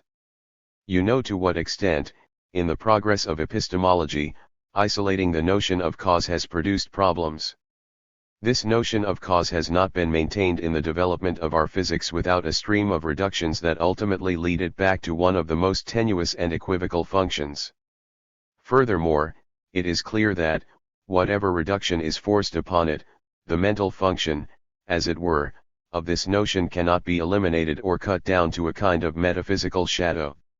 It may well be made to subsist by resorting to intuition, but this says too little. I claim that it is on the basis of the reassessment we can make of the function of cause in starting off from the analytic experience that any critique of pure reason brought up to date with our science may be carried out. To set our target, I shall say that the object A, which is not to be situated in anything analogous to the intentionality of a noesis, which is not the intentionality of desire, is to be conceived of as the cause of desire. To take up my earlier metaphor, the object lies behind desire. From this object A emerges the dimension whose illusion in the theory of the subject has produced the insufficiency of the whole coordination whose center comes to the fore as a the of cognizance, a nosology. Likewise, the structural, topological novelty that is required by this function of the object is perfectly tangible in Freud's formulations, especially those regarding the drive. If you want to check this up against a text, I would send you to the 102. 32nd lesson of the new series of 4 lessons on the introduction to psychoanalysis that I cited last time. The distinction you can find there between zeal, the goal of the drive, and its onite is very different from what initially presents itself to thought, namely, that this goal and this object would be in the same place. Freud employs very striking terms, the first of which is ingeschoben, the object slides in, passes through somewhere. It's the same word that serves Verschiebung, displacement. The object as something that, in its essential function, steals away at the level of our grasp is being pointed out there as such. On the other hand, there is at this level an express contrast between two terms, tuojagers, external, outside, and inners, internal. It is specified that the object is to be situated tuojagers, on the outside, and, on the other hand, that the satisfaction of the aim is only brought about in so far as it meets up with something that is to be considered as standing inners, inside the body, where it finds its Befriedigung, its satisfaction. The ego and the non-ego. The topological function that I have presented you with allows for a plain formulation of what needs to be introduced to clear up this enigma, namely, it is the notion of an outside that stands prior to a certain internalization, which is located in A, before the subject, in the locus of the other, grasps himself in specular form, in X, which will introduce for him the distinction between ego and non-ego. The notion of cause belongs to this outside, the locus of the object, prior to any internalization. I shall illustrate this straight away in the most direct way of getting it through your ears, because I am also going to refrain from doing any metaphysics today. To give an image of it, It isn't by chance that I am going to use the fetish as such, because this is where the veil is drawn back on the dimension of the object as cause of desire. What is desired? It's not the little item of footwear, nor the breast, nor anything else with which you can embody the fetish. The fetish causes desire. Desire goes off to hook on wherever it can. It is not absolutely necessary for her to be wearing the little shoe, it just has to be in the vicinity. It's not even necessary for her to be the one that 103 bears the breast can be in one's head. But all and sundry know that for the fetishist the fetish has to be there. The fetish is the condition by which his desire sustains itself. I shall indicate in passing the following term, which I believe to be seldom used in German. The vague translations that we have in French let it slip through entirely. It is the relation that Freud indicates, when anxiety is involved, using the word libido hochalt. Here we are dealing with a word that lies between Ausschaltung, which would indicate something along the lines of interruption or lifting, and Inhalt, which would be the content. It's neither one nor the other. It is the sustaining of libido. To spell it out, this relation to the object that I've been discussing with you today allows for a synthesis between anxiety's signal function and its relation with something that we may call an interruption in the sustaining of libido. Assuming that, with the reference to the fetish, I've made myself understood well enough on the enormous difference that lies between the two possible perspectives on the object as object of desire and on the reasons that lead me to place the in an essential precession, I would like to make you understand where our research is going to lead us. 2. In the very locus where your mental won't tells you to seek out the subject, right where, despite yourself, the subject emerges when, for example, Freud indicates the source of the aim, right where, in discourse, there stands that which you articulate as being you in a word, right where you say I, that is where, at the level of the unconscious, the properly speaking is located. At this level, you are the object, and everyone knows that this is what is intolerable and not only to discourse itself, which, after all, betrays this. I am going to illustrate this right away with a remark that is designed to shift, even to shake up, the ruts in which you are accustomed to leaving the functions known as sadism and masochism, as if what were involved were merely a register of a kind of imminent aggression and its reversibility. As we go into their subjective structure, the features that set them apart will appear to you. I am going to designate the crux of this difference right now. Here is a GUR in which you meet the distinctions that organize the graph into an abridged 4-point formula. On the right we have the side of the other, on the left the side of the S, which is the side of the still to be constituted I, the subject which stands to be reviewed in our experience and which we know cannot coincide with 104. The sadist's desire. The traditional formula for the subject, namely, its exhaustive aspect in any relationship with the object.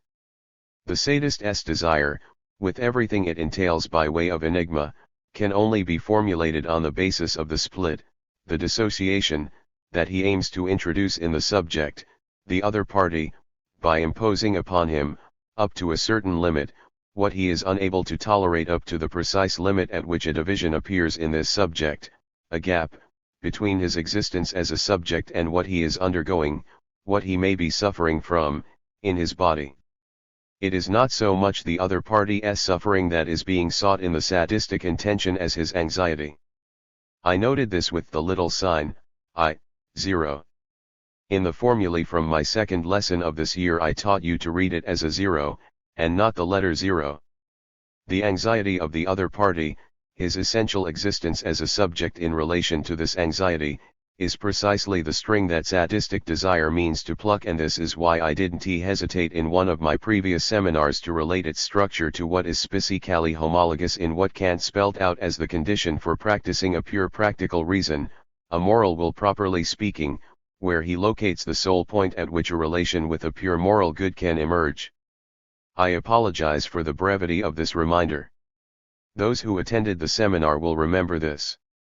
The rest of you will be seeing in the not too distant future what I took from this in a preface I have written to La Philosophie dans le boudoir, the text around which I organized this comparison. The new feature I mean to put forward today is the following, which is characteristic of the sadist's desire. In carrying through his act, his right, because it has specifically to do with this kind of human action in which we find all the structures of right, what the agent of sadistic desire doesn't know is what he is seeking, and what he is seeking is to make himself appear to whom.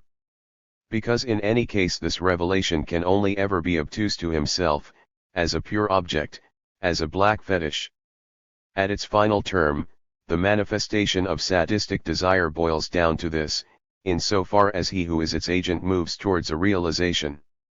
Likewise, if you recall the figure of Sada, you will see that it is not 105. By chance that what remains of him after a kind of transubstantiation accomplished down through the ages, after the imaginary elaboration of his figure across generations, is precisely the form with which Man Ray found it apt to furnish him the day he set about making his imaginary portrait, to wit, a petrified form. This could not be more different from the masochist's position, for whom this embodiment of himself as object is the declared goal, whether he becomes a dog under the table or a piece of merchandise, an item dealt with by contract, sold amongst other objects put on the market. In sum, what he seeks is his identification with the common object, the object of exchange. It remains impossible for him to grasp himself for what he is, inasmuch as, like all of us, he is Anna. As to finding out why this interests him so much, this acknowledgement that nevertheless remains impossible, this is what his analysis can reveal. Before he can even comprehend its particular conditions, however, there are certain structural conjunctions that need to be established here. Mark my words, I didn't say, without further comment, that the masochist attains his object identification. As with the sadist, this identification only appears on a stage. Except that, even on this stage, the sadist cannot behold himself, he can only behold the remainder. There is also something that the masochist cannot behold, and we shall see what later. This allows me to introduce some formulas, the first of which is that to recognize oneself as the object of one's desire, in the sense I have been spelling it, is always masochistic. This formula carries the interest of making you sensitive to how difficult this is. It is very convenient to make use of our little punch puppet and for example, that if masochism is involved then it is because the superego is a real meaning. Of course, we are aware of all the necessary distinctions to be drawn within masochism, erogenous masochism, women's masochism and moral masochism. But simply setting out this classification is a little bit like saying, there is this glass, there is Christian faith, and then there is Wall Street turning bearish. It leaves us wanting rather. If the term masochism is to have a meaning, a formula needs to be found for it that is valid across the board. If we were to say that the superego is the cause of masochism, we wouldn't get far beyond this satisfying intuition, except that we still need to take into account what I have taught you today about the cause. Let us say that the superego is part of the functioning of this object as its cause, such as I have introduced it today. I could even bring it into the series of objects that I will be calling upon for you. 106. They can be listed, but I am avoiding setting out this catalog at the outset so that you won't get dizzy, so that you won't think that the things to be found here are the same as those you've always found yourself with in connection with analysis, because it is not true. Though you might believe you know the function of the maternal breast or that of the sibilum, you know very well what obscurity still lingers in your minds regarding the phallus. And when it comes to the object that follows in the series, I'll give it to you nevertheless, as a way of giving your curiosity something to feed on. It is the eye, as such. Well, there, you really don't know any more. This is why this should only be approached with care, and for good reason, because if this is the object without which there would be no anxiety, then it is a dangerous object indeed. Let us be careful then, because it bites. For the time being, this care will provide me with the opportunity to show what I meant, 2 lessons back, in saying the following, which caught the ear of one of my listeners, that desire and law are one and the same thing. Desire and law are the same thing in the sense that their object is common to both of them. It is not enough to comfort oneself with the notion that they stand in the same relation as do the two sides of a wall, or the top side and the lining of a garment. This passes the difficulty off lightly. The central myth that enabled psychoanalysis to get underway has no other worth than to make you sense this. The Oedipus myth means nothing but the following at the origin: desire, as the father's desire, and the law are one and the same thing. The relationship between the law and desire is so tight that only the function of the law traces out the path of desire. Desire, as desire for the mother, is identical to the function of the law. It is inasmuch as she is forbidden by the law that the law imposes this desire for the mother, because, after all, in and of herself the mother is not the most desirable object there is. If everything is organized around the desire for the mother, if one must prefer woman to be other than the mother, what can this mean but that a commandment is introduced into the very structure of desire? To spell it right out, one desires with a commandment. The Oedipus myth means that the father's desire is what laid down the law. From this perspective, what is the value of masochism? This is its only value for the masochist. When desire and the law find themselves together again, what the masochist means to show, and I'll add, on his little stage, because this dimension should never be lost sight of, is that the desire of the other lays down the law. We can see one of its effects straight away. The masochist himself appears in the function that I would call the function of the ejectum. 107. It's our object A, but in the appearance of a cast-off, thrown to the dog, in the rubbish, in the bin, on the scrap heap of common objects, for want of being able to put it anywhere else. This is one of the aspects that the A can take on, such as it is illustrated in perversion. Mapped out thus at the level of masochism, this in no way exhausts what we can only discern by moving around it, namely, the function of the A. The central effect of this identity that conjugates the father desire with the law is the castration complex.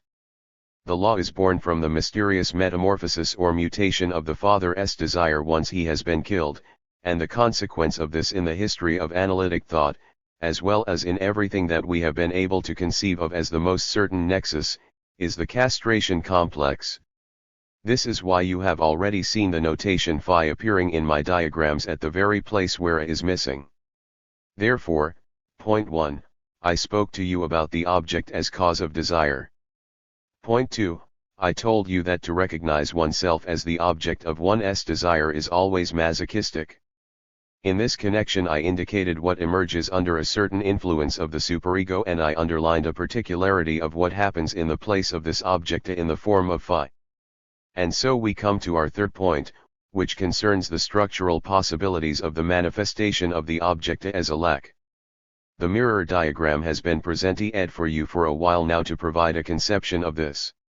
What is the object at the level of what subsists as a body and which hides from us, so to speak, its will?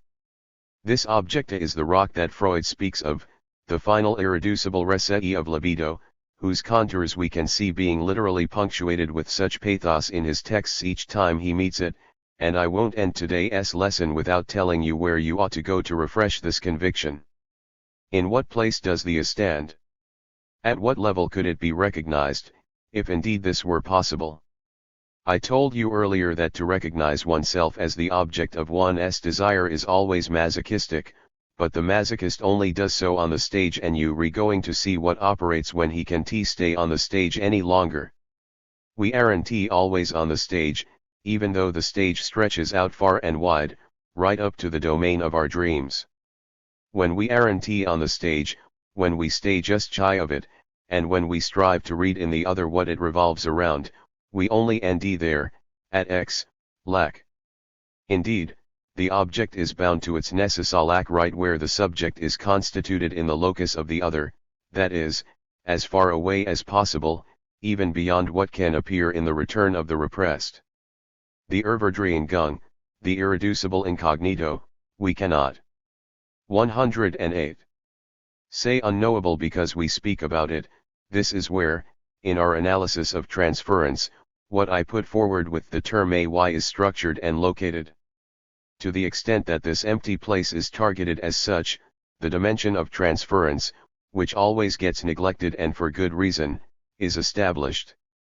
This place, inasmuch as it is circumscribed by something that is materialized in the image, a rim, an opening, a gap, where the constitution of the specular image shows its limit, is the elective locus of anxiety.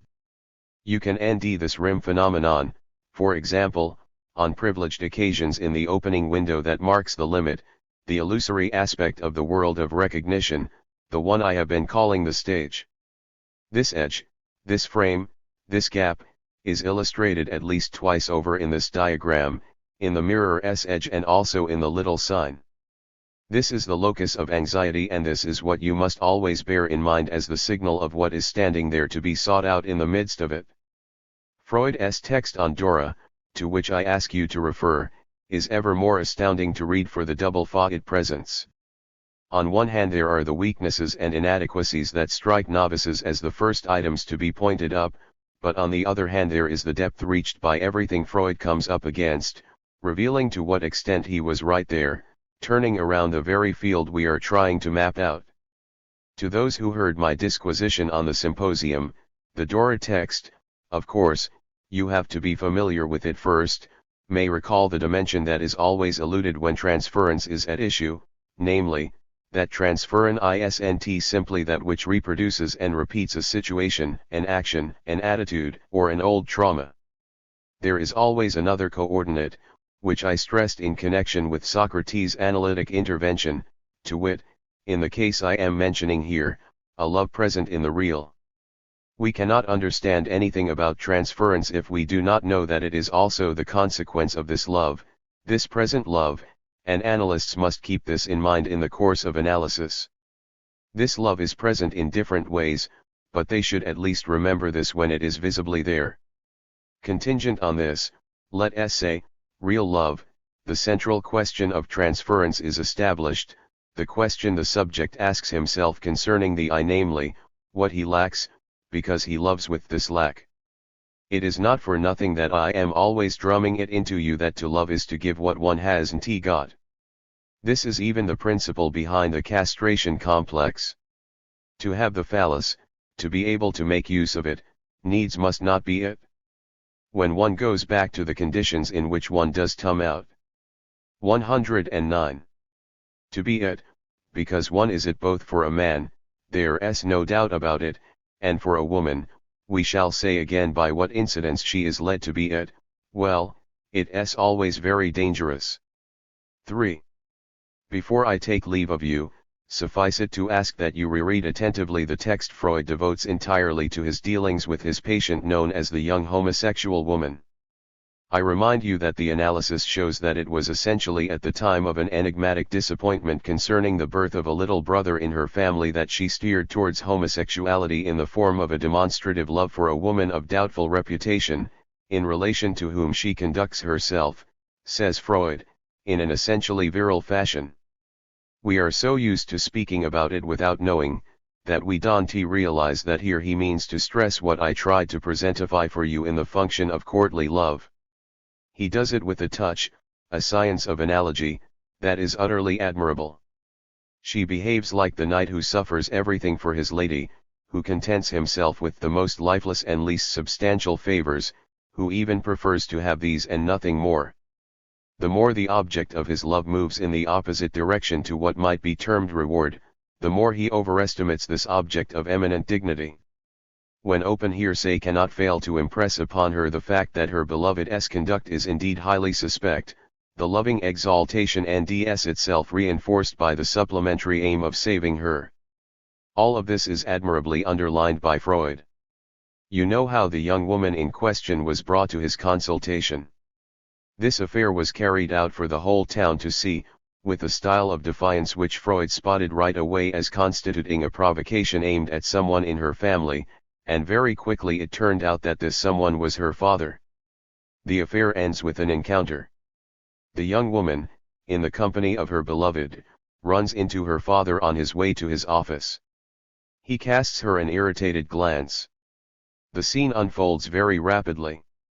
The loved one, for whom this adventure is doubtless but a somewhat lowly entertainment, who clearly starts to get a bit fed up with all this and doesn't want to expose herself to any great difficulties, says to the young woman that this has gone on long enough, that they are going to leave it at that, and for her to stop lavishly sending her flowers every day and following her around on her heels. With that, the young woman flings herself straight off a bridge. Once upon a time I pored over the maps of Vienna in great detail to give the case of Little Hans its full meaning, but today I won't be going so far as to tell you the exact place. It's very probably something comparable to what you can still see up on Boulevard Pereire, namely, a little cutting with a railway track at the bottom for a small line that is now disused. That's where the woman flings herself, niederkommt, lets herself drop. Simply recalling the analogy with giving birth is not sufficient to exhaust the meaning of this word. The niederkommen is essential to any sudden moment at which the subject is brought into relation with what he is as a. It is not for nothing that the melancholic subject has such a propensity to fling himself out of the window, which he always does at such disconcerting speed, in a shot. Indeed, inasmuch as it calls to mind the limit between the stage and the world, the window indicates for us what is meant by this act. In some w the subject comes back to the state of fundamental exclusion he feels himself to be in. The leap is taken at the very moment that, in the absolute of a subject that only we analysts can form an idea of, the conjunction of desire and the law is brought about. This is specifically what happens at the moment when the couple formed by the knightly lass of Lesbos and her Anna Karenina object, if I may say so, meet the father. To understand how the passage al act occurred, it is not enough to say that the father cast an irritated glance. There is something here that touches on the very foundation of the relationship, its structure as such. What is at issue? Let us be brief and to the point. I think you've been sufficiently primed to hear this. The young woman, whose disappointment with her father because of the birth of her younger brother was the turning point in her life, had therefore set about making of her womanly castration what the knight does with his lady, namely, to offer her precisely the sacrifice of his virile prerogatives, which, through the inversion of this sacrifice, made her the support of what lacks in the eld of the other, namely, the supreme guarantee of the following, that the law is truly and verily the Father's desire, that one can be sure of this, that there is a glory of the Father, an absolute falsify. Without doubt, resentment and revenge are decisive in the young woman's relationship with her father. Her resentment and her revenge are this law, this supreme phallus. This is where I place the capital Phi. Because I have been disappointed in my attachment to you, Father Alpha, and I can be neither your submissive woman nor your OECT, she will be my lady, and I shall be the one who sustains, who creates, the idealized relationship with that part of me that has been spurned, with that part of my womanly being that is inadequate. Indeed, let us 111. Not forget that she gave up cultivating her narcissism, she lost interest in her appearance and her coquetry, her beauty, to become the lady's devoted knight. All of this entire scene, is what meets the father's eye in the simple encounter on the bridge. And this scene, which had gained the subject's full approval, nevertheless loses all its value with the disapproval felt in this look. It is to this extent that there next occurs what we might call, in referring to the first chart I gave you of anxiety's coordinates, supreme embarrassment. Then comes emotion. Go back to the chart. You will see its precise coordinates. Emotion comes to her through the sudden impossibility of facing up to the scene her beloved is making. Here, I am addressing someone who asked me to anticipate a little what I might have to say on the distinction between acting out and passage A/act. We shall have to come back to this, but we can already reveal that the two essential conditions of what is known, properly speaking, as passage A/act are realized here. What occurs then is the subject's absolute identication with the A to which she is reduced. Here, it is a matter of the confrontation between the father's desire, upon which her entire conduct is built, and the law that is presentified in the father's gaze. This is what leads her to feel definitively identified with A and, by the same token, rejected, evacuated, from the stage. And only the being dropped, the letting oneself drop, can realize this. I don't have enough time today to indicate to you in what direction this is heading. Let us say, however, that Freud's famous note on mourning, about the identification with the object as that upon which bears what he expressed as a vengeance on the part of the griever, is not sufficient. We mourn and we feel its effects of devaluation inasmuch as the object we are mourning was, without us knowing, the one that had become, the one that we had made, the support of our castration. When this comes back at us, we see ourselves for what we are, in so far as we have essentially gone back to this position of castration. You can see time is getting on and I can only give you an indication here. Two things designate very well to what extent this is what is involved. First of all, the way Freud senses that, regardless of the spectacular advance the subject might be making in her analysis, it passes over her, so to speak, like water off a duck's back. He perfectly designates, through all the possible coordinates, the place specific to it in the mirror of the other. Of course he hasn't got the elements of my topology at his disposal, but you can't put it more clearly than that. I am coming to a standstill, I am coming up against something. 112. So he says, akin to what happens in hypnosis. Now, what happens in hypnosis? The subject, in the mirror of the other, is capable of reading everything that stands at the level of the little vase traced out in a dotted line, that is, he goes straight for everything that can be made specular. It's not for nothing that the mirror, the carafe stopper, even the hypnotizer's gaze, are the instruments of hypnosis. The only thing one doesn't see in hypnosis is precisely the stopper itself, or the hypnotizer's gaze, namely, the cause behind the hypnosis. The cause of hypnosis does not deliver itself up in the consequences of hypnosis. The other reference is the obsessional doubt. And what does this radical doubt bear on, this being also what makes the analyses of obsessionals go on for ages and ages, and very nicely so. The obsessional's treatment is always a veritable honeymoon between analyst and patient, in so far as it is centered right where Freud designates very well what kind of discourse the obsessional holds, namely he's really very fine this man, he tells me the most beautiful things in the world, the trouble is, I don't altogether believe in it. If it's central, it's because it's right here, in X. In the case of the young homosexual woman, what's at stake is a certain promotion of the phallus, as such, in the place of A. This is precisely what should enlighten us as to the outcome of the treatment. I hesitate to broach it here because it's such a marvelously illuminating text that I don't need to give you its other properties. I beg you at least not to take the closing remarks of this text for one of those ritornellos to which we have since become accustomed. Here he gives us what he was in the course of uncovering, namely, the distinction between inborn constitutional elements and acquired historical elements, small matter which, in the determination of homosexuality. By setting apart the oectual as such, the choice of object, by showing that it entails originative mechanisms, he singles out the object as such, as the field specific to analysis. Effectively, everything turns around the subject's relation to A. The paradox of this analysis borders on what I indicated for you last time as the point at which Freud bequeaths us the question of how to operate at the level of the castration complex. This paradox is designated by something that is part and parcel of the observation, and I am surprised that this is not the most common object of surprise among analysts, namely, that this analysis comes to an end with Freud dropping her. We are now better able to articulate what happened with Dora, and I'll be coming back to this. All of that was very far from being just some mere tactlessness, and we can say that, though Dora was 113. Not analyzed right up to the end, Freud saw clearly right up to the end.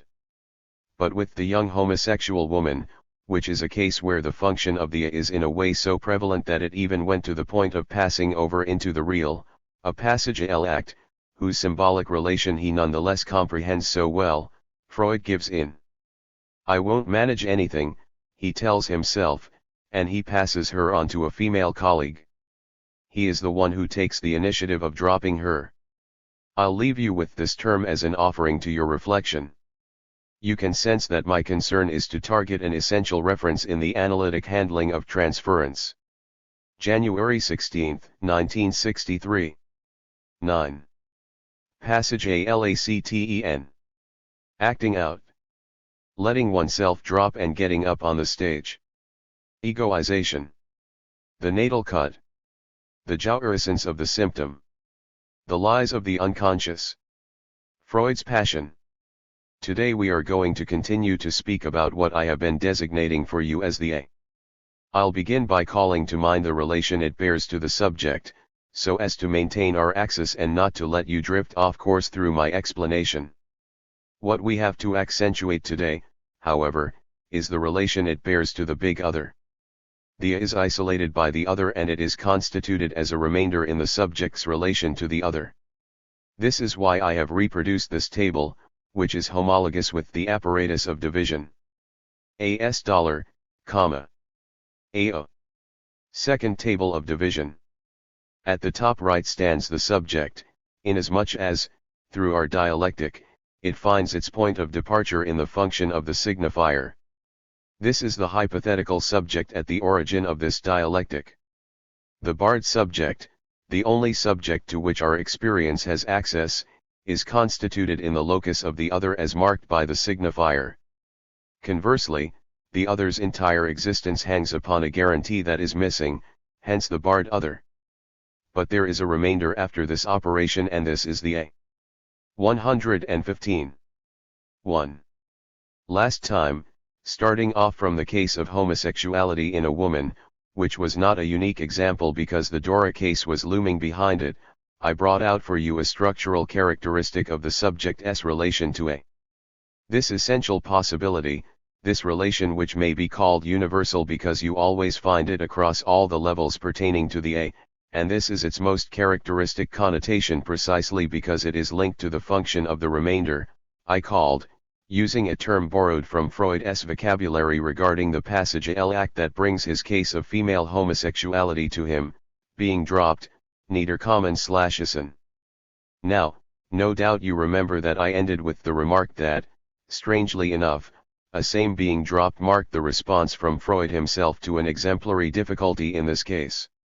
In everything of which Freud has given us an account with regard to his action, his conduct, and his experience, this being dropped is unique and at the same time is so evident in his text, almost provocative, that for some it becomes practically invisible when reading it.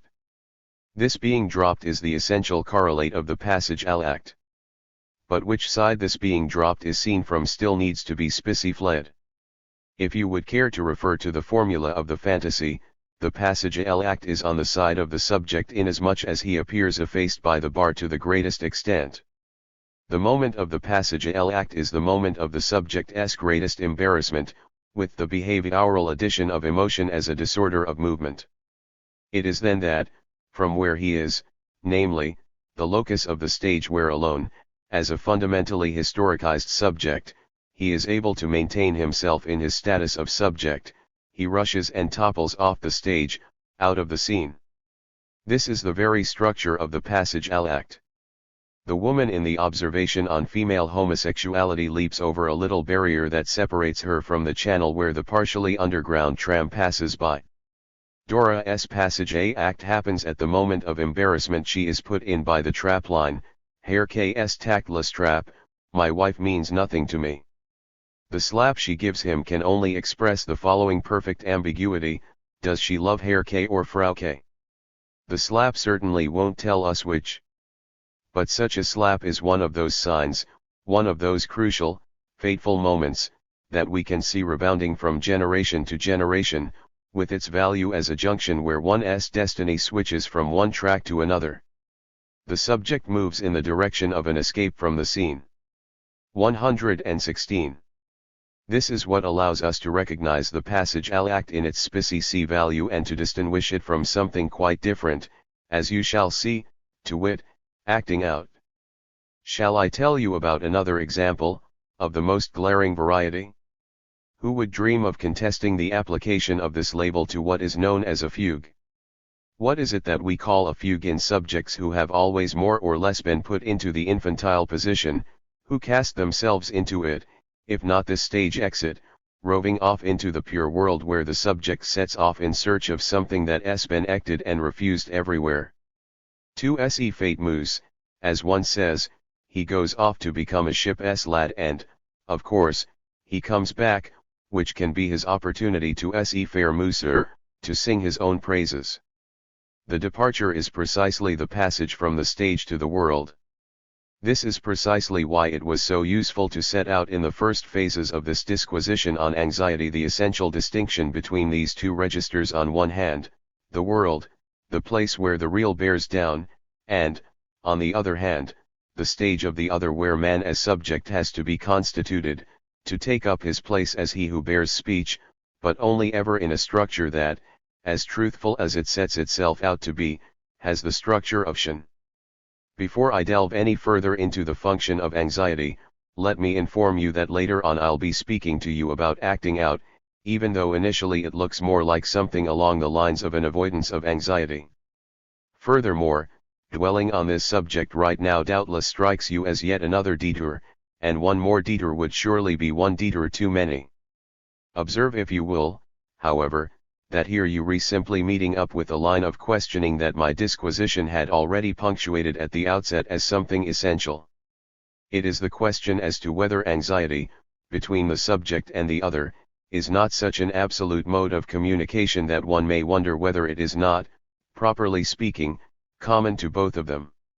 In this regard, I note that we have to take into account the fact of anxiety in certain animals. This is one of the features which gives us great difficulty, but which we have to preserve and which no disquisition on anxiety ought to misrecognize. I am placing here, in order to find it again later, a little marker, a little white pebble. How can we be so sure about a feeling in an animal? Now, anxiety is indeed the only feeling we can have no doubt about when we meet it in an animal. We find there, in an outer form, the character that I have already noted as included in anxiety, that which does not deceive. 117. 2. So, having drawn up the diagram for what I hope to cover today, I begin with a few reminders. Freud's ultimate thinking points out that anxiety is a signal in the ego. If this signal is in the ego, it must be somewhere in the locus of the ideal ego. I think I've gone far enough into this for you to know that it must be at X on the diagram. This signal is a rim phenomenon in the imaginary eld of the ego. The term rim derives its legitimacy from the affirmation by Freud himself that the ego is a surface, and even, he adds, a surface projection, as I reminded you in its time. 1 say, therefore, that it is a color, a term whose metaphorical use I'll be justifying on a later occasion. This color is produced on the rim of the specular surface, itself a mirroring, being specular, of the real surface The ideal ego is the function whereby the ego is constituted through the series of its identifications with certain objects, with respect to which Freud underlines, in Das, Chund das Es, a problem that leaves him baffled, the ambiguity between identikation and love. We want to be surprised, therefore, that we can only approach it ourselves with the help of the formulas that test out the VE status of our specific subjectivity in discourse, to be understood as learned discourse, the disquisition of the teacher. The ambiguity at issue here designates the relationship I've been stressing for a long time now, the relationship between being and having. To emphasize this with a reference point taken from the salient points of Freud's over itself, it is the identikation that lies essentially at the root of mourning, for example. How is it that the object of identification, is also the object of love? Well, it is to the extent that it metaphorically wrenches the lover, to use the medieval and traditional term, from the status in which he presents himself, the status of the lovable one, EPVO, to make him EPNV, a subject of lack, whereby he constitutes himself properly in love. This is what gives him, so to speak, the instrument of love, inasmuch as, we fall back into this one loves, when one is a lover, with what one hasn't got. The is called a in our discourse not merely for the algebraic function of the letter that we were promoting the other day, but, if I may say so, light-heartedly, because it s what on and a plus, what we nt got no more. This is why this a that in love we nt got no more can be found again along the regressive path in identification in the form of the identication with being it. This is why Freud qualifies the passage from love to identification using precisely the ten. 118. Regression, but, in this regression remains what it is, an instrument. It is with what one is that one can have or have not, as it were. The real image encloses the objects A. It is with the real image, constituted, when it emerges, as I that one clasps or not the multiplicity of objects A, here represented by the real flowers, in the neck of the vase, and this is thanks to the concave mirror at the far end, a symbol of something that must stand to be found in the structure of the cortex, the foundation of a certain relationship that man has with the image of his body, and with the different objects that can be constituted from this body, with the fragments of the original body grasped or not at the moment when I, A, has the opportunity of being constituted. Prior to the mirror stage, that which will be I, A, lies in the disorder of the objects in the plural, and it is not yet a question of having them or not. This is the true meaning, the deepest meaning, to be given to the term autoeroticism. One lacks any self, as it were, completely and utterly. It is not the outside. 119. World that one lacks, as it is quite wrongly expressed, it is oneself. This is where the possibility of the fragmented body fantasy that some of you have met in schizophrenics lies. This does not enable us, however, to decide upon the determinism of this fantasy, and this is why I pointed out the worth of a recent piece of research concerning the coordinates of this determinism.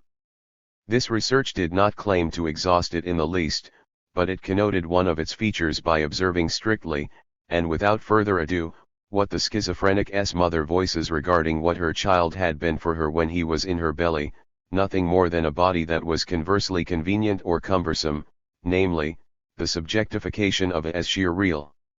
Let us stay for a while with the state that stands prior to the emergence of the image I, A, prior to the distinction between all the objects A and the real image in relation to which they will be the remainder that one has or has not, in order to make the following remark. Freud tells us that anxiety is a REM phenomenon, a signal that is produced at the ego's limit when it is threatened by something that must not appear. This is the A, the remainder, which is abhorred by the other. How is it that the movement of reflection, like the guide rails of experience, led the analysts, first Rank and then Freud, to the following point in this connection, to find the origin of anxiety at the pre-specular and pre-autoerotic level of birth, where no one in the analytic circle has ever dreamt of speaking about the constitution of an ego. This really is the proof that, though it is indeed possible to define anxiety as a signal, a REM phenomenon, within the ego when the ego has been constituted, this is surely not exhaustive. We find this quite clearly in some of the most well-known phenomena that accompany anxiety, those that are designated as phenomena of depersonalization. These are precisely the most contrary phenomena to the structure of the ego as such. This raises a question that we cannot avoid, that of locating depersonalization authentically, all the more so given that under this heading, when we see the points of divergence among the different authors, the phenomena are grouped together in a way that is certainly ambiguous from the analytic point of view. We know about the place depersonalization has taken in the specific way it has been marked out by one or several authors from the French school whom I've already had occasion to reference. You will easily recognize the relationships between this way of marking things out and what I've been developing here, and it is even to be presumed that the outlines I gave previously are not foreign to it. The notion of distance is indeed almost palpable in this diagram. 120. Where I have always marked the distance that had to be kept from the mirror in order to afford the subject this distancing from himself that the specular dimension is designed to offer him. We cannot conclude from this, however, that any getting closer could provide us with the solution to any of the difficulties that are generated by the necessity of this distance. In other words, what should be said is not that the objects are invasive in psychosis. What is it that constitutes their danger as far as the ego is concerned? Well, the vest structure of these objects makes them unsuitable for egoization. This is what I tried to get you to grasp with the help of what you might call, if you like, topological metaphors, but I think it takes things further insofar as they introduce the possibility of a non-specularizable form in the structure of certain of these objects. Phenomenologically speaking, it seems to go without saying that depersonalization begins with the non-recognition of the specular image. We all know just how tangible this fact is in the clinic and with what frequency the subject starts to be gripped by a depersonalizing vacillation whenever he cannot find himself in the mirror, or anything else analogous to one in a situation of this kind. But this formula, which does set out the fact, is no less inadequate. If what is seen in the mirror is anguishing, it is insofar as it cannot be proposed to the other's acknowledgement. It's enough just to refer to the moment I marked out as characteristic of the experience of the mirror and paradigmatic of the constitution of the ideal ego in the space of the other, the moment the child turns his head, with that familiar movement I've described for you, towards this other, this witness, this adult who stands behind him, to communicate to him by way of a smile the manifestations of his jubilation, let us say, the manifestations of something that makes him communicate it. Through the specular image. Should the relationship that is struck up with the specular image be such that the subject is too captive to the image for this movement to be possible, it's because the purely dyadic relationship dispossesses him of his relation to the big other. Moreover, this sense of dispossession has been well observed by clinicians in psychosis. There, specularization is strange, odd as the English say, unpaired, devoid of s and metre. It is Maupassant s/a, the or le space, outside space, inasmuch as space is the dimension of the superposable. At the point we've reached, let us pause on what is meant by the separation linked to birth anxiety. Some imprecision lingers here, which gives rise to all kinds of confusion. I won't have time to do any more than indicate it, and I will be coming back to it, but you 121 should know, however, that some major reservations ought to be voiced pertaining to the structuring of the phenomenon of anxiety at the place of birth. You just have to go and look at Freud's text. He says that at the level of birth anxiety a whole constellation of movements are constituted, principally vasomotor and respiratory ones, a real constellation that will be carried over to anxiety in its function of signal in the same way as the hysterical access point is constituted, which is itself a reproduction of inherited movements for the expression of certain emotional moments. This is assuredly altogether inconceivable. It is impossible to locate such a complex relationship between anxiety and the ego right back at the start. Although, thereafter, it will be able to serve as the ego's signal, this is only through the intermediary of the relationship between I, A, and precisely the intermediary of what we have to seek out here in terms of a structural operator, namely, the cut. But then, the initial typical separation, the one that enables us to approach and form an idea of this relationship, is not the separation from the mother. The cut in question is not the one that cleaves child from mother. The way the child dwells within the mother at the origin poses the whole problem of the character of the egg's relation to the mother's body in mammals.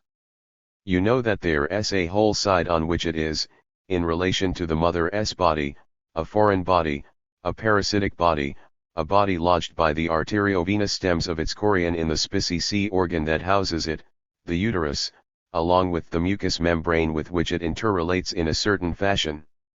The cut that interests us, the cut that leaves its stamp on a certain number of clinically recognizable phenomena and for which we cannot elude it, is a cut that, thank goodness, for our idea of it, is much more satisfying than the cut of the child who is born when he falls into the world.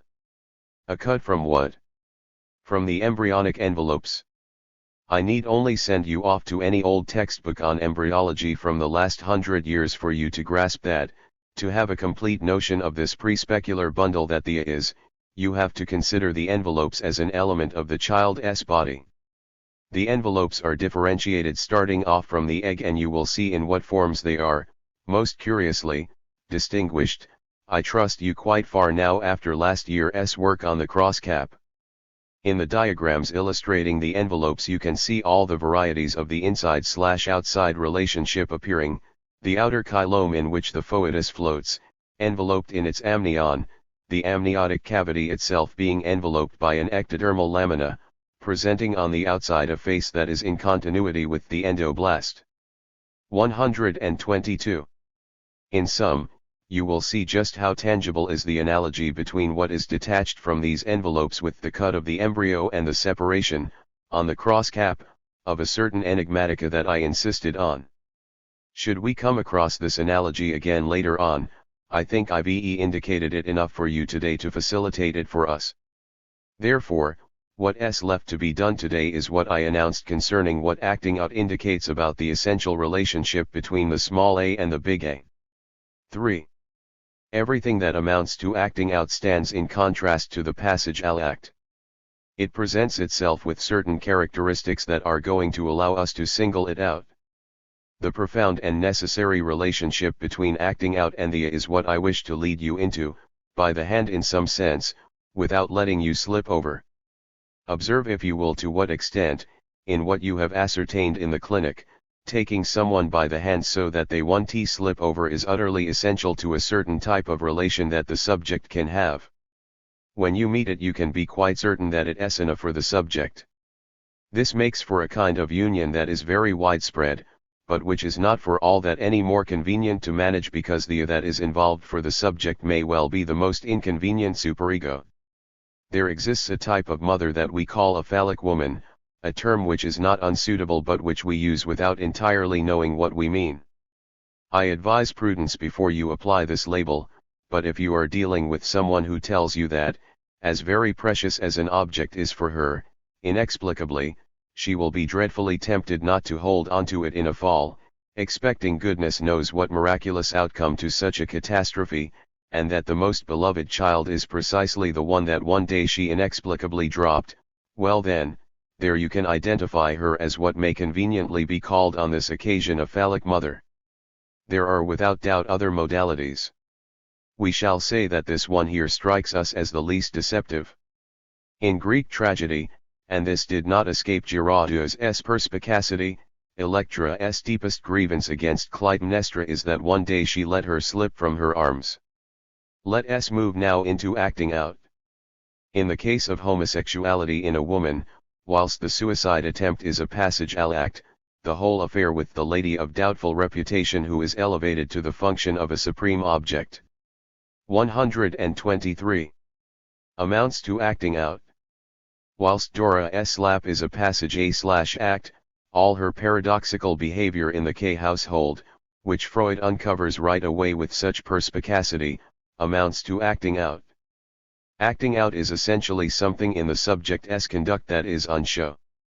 The demonstrative aspect of any acting out, its orientation towards the other, must be noted. In the case of the young homosexual woman, Freud insists on this. Her conduct is on display to the eyes of all and sundry. The more scandalous this display becomes, the more her conduct is accentuated. And what is on show is essentially on show as something other than what it is. What it is, nobody knows, but nobody doubts that it is something else. What it is, Freud says so himself, is that she would have liked a child from her father. But should you content yourselves with that, then you really not hard to please, because this child has nothing to do with a maternal need. This is why I insisted at least on indicating that, contrary to the whole direction that analytic thinking has slid off in, the child's relation to the mother ought to be placed in a position that is in some sense lateral in relation to the main current of the elucidation of unconscious desire.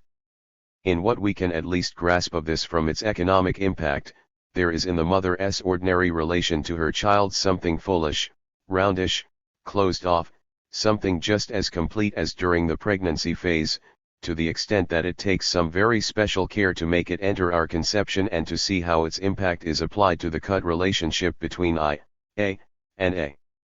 After all, our experience of the transference is enough to see at what moment in the analysis our female patients fall pregnant and how it serves them. It's always the bulwark of a return to the deepest narcissism. But let us leave that aside.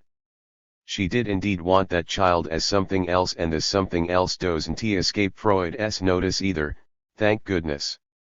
She wanted the child as a phallus, that is, as it is spelt out in doctrine in the most developed fashion in Freud, as a substitute, as ersatz, as something that here falls squarely into our dialectic of cut and lack, of the as an off-cut, as something missing. This is what allows her, having failed in the realization of her desire, to realize it both differently and in the same way, as EP and V. She turns herself into a lover. In other words, she poises herself in what she hasn't got, the phallus, and to make a good show of having it, she gives it. It is indeed an utterly demonstrative way. Freud tells us that she behaves towards the lady as a devoted knight, as a man, as one who can sacrifice for her what he has, his phallus. So, let us combine these two terms, showing, or displaying, and 124. Desire, so as to single out a desire whose essence is to show oneself as other, and yet, in showing oneself as other, thereby to designate oneself. In acting out, we shall say therefore that desire, to assert itself as truth, sets out on a path that doubtless it only manages to take in a way we would call peculiar if we didn't already know, from our work here, that truth is not in desire's nature. If we call to mind the formula that desire cannot be articulable even though it is articulated, we will be less astonished by the phenomenon with which we are faced. I even gave you a further link in the chain. It is articulated objectively, articulated to the object that last time I called cause of desire. Acting out is essentially monstration, showing, which is doubtless veiled, but not veiled in and of itself. It is only veiled for us, as the subject of acting out, inasmuch as it speaks, inasmuch as it could be truthful. Otherwise, on the contrary, it is as visible as can be, and this is precisely why it is invisible in another register, showing its cause. The crux of what is on show is this remainder, this off-cut, which falls away in the affair. Betwixt the subject dollar, here othered, so to speak, in his structure of fiction, and the other, IA, which cannot be authenticated, never fully authenticated, what emerges is the remainder, A, the pound of flesh. This means that you can borrow as much as you like to fill the holes of desire, like those of melancholia, and there you have the Jew who knows a thing or two about balancing the books and who in the end asks for the pound of flesh. I think you know whom I am quoting. This is the trait you always meet up with in what amounts to acting out. Remember what I had occasion to write in my report on the direction of the treatment about Ernst Kriss's observation with respect to the case of plagiarism. Being on a certain path that perhaps we shall have to name, Kriss seeks to silence his patient by means of the truth. He shows him in the most irrefutable way that he is not a plagiarist, he has read his book and it is well and truly original. On the contrary, the others are the ones who've been copying him. The subject cannot dispute this. Only, he doesn't give a damn. And when he leaves, what does he go and do? As you know, I think there are nonetheless a few people, a majority of you, who read what I write now and then, he goes and gobbles down a plate of fresh brains. I am not in the process of calling to mind the mechanism of the case. I am teaching you to recognize acting out and what it means, namely, what I am designating for you as the or the pound of flesh. With the fresh brains, the patient simply gives a sign to Ernst Kriss. Everything you say is true, only it leaves the question unscathed. There are still the fresh brains. To make a point of it, I am going to eat some right afterwards so that I can tell you about it the next session. I insist, on matters such as these it's impossible to move too slowly.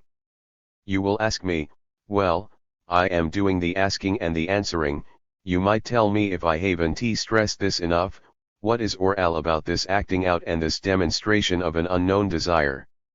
The symptom is the same. Acting out is a symptom. The symptom shows itself as something else too. The proof is that it has to be interpreted. Well, let us dot the i's then. You know that the symptom is not to be interpreted directly, that it takes transference, that is, the introduction of the other. Perhaps you re still not quite grasping this, and you'll be telling me we load a yes, that's what you retelling us about acting out. No, it's not. It is not in the essential nature of the symptom to have to be interpreted. It doesn't call upon interpretation in the way that acting out does, contrary to what you might think.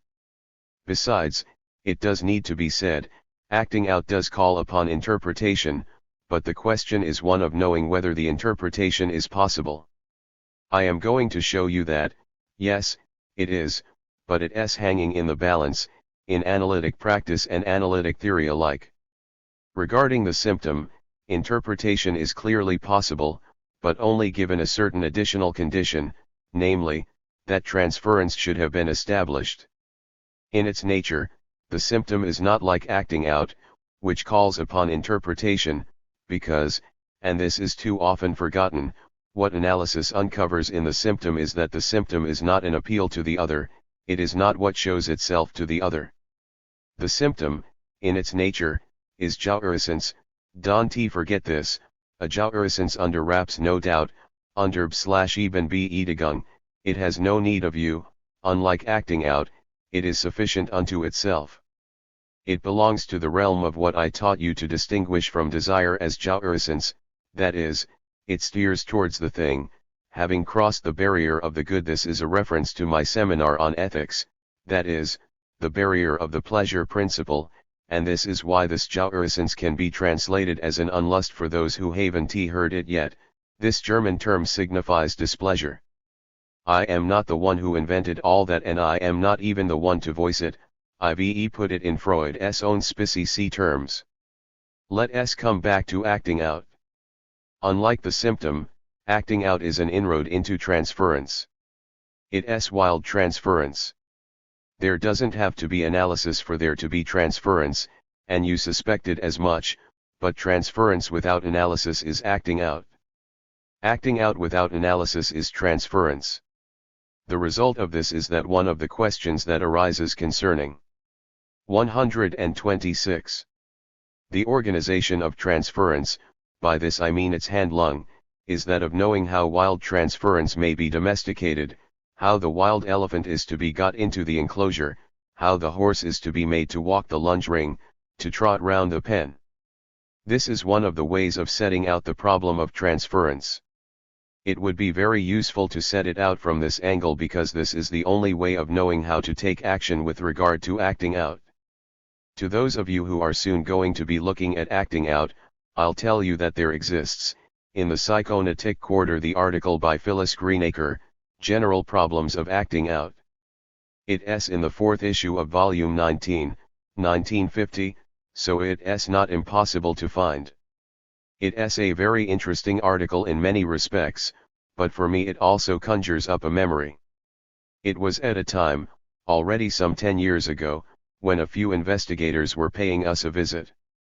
Phyllis Greenacre, who was among them, gave me occasion to observe a fine acting out, namely, the frantic masturbation, which she gave herself over to before my very eyes, of a little female clam digger, a Japanese netsuke that was in my possession, and still bears the traces of this, the object I mean. I must also say that her visit was the occasion of a very agreeable conversation, much better than the one I had with Mrs. Lampedegrote, which was punctuated by various passages A/act, including leaps and bounds that nearly took her up to the ceiling, low as it admittedly is, of my consulting room. So, in the article General Problems of Acting Out, one finds some very pertinent remarks, albeit that as you'll see, those of you who read it, they stand to gain from being clarified by the original outlines I am sketching out for you here. The question is one of knowing how to take action with regard to acting out. There are 3 ways, she says. To interpret it, to prohibit it, or to strengthen the ego. When it comes to interpreting it, she doesn't labor under any illusion.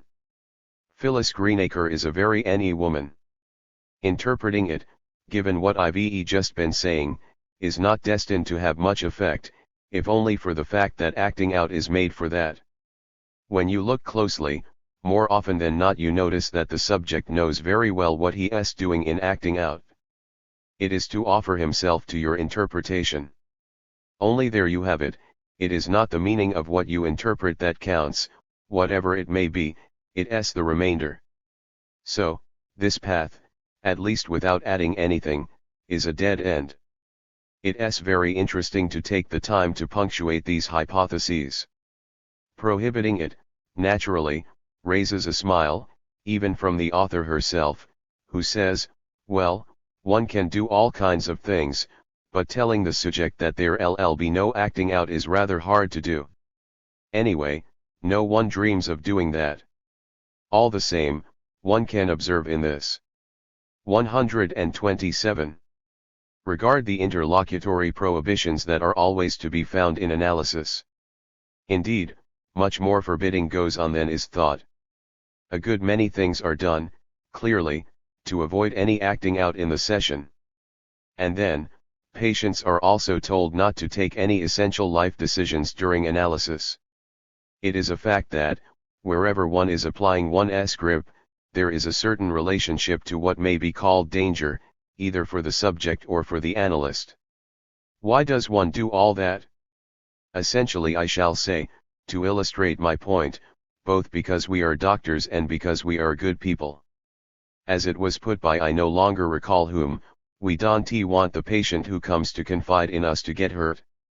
And the most astonishing thing is that we manage this. The fact that we notice acting out is all the same the sign that we prevent a great deal of it. Is that what Mrs. Greenacre is speaking about when she says that a true transference has to be allowed to establish itself more solidly? I should like to point out here one aspect of analysis that people don't see. Its accident insurance aspect, its health insurance aspect. It's very funny, though, at least once an analyst has got what is known as experience under his belt, that is, everything that, in his own specific attitude, he is most often unaware of just how rare short-term illnesses are during analyses, just how much, in an analysis which goes on a bit, colds, bouts of flu and such like, vanish, and even where long-term illnesses are concerned, if there were more analyses in society, we'd all be faring much better. I think national insurance and life insurance too should take into account the proportion of analyses in the population to alter their rates. Conversely, when accidents do occur, I am not only speaking about acting out, it is very frequently ascribed, by the patient and those around him, to the analysis. It is in a way ascribed to the analysis by its very nature. They are right, it's acting out, so it's addressed to the other, and if one is in analysis, then it's addressed to the analyst. If he has taken up this place, then too bad for him. He still has the responsibility that comes with this place that he has agreed to occupy. These questions are perhaps designed to clarify for you what I mean when I speak about the analyst's desire and when I pose the question of this desire. I want to be stopping, however, to examine what shifted the question of the way in which we domesticate the transference in the direction of strengthening the ego, the third of the hypotheses, because as you've heard me say, it's not straightforward. Nor will I be stopping to affirm what I've always stood in opposition to, because, as is admitted by those who have been walking this path. 128. For well over a decade, and more precisely for so many decades that people are starting to speak about it much less now, this is a matter of leading the subject to identification. An entire literature admits as much. It is not about identifying with an image as the reflection of the ideal ego in the other, but with the analyst's ego, resulting in what Ballin speaks of, the veritable manic T that he describes as standing at the end of an analysis thus characterized. What exactly does this fit represent? It represents the insurrection of the that remains entirely untouched. 4. Let us come back to Freud and to the observation on the case of homosexuality in a woman, in which we find all kinds of altogether admirable remarks. Even though he tells us that there is nothing to indicate that anything called transference is occurring here, he says at the same time that it would be out of the question to give any time to the hypothesis that there is no transference. A kind of blind spot in his position is being indicated here, because this misrecognizes entirely what the transference relation is about, and we even find it expressly worded in the disquisition of Freud himself on this case. This patient, this is spelt out as such, was lying to him in her dreams. For Freud, this is the characteristic feature of the case. The precious lie of this disquisition on homosexuality in a woman lies in the fact that Freud comes to a halt, gobsmacked, faced with the following. He too does the asking and the answering: what? The unconscious can lie? Indeed, this patient's dreams mark, day by day, great strides towards the sex to which she is destined, but Freud doesn't believe in it for 1 minute, and quite rightly, because the same sufferer who reports these dreams to him also says to him, but yes, of course that will allow me to marry and, at the same time, the best part, to occupy myself with women. Therefore, she tells him herself that she is lying. And besides, Freud doesn't doubt it. This is precisely what gives the appearance of an absence of any relationship of transference. He comes to a halt on the following: but then, this unconscious that we are accustomed to considering as the most profound, the true truth, can therefore deceive us?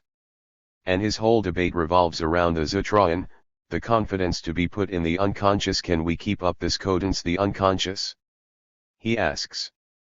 129.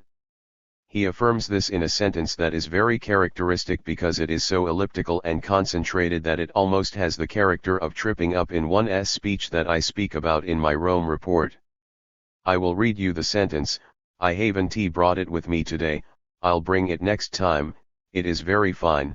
It con ms a snag with regard to the unconscious. The unconscious always merits our condence, he says, and the discourse of the dream is something other than the unconscious.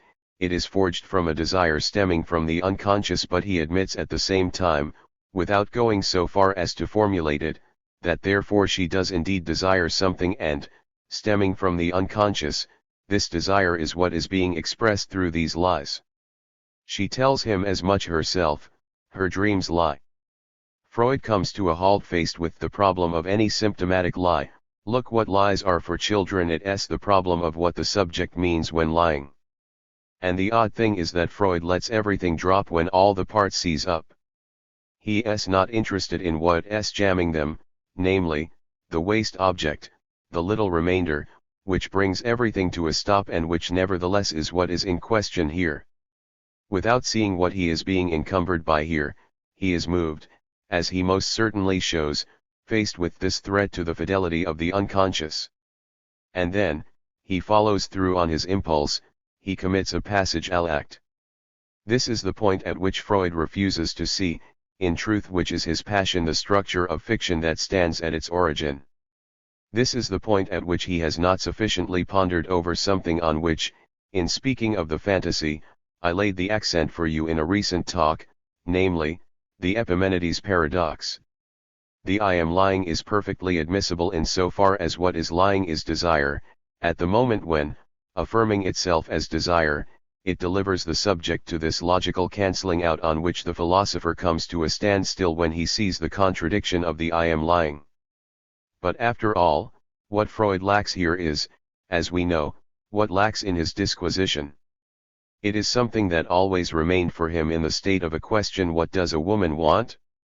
This is where Freud's thinking trips up over something that we may call, provisionally, femininity. Don't make out that I am saying that woman per se is mendacious when I say that femininity is evasive and that there is something of an angle here, to employ the term of the I Ching, of pliant gentleness, one something over which Freud nearly choked to death when he found out, shortly after the fact, about the nighttime stroll his aunt she had taken, on the very day they exchanged their NAL vows, with some cousin or other without telling him. I am saying. 130. Some cousin or other, I don't remember very well whom, I haven't checked in the biography, never mind whom, one of those swains with an assured future, as some say, which means that they don't really have any future at all. That's where the blind spot is. Freud wants the woman to tell him everything. Well, so she did with the talking cure and the chimney sweeping. Ah, they gave her chimney a fine old sweeping. For a while, they do all right for themselves in all that, the important thing was to be together, up the same chimney. Only, when they climb back out again, a question arises. You re-familiar with this? I re-led it at the end of one of my articles, it's borrowed from the Talmud. When they come out of a chimney together, which of the two is going to dust himself off? Yes, I advise you to reread that article, and not only that one but also the one I wrote on the Freudian thing. You can see the Freudian thing designated there, I dare say with some accentuation. Diana is the one I designate as showing where we are to give chase in this ongoing hunt. The Freudian thing is what Freud dropped, but it goes on after his death, and it is still what leads the stock, in the shape of the hunting party we form. We shall continue this pursuit next time.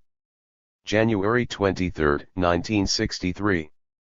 X on a lack that is irreducible to the signifier. Differential topology of wholes. A lack for which the symbol cannot compensate the object in transference. Margaret Little and her capital R cut interpretation. We've always been taught that anxiety is a fear without an object. Claptrap. We may already say here, where another discourse has been voiced. Claptrap that, as scientific as it is, resembles the song with which a child reassures himself. For the truth I'm setting out for you I formulate as follows: anxiety is not without an object. This doesn't mean that this object is accessible by the same path as all the rest. I've already emphasized that to say that a discourse that is homologous or similar to any other part of scientific discourse can symbolize this object, can put us alongside it in this relationship of symbol to which we shall be coming back later, would be yet another way of getting rid of anxiety. Although anxiety sustains this relationship of not being without an object, it is on the condition that we are not committed to saying, as one would of another object, which object is involved, nor even to being able to say which. In other words, anxiety introduces us, with the accent of utmost communicability, to a function that is, for our field, radical, the function of lack. 1. The relation to lack is so intrinsic to the constitution of any logic that it may be said that the history of logic is the story of its successes in masking this, in which it resembles an enormous bungled action, if we give this term its positive meaning. 132. This is indeed why you can always see me wending my way back to these paradoxes of logic that are designed to suggest the paths, the gates of end through which is impressed upon us, by which is XED, that certain style that allows us to bring off this bungled action, that is, not to bungle lack. This is also why I thought I would once more introduce my talk today by means of an apology. It is but that, and you cannot base yourselves on any analogy to find anything in it that might lend support to a situating of this lack. But this apology is, however, useful when it comes to reopening the dimension, whose rut any discourse from the analytic literature itself, necessarily leads you back into, in the intervals, I would say, between my talks for your catching up week in week out, the dimension of something which can be sealed off in our experience, and which any gap whereby it would designate this lack would still be something that any such discourse could fill. So, a little apologue the first that came to me, there could be others, I simply want to go quickly. I once said to you that, in sum, there is no lack in the real, that lack is only graspable through the intermediary of the symbolic. At the level of the library, one can say, volumes is missing from its place. This block is a place that is designated by the prior introduction of the symbolic in the real. By virtue of this, the lack I am speaking about is easily filled by the symbol. It designates place, it designates absence, and it presents what is not there. But now take a look at the volume I acquired this week and which inspired this little apology. On the first page it carries the note, the four prints from page Y to page Z are missing. Would this mean, though, that the function of double negation comes into play? Would this mean that, if the volume happens to be missing from its place, the lack of the four prints would be undone and they would be back in the volume? It's blindingly obvious that it wouldn't. This apology might strike you as somewhat foolish. This is, however, the whole question of logic when one transposes into intuitive terms what the Eulerian diagram imparts to the inclusion of lack. What position does the family have in the genus? The individual in the species? Within a circle inscribed on a plane, what is the whole? If I made you do so much topology last year, it was precisely to suggest that the function of the whole is not univocal. Something always introduces itself onto the path of thought, something to which we give various different forms, metaphori. 133.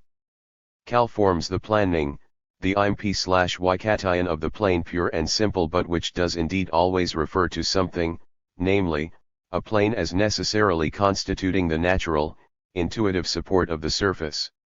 Now, the relation to the surface is infinitely more complex, as I showed you simply by introducing you to the ring or the torus. This surface has the appearance of being one of the most readily imaginable, but if one develops it in order to be able to refer to it, and on the condition that you consider it to be precisely what it is, a surface, you will have noticed that one can see the function of the whole varying rather oddly. I 11 point out to you once more how this has to be understood. Irreducible circle. Another irreducible circle. Reducible circle. The two types of hole on the torus. It's a matter of knowing how a hole can be filled, how it can close up. It can be represented as a shrinking circle. Even though any old circle drawn on the plane can shrink down to nothing more than a point, a vanishing limit point, and then disappear altogether, this is not the case on the surface of the torus. There are circles on the surface of the torus on which we can operate in this way, but we only have to draw our circle in a different way to see that it cannot shrink down to zero. Structures exist that do not entail the whole being filled. I am drawing so as not to express myself otherwise. The essence of the crosscap, such as I showed it to you last year, is that it doesn't furnish us with the diversity of the two kinds of circle. Whatever cut you trace onto the surface, you will never get a circle that can be reduced to a point. Whether we draw it in a way that is homologous with the cut that on the torus partakes of the two kinds of circle, or whether we go via the privileged pointito which I drew your attention last year, at the level of the crosscap you will always get something that, in its appearance, can be reduced to the minimal surface, but not without there remaining at the end, regardless of how the cut may vary, something that is symbolized not as a concentric reduction, but in an irreducible form, that one there or this one here, which is the 134. The minimal surface of the crosscap same, the one known as the inner eight, which one must distinguish from the concentric punctification.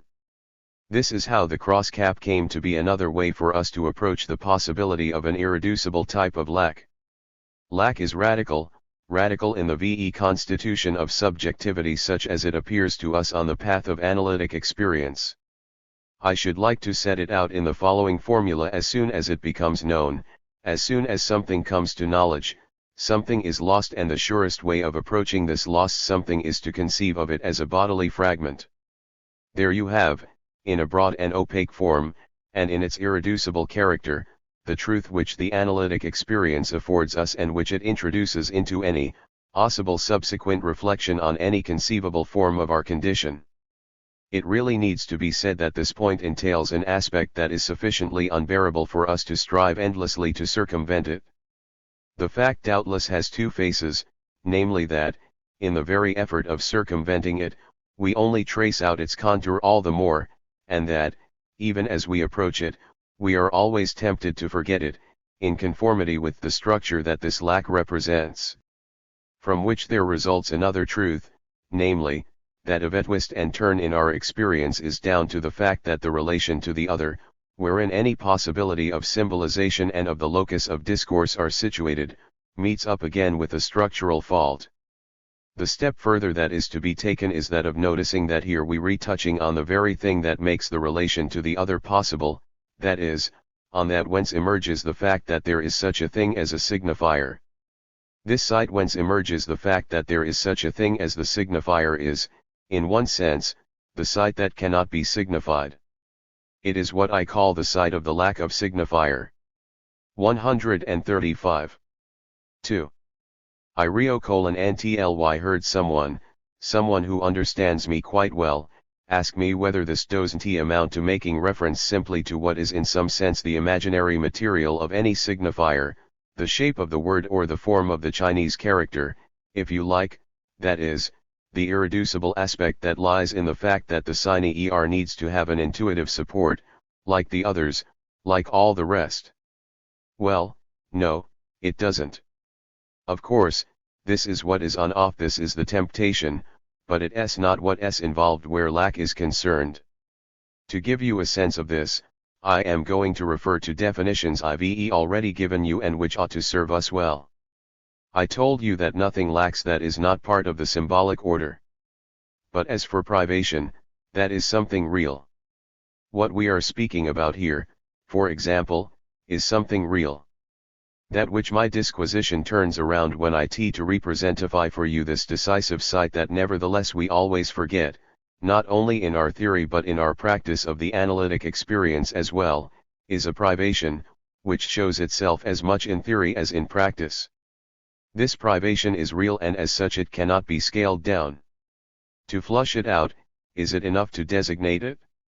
If indeed we are to manage to circumscribe it scientifically, which is perfectly conceivable, we only need to work at the analytic literature. I'll be giving you a sample of this in a little while. To begin with, I took the RST issue of the international journal that came to hand, and at just about any point therein we meet the problems involved, whether one is speaking about anxiousness, acting out, or I am not the only one who uses letters, the analyst's total response in the analytic situation. The author of the article that bears this title is someone we re-meeting again, because I've already spoken about Margaret Little. It was back in the second year of my seminar. Point 1 we meet up again with the problem, which is very tightly focused in her article, of knowing where privation is to be located, because clearly it slides away the more the author means to close in on the problem that a certain type of patient poses her. It is not, however, the reduction of privation, its symbolization and its articulation, that will for all that remove the lack. This is what we have to get into our heads first of all, if only so as to understand what is signified by this mode through which lack appears in the analytic experience, a mode that is called castration. Privation is something real whereas lack is symbolic. It is clear that a woman hasn't got a penis, but, if you don't symbolize the penis as 136. The essential element that one either has or has not, she shall know nothing of this privation. Castration, I've told you, is symbolic. This means that it refers to a certain phenomenon of lack. Castration appears in an analysis inasmuch as the relation to the other, which moreover didn't have to wait for the analysis before being constituted, is fundamental here. At the level of the symbolization, that is, in the relation to the other insofar as the subject has to constitute himself in analytic discourse, one of the possible forms in which lack appears is the imaginary support of castration. But this is just one of the possible translations of the original lack, of the structural fault inscribed into the specific being in the world of the subject we are dealing with. In these conditions, isn't it normal to ask oneself why the analytic experience could be brought to this point but not beyond? The term that Freud gives us as the final term, the castration complex in men and penisnate in women, may be called into question. It is not necessary for this to be the NAL term. This is precisely why conceiving of the function of lack in its originative structure is an essential inroad into our experience, and this has to be gone over several times so as not to miss it. So, another tale. If the insect that wanders along the surface of the phobia strip FONS a representation of the fact that it is a surface, he can believe from one moment to the next that there is another face that he hasn't explored, The face that is always on the back of the face along which he is walking. He can believe in this other side, even though there isn't one, as you know. Without knowing it, he is exploring the only face there is, and yet, from one moment to the next, it does indeed have a back. What he is lacking in order to realize that he has gone over to the other side is the little piece that I made concrete for you at the start of the year by constructing it and putting it in your hands, the one that sketches out for you this way of slicing through the crosscap. This little missing portion is a kind of short-circuiting that brings him back by the shortest possible route to the other side of the point he was at just before. Is the matter settled because we are describing this little missing piece, the on this occasion, with this paradigmatic shape? Absolutely not, because the very fact that it is missing is what FONS the reality of the world the insect is walking about in. The little interior eight is well and truly irreducible. In other words, it fr a lack for which the symbol cannot compensate. This is not an absence that the symbol can counter. This isn't a cancelling out either, nor is it a denegation. Cancelling. 137. Out and denegation are forms constituted by the relation that the symbol allows to be introduced into the real, namely absence. To cancel out and to negate is to attempt to undo that which in the signifier draws us away from the origin and the original structural fault, that is, to attempt to meet up in the signifier with its function of sign, this being what the obsessional forces himself to do and wears himself out for. Cancelling out and denegation target, therefore, this point of lack, but they don't for all that get there because as Freud explains they merely duplicate the function of the signifier by applying this function to itself. Now, the more I say that it's not there, the more it is there. The bloodstain, whether it's the one that Lady Macbeth tires herself out with or the one that Laudemont designates with the term intellectual, is impossible to remove because the nature of the signifier is precisely to strive to wipe away a trace. And the more one seeks to wipe out the signifier, to find the trace again, the more the trace insists as a signifier. From which it results that, concerning the relationship with that whereby the manifests itself as the cause of desire, we always dealing with an ambiguous problematic. Indeed, when this is written into our diagram, which is always to be renewed, there are two ways in which the can appear in the relation to the other. If we can make them join up, then it is precisely through the function of anxiety inasmuch as anxiety, wherever it is produced, is the signal thereof, at least to the extent that there is no other way to interpret what we are told about it in the analytic literature. The analytic discourse is divided over anxiety and presents two faces. Observe if you will how strange it is to compare them. On one hand, anxiety is referred to the real and we are told that it is the major and most radical defense, the response to the most primary danger, to the insurmountable hillflows to the absolute distress at entering the world. On the other hand, one maintains that it is thereafter taken up by the ego as a signal of infinitely slighter dangers, with respect to which the analytic discourse is often carried. 138. To grandiloquence, bringing up what it calls the threats of the ID, the ES. On this point, Jones shows a tactfulness and a moderation that our colleagues lack, speaking simply in one text of a buried desire in order to ask after all, is the return of a buried desire as dangerous as all that? Does it merit the deployment of a signal as major as anxiety purportedly is, if to explain it we are forced to resort to the most absolute vital danger?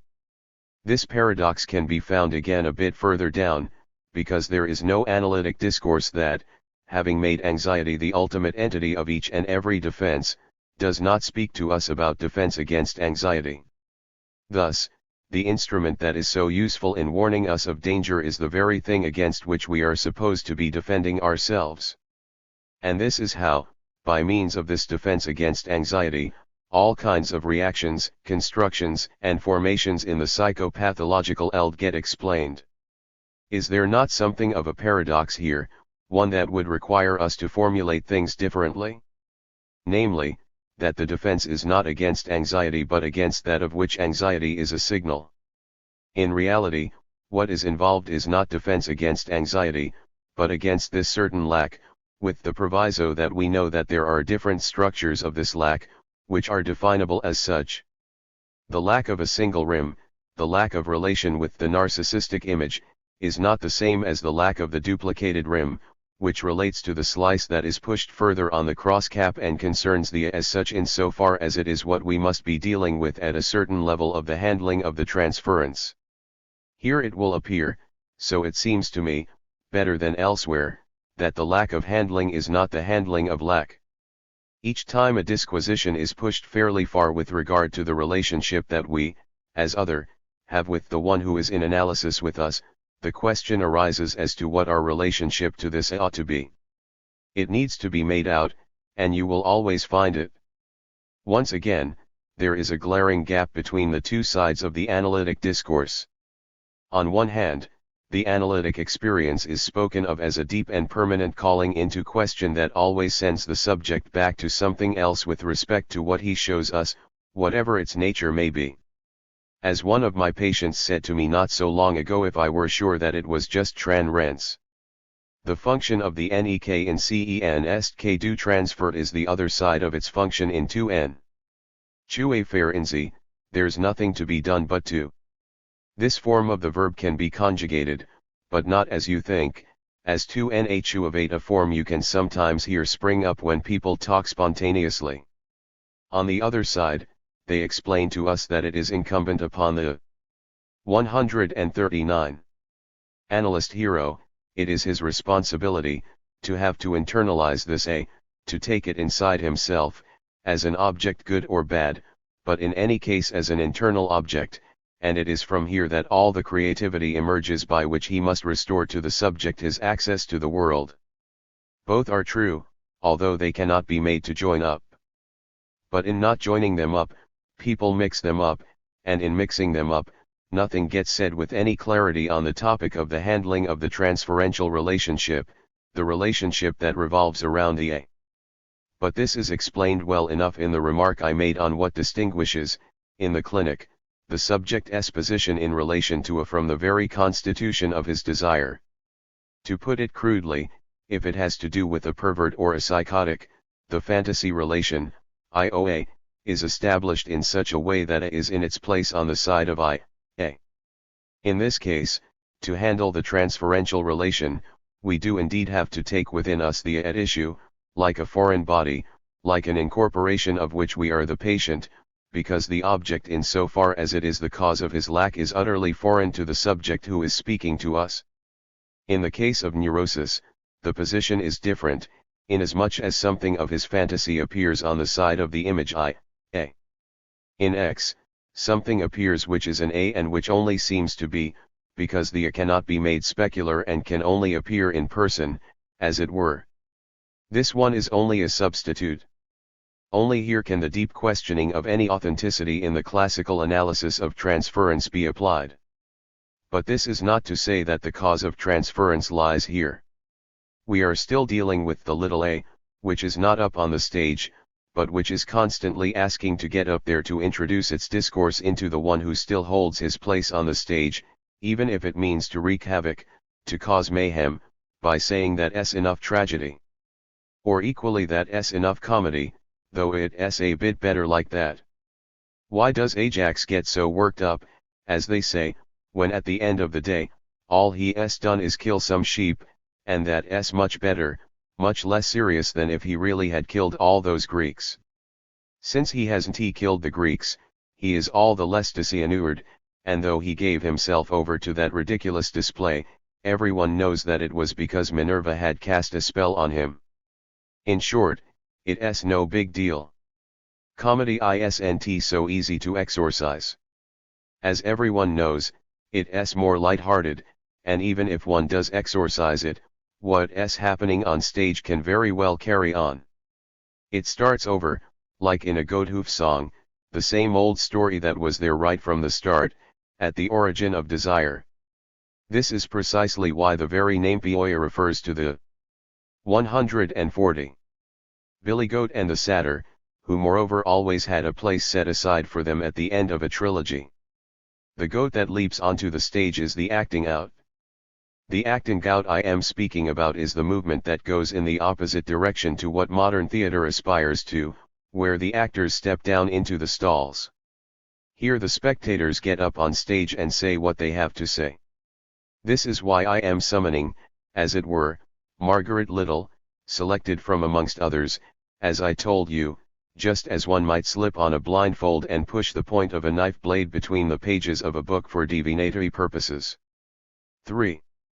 In her article on the analyst's total response to his patient's needs, May-August 1957, parts 3 to 4 of volume 38, Margaret Little pursues the disquisition I paused on for a while in my seminar, before this article was published. Those of you who were there will remember the remarks I made regarding a certain anxiety-ridden discourse of hers and her attempts to master this anxiety by speaking about countertransference. I didn't dwell on the first appearance of the problem, namely, the effects of an imprecise interpretation. One day, an analyst sees one of his patients who has just made a radio broadcast on a subject that interests the analyst himself. We can see something of the kind of milieu in which this occurred. He tells him, "You spoke very well yesterday, but I see you thoroughly depressed today. It's surely because you were afraid of having wounded me by encroaching on my territory." It takes 2 more years for the subject to realize, in connection with an anniversary that has come around, that what had produced his sadness was due to the fact that the broadcast had brought back the sense of bereavement he had felt with the recent passing away of his mother.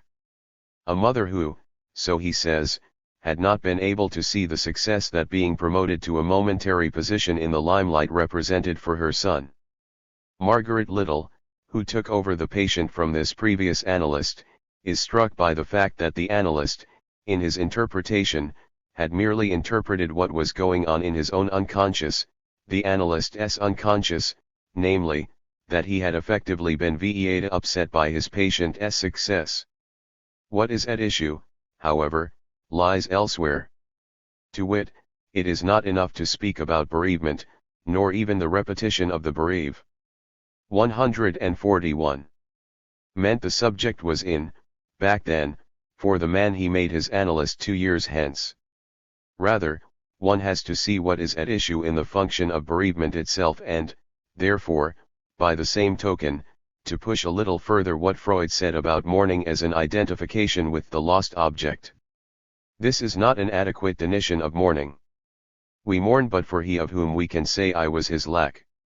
We mourn people that we have treated either well or badly, but with respect to whom we don't know that we fulfilled the function of being in the place of their lack. What we give in love is essentially what we haven't got, and when this not having comes back at us there is most certainly regression and at the same time a revelation of the way in which we left him wanting, so as to represent this lack. But here, given the irreducible character of the misrecognition of this lack, this misrecognition simply switches round, namely, we believe we can translate our function of being his lack into us having left him wanting, even though it was in this respect that we were precious and indispensable for him.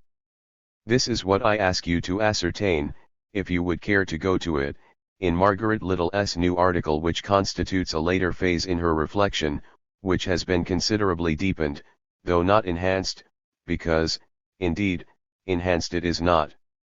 The author doesn't venture to provide any definition of countertransference, which is always such a problematic question, and up to a certain point we may be grateful because though she did indeed venture into it, it was, mathematically, in error.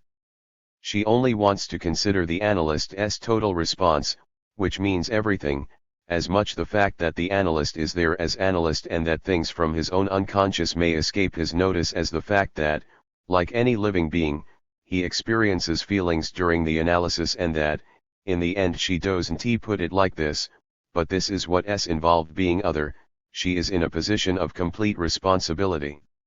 Therefore, it is with this immense total of her position as analyst that she means to set out frankly her conception of the analyst's response. The result is that she will go so far as to take up positions that couldn't be further from the classical positions, which does not mean that they are false positions. Far from staying outside the field of play, the analyst has to suppose herself, in principle, engaged right to the hilt, to consider herself effectively responsible and, for example, not to discount bearing witness should she be called before a court of law to answer for what has been occurring in the analysis. I am not saying that this isn't a tenable attitude.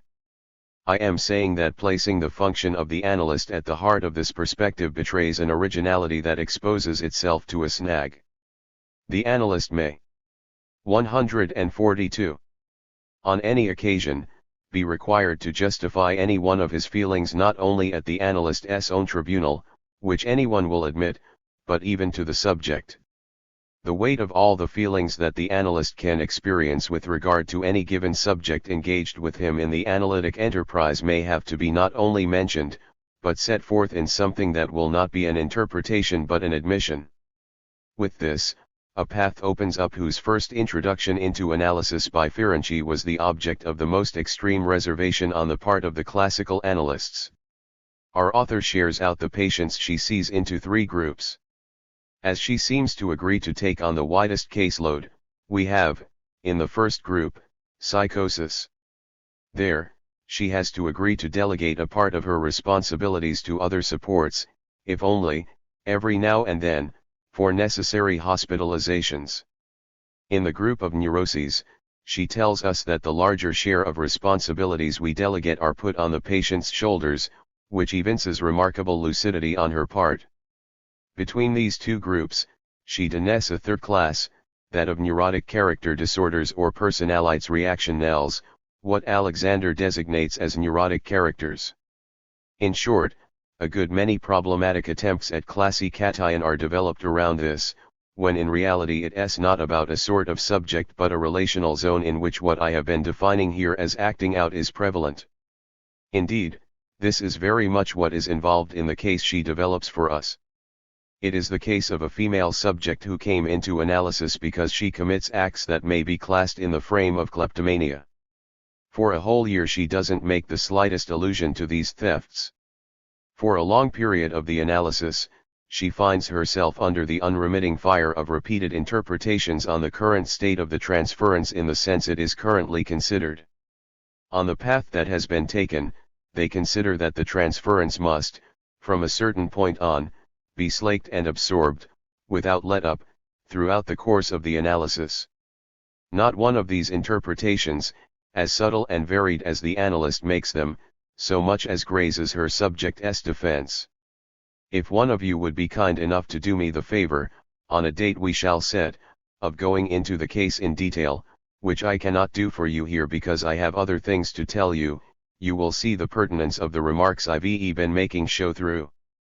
The analysis only gets moving, she tells us, when one day the patient arrives with her face swollen from the tears she has shed over the death, in a country she left long ago with her parents, namely, the Germany of back then, Nazi Germany, of a person who only differed from any of the others who had watched over her during her childhood for having been, not simply a friend of her parents, but 143. A woman with whom she had very different relations than she had with her parents. It is a fact that she has never grieved so sorely over anyone else. Faced with this surprising, stirred reaction, what is the reaction from our analyst? Her reaction is to interpret, as she always does. Once again, she varies her interpretations, just to see which one might work.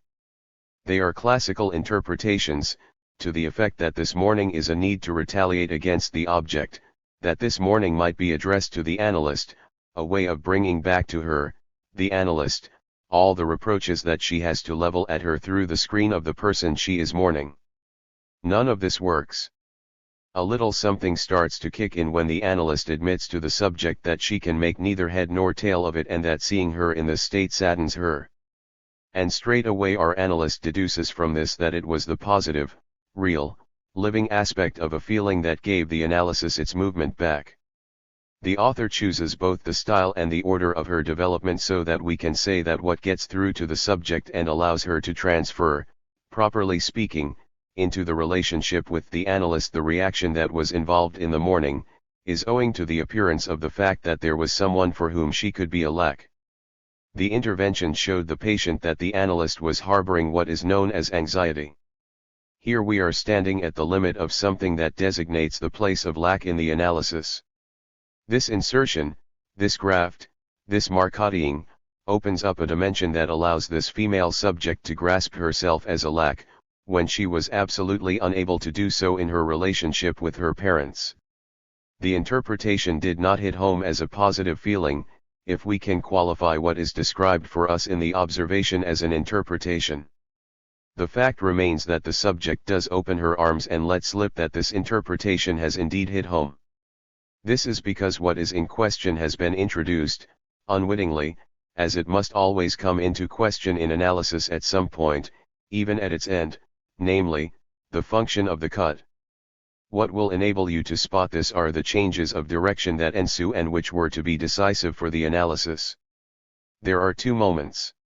The first moment is when the analyst, summoning up her courage, in the name of ideology, in the name of life, in the name of the real, in the name of whatever you like, all the same intercedes in a way that is most peculiar in relation to a perspective that I shall call sentimental. One fine day, as the subject is turning over all her money issues with her mother, the analyst says, word for word, listen, that's enough of that, I want to hear another word, you resending me to 144. Sleep. I am not giving you this as a model for technique, I am asking you to read an observation and to follow the problems that can arise for an analyst like this who has considerable experience and burns with authenticity.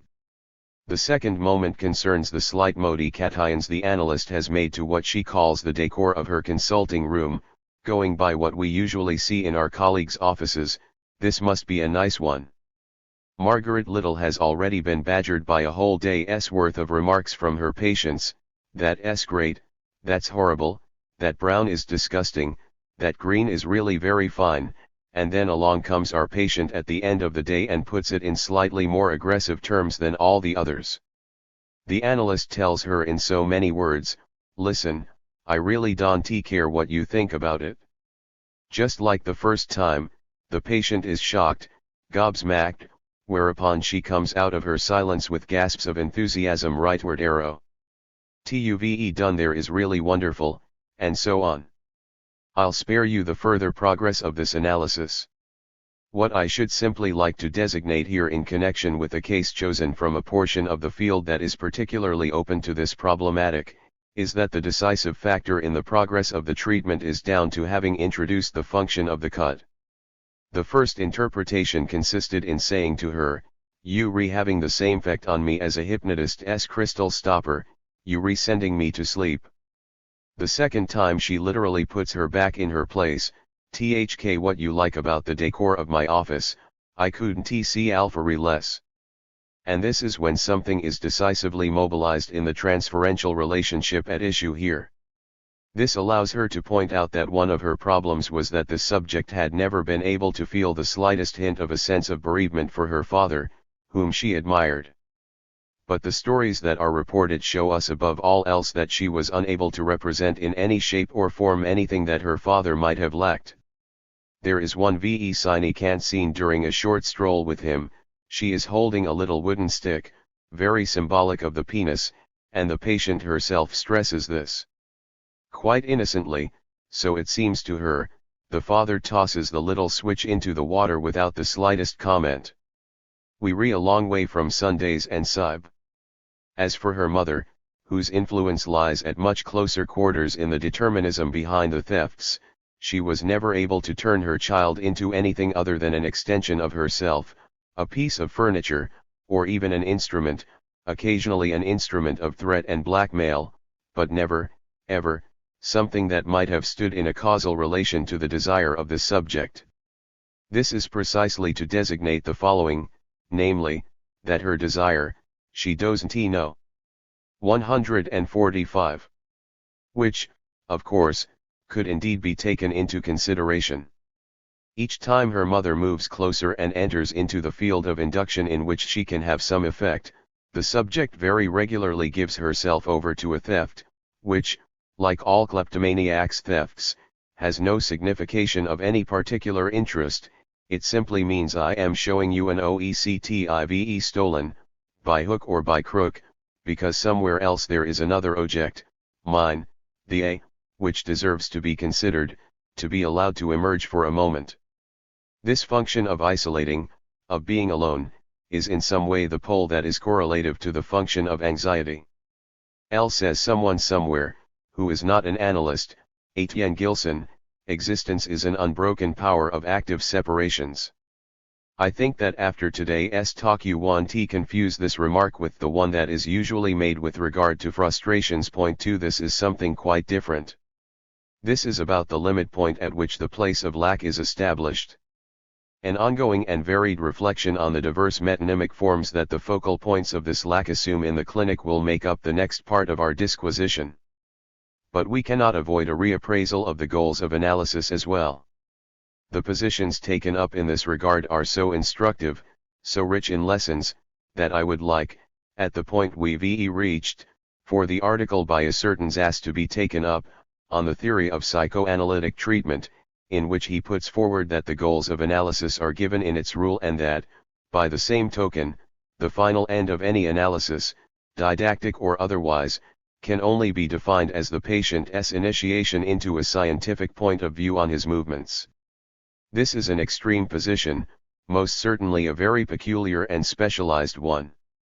I am not asking is a definition we can accept? I am asking, what can this definition teach us? You have heard, right here, enough to know that if there's one thing I've put in question time and time again, then it's the scientific point of view, inasmuch as its aim is always to consider lack as something that can be filled, in stark contrast to the problematic of an experience that includes within it the taking into account of lack as such. The fact remains no less that it is useful to mark out a viewpoint such as this, above all if one brings it to bear on an older article by another woman analyst, Barbara Lowe, on what she calls Inschattigungen, the compensations of the analyst's position. There you will see a reference to the analyst's position that is diametrically opposed, a reference not to the scientist but to the position of the artist. What is involved in analysis, she tells us, is something entirely comparable. This is not an analyst who is any the less remarkable for the reamness of her conceptions to the sublimation that governs. 146. Artistic creation. The article is in German in the 20th year of the Internationale Zeitschrift. In spite of its rarity, I'll make sure it's available to whoever might care to go into it. On February 20th, the day I come back, because I am going away for a while, could the two people present here whom I asked earlier take charge of the 3 articles I've just been speaking about by sharing out the roles as they see fit and adding on a third person for the 3rd article, and might they not also see to it that this rostrum doesn't stay unoccupied for too long and occupy it in my stead if I am not there, or with me in the audience if I do come back? I believe I have their consent. I am referring respectively to Granoff and Perrier. So, the next appointment, to hear them, will be on February 20th, that is, exactly 3 weeks from now. In the event, Lacan returned on 27 February. January 30th, 1963. 11. Punctuations on desire. From countertransference to the analyst's desire as a will to jouissance desire, from conflict to love. Well, here I am back from my winter holidays. As usual, the bulk of my reflections were turned towards your service, though not exclusively so. Aside from having done me good this year, which isn't always the case, the winter sports resort struck me as somehow harboring something that in the end appeared to me and led me back to a problem of which these resorts seemed to be a glaring incarnation, a very vivid materialization, the contemporary problem of the function of the concentration camp. Winter sports resorts are a kind of concentration camp for the elderly well-to-do, which as everyone knows is going to pose an ever greater problem as our civilization advances, given the increase of the average age over time. This reminded me that the problem of the concentration camp and its function at this time in our history has thus far truly been entirely missed. It was completely masked over by the immediate post-war era of cretinous moralization and the absurd idea that we would be able to do away with all that just as quickly. I'm still talking about the concentration camps. I won't go on any longer about the various traveling salesmen who've become specialists in hushing up the affair, including in the front line one who walked off with the Nobel Prize. We saw to what extent he measured up to his heroism of the absurd when it was a matter of seriously taking sides on one particular burning question. In parallel with these reflections, I reread, still in your service, my seminar on ethics from a few years back, with an eye to refreshing the validity of the most essential part of what I believe I articulated. 148. There following our master, Freud, and which I believe I accentuated in a way that is worthy of the truth involved, namely, that any morality is to be sought out, in its principle and in its origin, on the side of the real. We still need to know what is meant by that. The fact that morality is to be sought out on the side of the real and more specifically in politics is not, however, an incitement to seek it out on the side of the common market. Now I'm going to hand over not only the floor but also the chairmanship to the one who held it last time, Granoff. Since he made a general introduction to the three parts, he can at least give a quick word of reply to Madame Aulanier, who today is going to bring to a close what she started last time on the Margaret Little article. Madame Aulanier's paper and Grano JJ's commentary. The Barbara Lowe article is certainly by far the most extraordinary and the most remarkable of the three. I caught sight of a slight sign of avoidance in the fact that Granoff referred us to a more modern form of intervention, in the shape of the article by Lucia Tower. On the other hand, I am quite grateful to him because now that this article has been introduced, which I wouldn't have done this year, we can no longer avoid it. I'm also very grateful to Perrier for having sent me yesterday a short summary of what he contributed. I'm going to give myself some time, and perhaps await some harder information, and turn now to some points of detail that I will have to bring up. Therefore, the authors of these papers won't lose anything in waiting a bit. 1. I think that, for the most part, you know enough about what I mean to bring up in referring to these articles, which are each centered on countertransference, a subject I don't claim to be able to specify right now in the way it deserves. I only mentioned it within the perspective of what I've got to say to you about anxiety, more precisely the function that the reference to anxiety has to fulfill in the overall continuation of my teaching. The topic of anxiety can no longer be kept at a distance from a more precise approach to what has been coming up in my disquisition for a while now in an ever more insistent way, namely, the problem of the analyst's desire. At the end of the day, even the stoniest ears cannot fail to hear that, in the difficulty these authors have in approaching counter punctuations on desire. 149. Transference, the problem of the analyst's desire is what creates the obstacle. Taken as a whole, without the support of any elaboration comparable to the one we've undertaken here, any intervention of this order, as surprising as this may seem after 60 years of analytic elaboration, seems to smack of a fundamental impudence. None of the authors involved, whether Zass, whether Barbara Lowe herself, or even Margaret Little, and in a little while I'll be telling you in what way the thing has been pushed forward in what Lucia Tower, the most recent author to date, prodigiously confides in the very profound avowal of her experience that she gives, can avoid placing things on the plane of desire. The term countertransference broadly aims at the analyst's participation. But what is more essential than the analyst's engagement, regarding which you can see the most extreme wavering occurring in these texts, going from 100% responsibility to entirely taking a backseat? The most recent article, the one by Lucia Tower, points out, not for the first time, though it's the first time in an articulate way, what is most evocative in this realm, namely, what she calls a minor change that can arise on the side of the analyst. She tells us that countertransference is everything the psychoanalyst represses of what he receives in the analysis as a signifier. This is not about giving a strict definition of countertransference, which could be given quite straightforwardly. This comment completely relieves what is at issue of its impact. Besides, the question of countertransference is not really the question because it derives its signification from the state of confusion in which it is brought to us. The only signification from which none of the authors can escape is precisely the analyst's desire. If the question of this desire stands not only unresolved, but hasn't even begun to be resolved, it's simply for the following reason, that until now in analytic theory there has never been, apart from this seminar, any exact positioning of what desire is. Doubtless this is because doing so is no small matter. Likewise, you may notice that I've never claimed to do so in just one step. I started by teaching you to locate desire in how it is distinct from demand. Then, namely at the start of this year, I introduced something new, initially suggesting to you, to see your response, your reactions as they say, which indeed were forthcoming, the identity between desire and law. It is somewhat curious that something as obvious as this, which is written into the first steps of analytic doctrine, has only been able to be introduced, or reintroduced, with such precautions. This is why I'm coming back to this plane today to show you some of its different aspects and even its implications. 150. 2. So, desire is law. This isn't true only in analytic doctrine, where it's the central body of structure.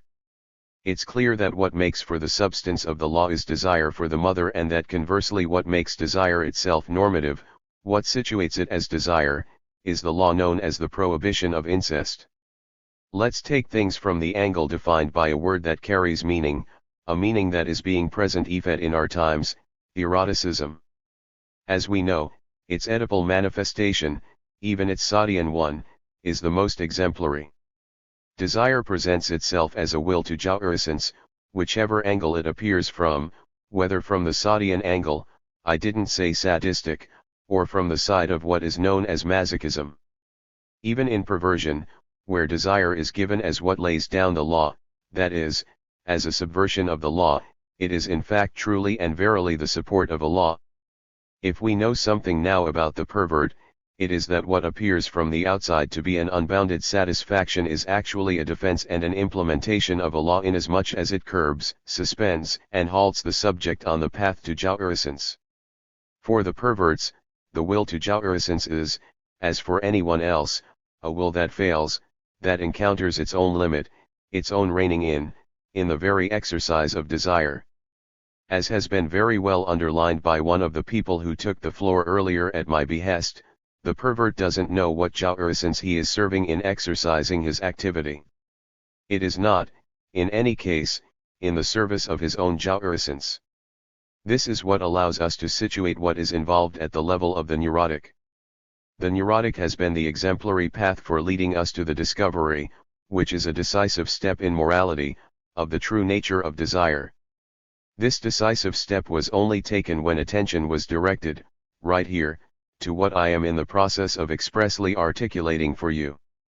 The neurotic shows us that he does indeed need to go via the institution of the law itself in order to sustain his desire. More than any other subject, the neurotic highlights the exemplary fact that he can only desire in accordance with the law. He can only give his desire its status as unsatisfied or as impossible.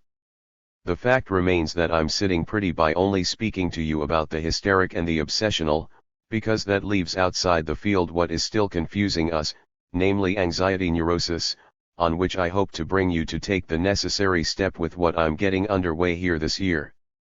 Let's not forget that this was where Freud set off from, and that if his death deprived us of something, then it's that it didn't leave him the time to come back to this.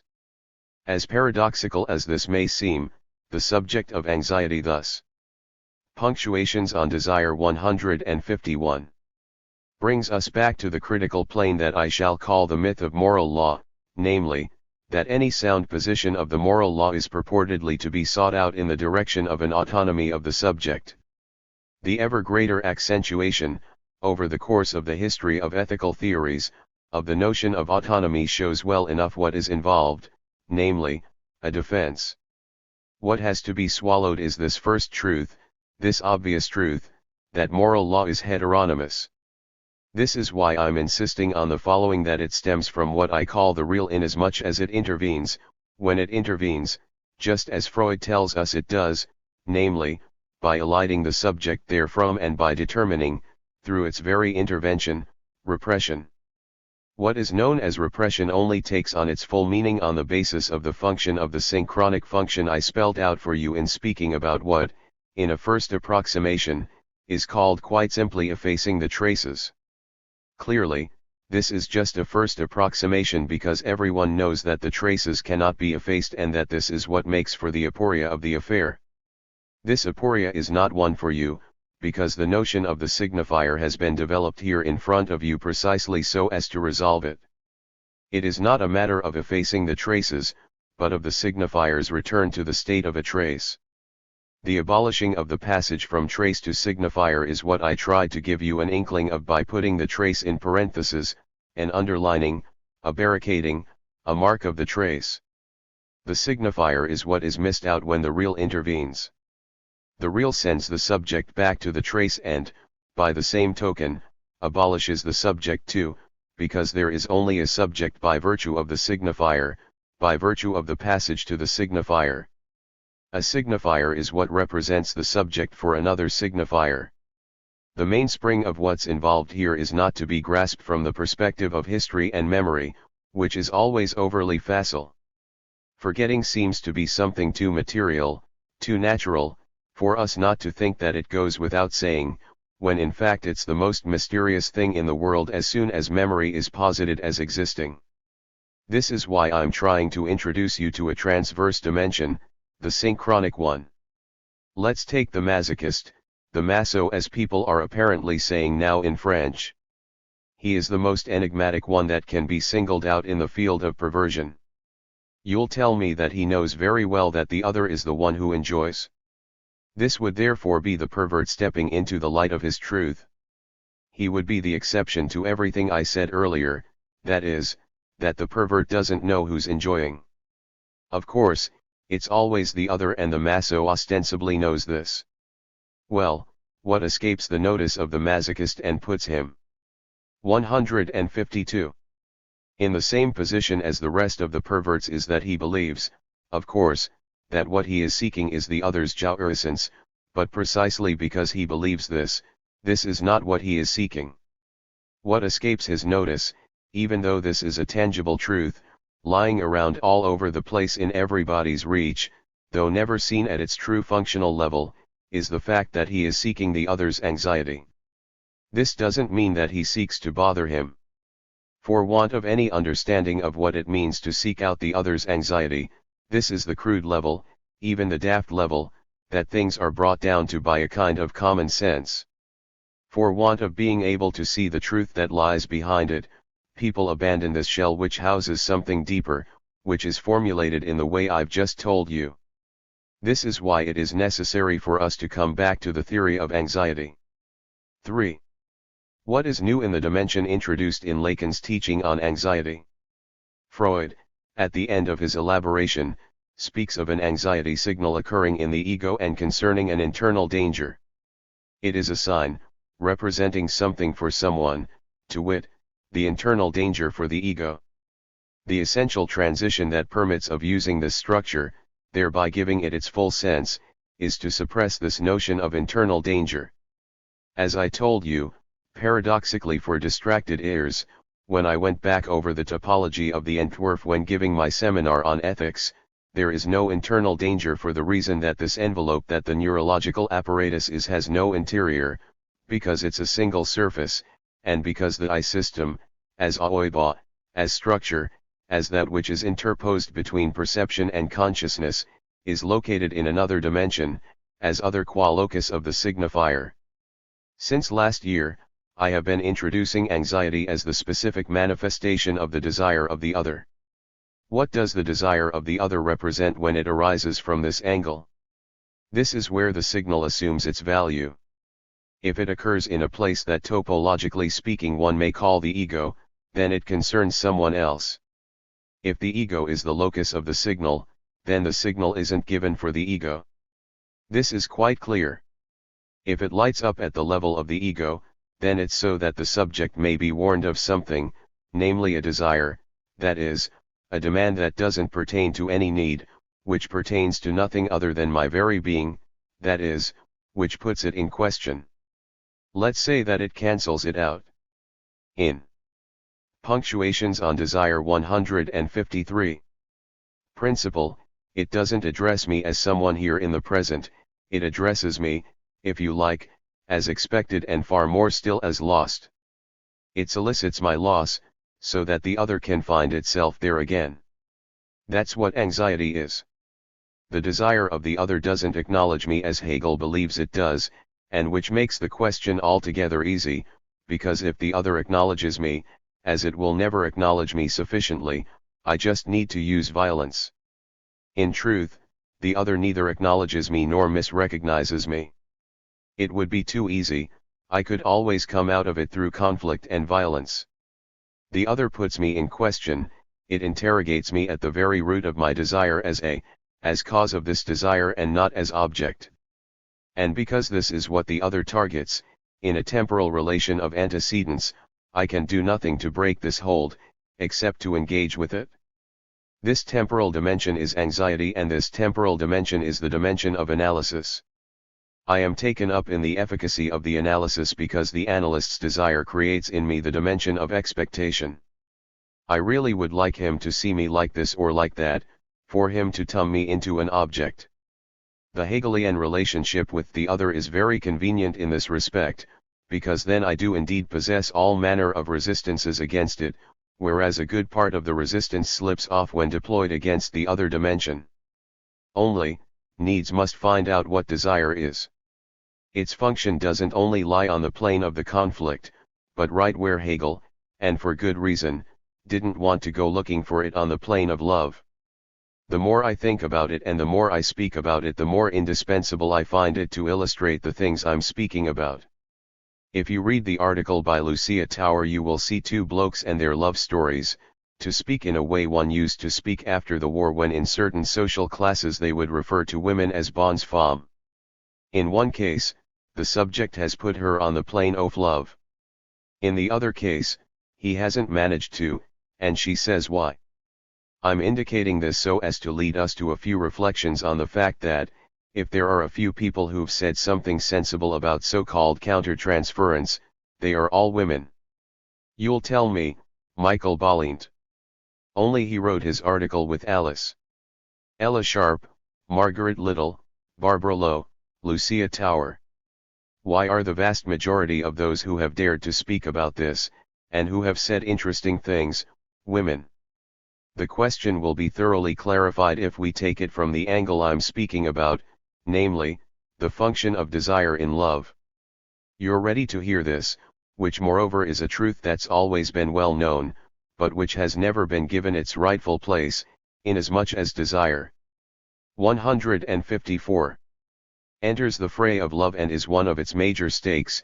Desire doesn't pertain to the loved object. So long as you rank this first truth, which only a valid dialectic of love can orbit, as a mishap, an Erniedrigung of love life, an Oedipus that trips over its feet, well, you won't understand anything about the way the problem ought to be posed concerning what the analyst's desire might be. You have to start off from the experience of love, as I did in the year of my seminar on transference, to situate the topology into which this transference can be inscribed. As I'm going to end now, my disquisition will no doubt assume a broken-off aspect. What I put forward in the utmost term as a formula might only be taken for a pause, a chapter heading, or a conclusion, as you will. After all, you have the liberty to take it as a rock of offense or, if you prefer, as a banality. This is where I mean us to take up the next part of this disquisition, next time, to situate exactly the function that is indicative of anxiety and the way in which it will thereafter allow us to gain access to it. February 27, 1963. Anxiety between jouissance and desire. 12. Anxiety, signal of the real. Chekhov's panic fears. Agatha and Lucy. Perversion and the other's anxiety. The mama and the deciduous object. From detumescence to castration. So, we're going to be making some more inroads into anxiety, the anxiety I've been getting you to understand as itself being something of an inroad. You've already been sufficiently forewarned by what I've come up with here to know that anxiety is not what some unthinkingly maintain. Nevertheless, reading back through the main texts on the question of anxiety afterwards, you will be able to see that what I will have taught you is far from being absent from them, only it is simultaneously unveiled and masked over by formulas that are perhaps overly cautious, under the cover of their carapace, so to speak. The best authors allow what I've accentuated to show through, namely, that anxiety is not objectlos, it is not without object. 1. In Hemien, Symptom und Angst, Addendum B, Ergänzung zur Angst, the supplementary remarks on anxiety, you can read the sentence in which, following tradition here, Freud brings up the indeterminacy, the Objektlosigkeit, of anxiety. I will only need to remind you of the main body of the article to say that this characteristic of being without an object cannot be upheld. But look at the preceding sentence. Freud himself says that anxiety is essentially Angst vor etwas, anxiety faced with something. 158. Can we content ourselves with this formula? Of course we can't. We have to go further and say more about this structure. This structure stands in contrast to the structure I introduced by placing the cause of desire behind desire. How has it moved in front? This is perhaps one of the mainsprings of the problem. Be that as it may, let's be sure to emphasize that here we find ourselves faced with an almost literary theme, a commonplace, fear and anxiety. All the authors who refer to the semantic formation of the words pit them against each other, at least at the start, even if some bring them closer together thereafter, or reduce them to each other, which is not the case among the best of these authors. They tend to accentuate the contrast between fear and anxiety by drawing a distinction between their positions with regard to the object, and it is significative of the error that is thereby committed that they are led to accentuate that fear, for one, has an object. There is objective danger, Gefahr, Dangiheit, fraught with danger, Gefährdung, a danger situation, an endangering of the subject. This deserves to be paused over. What is a danger? It will be said that fear, of its nature, is adequate to, corresponds to, insprechend, the object from which the danger stems. The Goldstein article on the problem of anxiety, on which we will be making a stop later on, is very significative in this regard of a pen that lets itself get carried away in an author who otherwise knew how to broach the most precious characteristics of our subject. He insists on the oriented character of fear, as if it were completely formed with the marking out of the object, with an organization of the response, with the opposition, the Entgegenstehen, between what is Umwelt and everything that has to face up to it within the subject. I think I've already underlined for you what is to be found in this connection in what amounts to not even a short story, but a note, an impression, by Chekhov, which has been translated under the title Panic Fears. I've tried to have the Russian title explained to me, but in vain because, inexplicably, though perfectly marked out with its year of publication in the French translation, none of my listeners who speak Russian have been able to find the text in the editions of Chekhov, despite them being set out chronologically. This is quite baffling and I can't say I'm not disappointed. It's about the panic fears that he, Chekhov, experienced. One day, with a young boy who is driving his trolley, his droshka, he rides onto a plain and, at sundown, as the sun has already set on the horizon, he spies a belfry in the distance, which nonetheless appears near enough for him to make out the details. He sees flickering through a tiny window, high up in the top turret which, because he's familiar with the place, he knows to be quite inaccessible, a mystery. 159. Inexplicable flame, which nothing allows him to attribute to any reflection. He makes a brief reckoning of what might have been behind this phenomenon and, having ruled out any known cause, is suddenly overcome by something which, when you read the text, can in no way be called anxiety and which has been translated by the term terror. What is involved here is not anxiety, but fear. What he is afraid of is not anything that threatens him, but something that has the character of being referred to the unknown aspect of what is making itself felt. Second example. One day he sees a kind of goods truck come into his field of vision, giving him the impression of a phantom wagon, nothing being able to explain its movement. It darts past at great speed, following the curve of the rails just in front of him.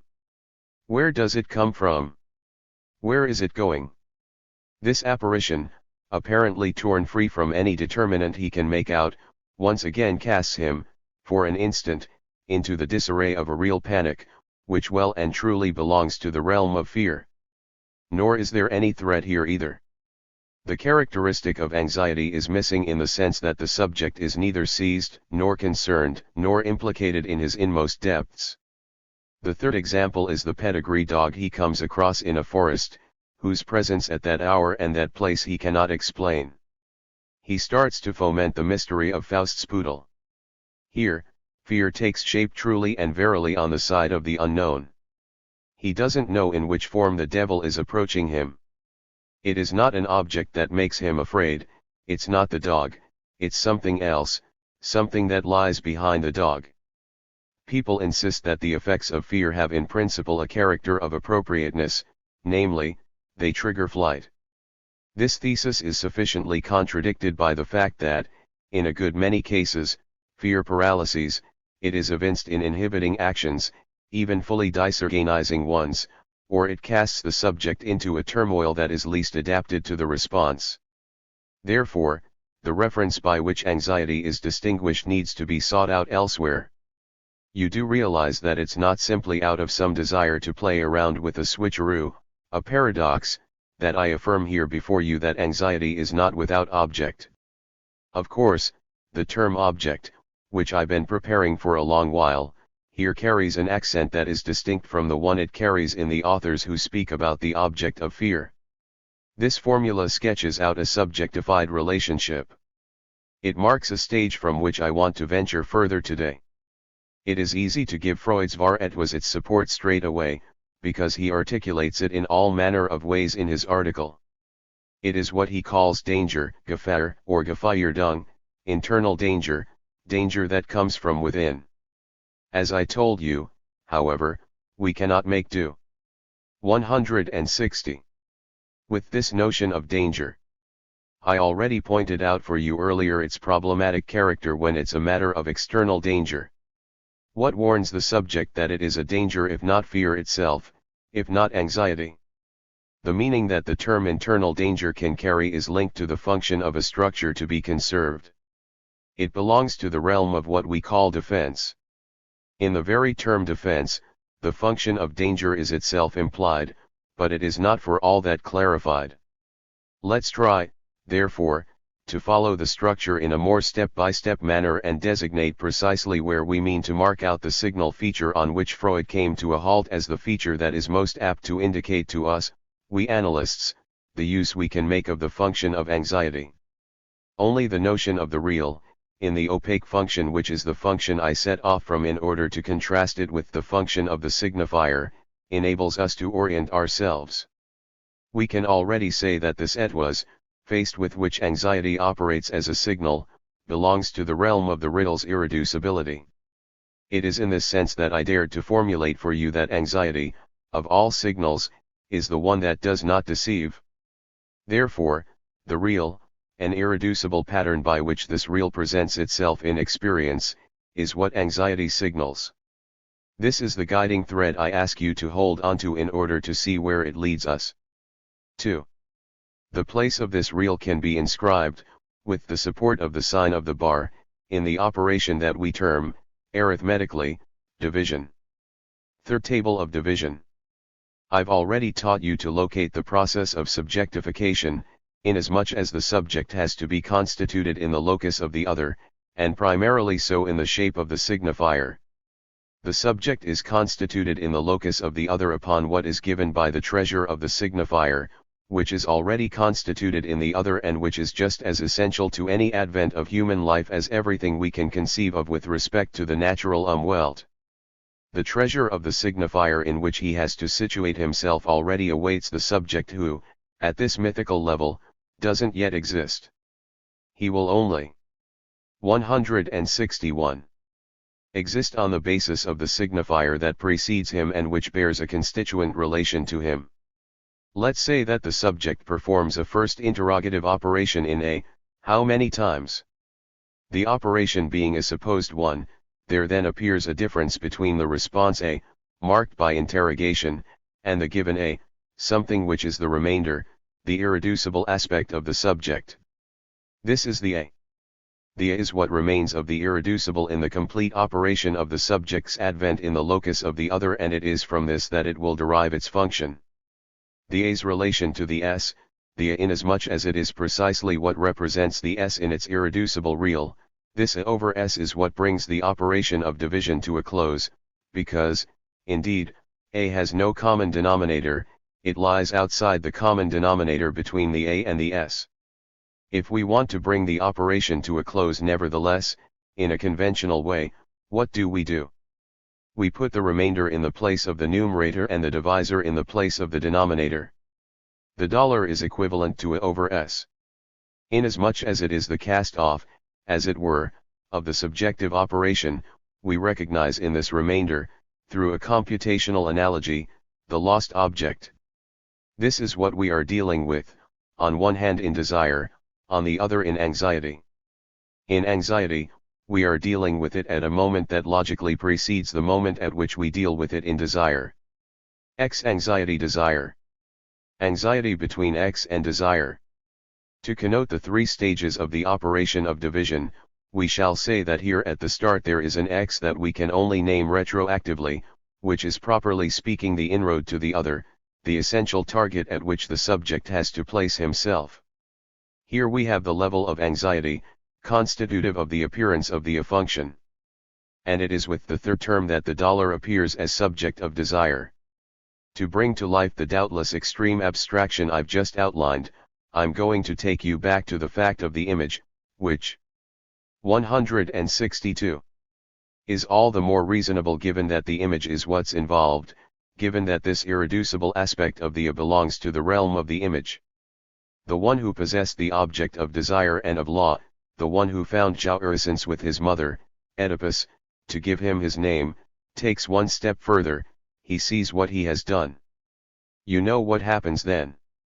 How can one express what belongs to the realm of the inexpressible and whose image I want nevertheless to make emerge?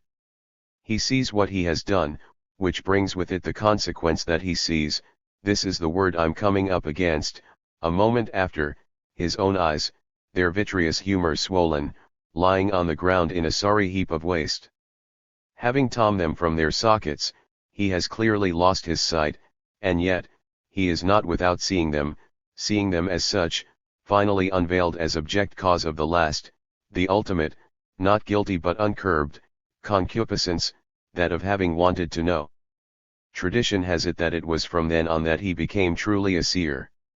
At Colonus, he sees as far as one can see, as far ahead as the future destiny of Athens. What is the moment of anxiety? Is it the possibility of that action whereby Oedipus tears out his eyes, sacrifices them, offers them at the price of the blinding that fulfills his destiny? Is that what anxiety is? Is it man's possibility of maiming himself? No, it isn't. It is what I'm trying to designate through this image, it is the impossible sight that threatens you, of your own eyes lying on the ground. This is the surest key to what you can always find in the phenomenon of anxiety, by whichever line of approach it presents itself to you. As expressive, as provocative, so to speak, as the narrowness of this place is that I'm designating for you as what is delimited by anxiety, you must see that it's not through some preciosity in my selection that this image finds itself there as though it stood beyond the limits. This is not an eccentric selection. It is commonly met. Go to the first exhibition you come across, for example, the one that is showing now at the Museum of Decorative Arts, where you can see two Zurbarans, one from Montpellier, the other from elsewhere, which present you one with Lucy, the other with Agatha, one with her eyes, the other her pair of breasts, on a platter. Both are martyrs, which means witnesses. It's not the possible, that is, the fact that these eyes have been enucleated, that those breasts have been torn off, that makes for anxiety. It should be remarked that these Christian images are not especially hard to bear, even though some people, for what are not always the best reasons, like to pull a face. Speaking of the Santo. 163. Stefano Rotondo in Rome, Stendhal finds the images on the walls distasteful, and certainly they are sufficiently artless as to introduce us a little more vividly to their signification, but the beguiling characters that Zurbaran brings us, presenting us these objects on a platter, present us nothing other than what can on occasion, and we don't deprive ourselves of this, constitute the objects of our desire. These images do not in any way introduce us, for what is common to us all, to the realm of anxiety. For that to occur, the subject would have to be concerned more personally, he would have to be a sadist or a masochist, for example.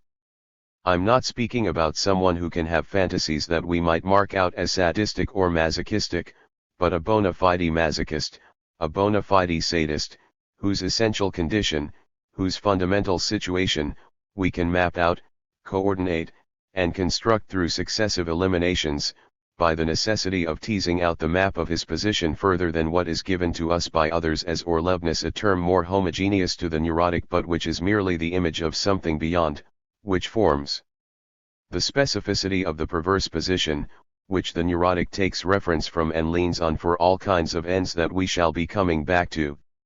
Let's try, therefore, to say what we can presume the sadistic or the masochistic position to be. The key to what Zurbaran's images of Lucy and Agatha might truly concern is indeed anxiety. But it has to be hunted out. As I said last time, what is the masochist's position? What is masked over for him by his fantasy of being the object of a jouissance of the other, which is his own will to jouissance, because after all, the masochist does not necessarily meet his partner, as a light-hearted apology once quoted here bears out. What does this position of object mask over, if it is not the fact of meeting up with himself again, of positing himself in the function of a human wreck, the poor bodily scrap that is laid out for us on these canvases? This is why I'm saying that targeting the other's jouissance is a phantasmatic target. What is sought out is the response in the other to the subject's essential downfall into his final misery, and this response is anxiety. Where is the other at issue here?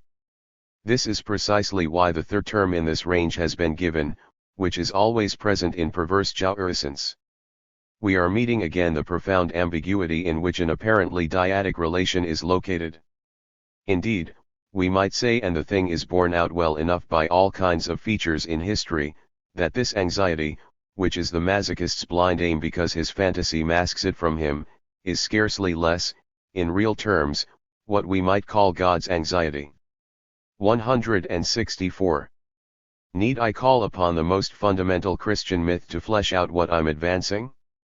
The entire Christian venture is set afoot by a fundamental attempt incarnated by a man whose every word still needs to be heard afresh, on account of him being the one who pushed things right up to the utmost term of an anxiety that truly comes full circle only at the level of he for whom the sacrifice has been established, that is, the Father. God is soulless. That is quite evident, not a single theologian has ever dreamt of attributing him with a soul. The radical change of perspective in the relation to God began, however, with a drama, a passion, in which someone made himself God's soul. The place of the soul is to be situated at the level of the residue, the fallen object. There is no vivid conception of the soul, with the whole dramatic procession through which this notion appears and functions in our cultural sphere, unless it is accompanied in the most essential fashion by the image of the fall. Everything that Kierkegaard articulates is but a reference to these major structural markers. Observe, if you will, that I started with the masochist. It was the most difficult one, but also the one that avoided any confusion, because starting from there one can better understand what the sadist is, and the trap that lies there of merely making him the inverse, the nether side, the back-to-front position of the masochist, which is what one habitually does, unless one proceeds in this opposite direction. In the sadist, anxiety is less concealed. It is even so barely concealed as to come right to the fore in the fantasy, which makes the victim's anxiety a required condition. Only, This is the very thing that ought to make us wary. What does the sadist seek out in the other? It is very clear that, for him, the other exists, and just because he takes him for an object, this doesn't mean we should say that we have some kind of immature or even pregenital relation here. The other is absolutely essential, and this is precisely what I wanted to spell out when I gave my seminar on ethics by bringing Sada and Kant together and showing you that Sada's essential act of putting the other to the question goes so far as to simulate, and this is not by chance, the exigencies of moral law, which are there to show us that the reference to the other as such is part and parcel of his aim. What does he seek? This is where the texts, those that leave some leeway for a sufficient critique, have their value, signaled by the oddity of those moments, those detours that stand out, that are out of place with respect to the thread that is being followed. I leave it to you to look up in Juliet, even in the 120 days. The few passages in which the protagonists, entirely absorbed as they are in satisfying 165. Their avidity for torments on their chosen victims, enter the strange, peculiar, and curious trance that is expressed in these odd words, which I really do have to voice here. I triumph, exclaims the tormentor Kuntz-Skin. This is not a feature that slips of its own accord into the furrow of the imaginable. Its privileged character, the moment of enthusiasm that connotes it, its status as a supreme trophy brandished at the height of the chapter, is sufficiently indicative of the following, that it is in some respect the subject's nether side that is being sought out, which takes on its signification from the characteristic of the glove turned inside out underlined by the victim's womanly essence. That which is most concealed passes over to the outside. Observe too that the text itself indicates in some way that this moment is totally unfathomed by the subject and leaves the characteristic of his own anxiety masked to him. To say it all, if there is something that is evoked as much by the scant light shed on the authentically sadistic relation as by the form of the explanatory texts in which its fantasy is deployed, if there is something that they suggest, then it is the instrumental character to which the function of agent is reduced. What robs him, except in a fleeting moment, of the aim of his action is the bellboard character of his operation. He too has a relation with God. This is splashed out here, there, and everywhere in Sada's text. Sada cannot take a single step forward in supremely evil being without it turning out, and it's just as plain for him as for the one who speaks, that God is the one involved. He gives himself a dickens of a time, a considerable and exhausting devil of a time, to the point of missing his goal, trying to realize which, thank the Lord and make no mistake about it, Sada spares us having to reconstruct because he spells it out as such, namely to realize God's jouissance.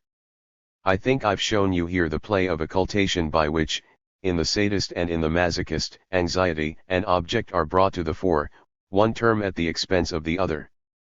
In these structures, anxiety's radical link to the object is exposed as failing. Its essential function is to be the subject's leftover, the subject as real. Certainly, this incites us to lay greater accent on the real status of these objects. 166. 3. Moving on to the next chapter, I cannot fail to remark the extent to which the real status of the objects, which has already been mapped out for us, has been left to one side or poorly defined by people who nevertheless like to think they possess biological markers. This is the opportunity to take note of a certain number of outstanding features that I'd like to introduce you to as best I can, putting my cart before my horse, because in the end, we've got them right here, for example, on St. Agatha's platter. Isn't this an opportunity to reflect on what people have been saying for a long while, namely, that anxiety appears in separation? Indeed, we can see very well that these are separable objects. They are not separable by chance, like the leg of a grasshopper, they are separable because they already have a certain anatomical character of having been stuck on, of having been fastened on. This very particular character that certain anatomical parts possess specifies one sector of the animal scale, the one that is called mammalian. It is rather curious that the signifying character, properly speaking, of this feature has not been noticed before. It seems that there are more structural things besides the mamma to designate this animal group, which presents a good many other features of homogeneity by which it may be designated. No doubt they weren't wrong to choose this feature, but this is very much one of those cases in which one can see that the spirit of objectification is not free of influence from the psychological salience of certain significations in which we are engaged to the utmost. The division between the viviparous and the oviparous is really a befuddling one. All animals are viviparous because they generate eggs in which there is a living being, and all of them are oviparous because there are no viviparous beings that have not vivipaired inside an egg. But why not give its full importance to the following fact, which is truly analogous with what I said about the breast, namely that, for those eggs that have a certain period of intrauterine life, there is an element that is irreducible to the division of the egg, and this is known as the placenta. There too, this is somewhat stuck on. To spell it right out, what milks the mother is not so much the child as the breast itself, and so too it is the placenta that gives the child's position inside the mother's body its character of parasitic nidation, which is sometimes evident on the plane of pathology.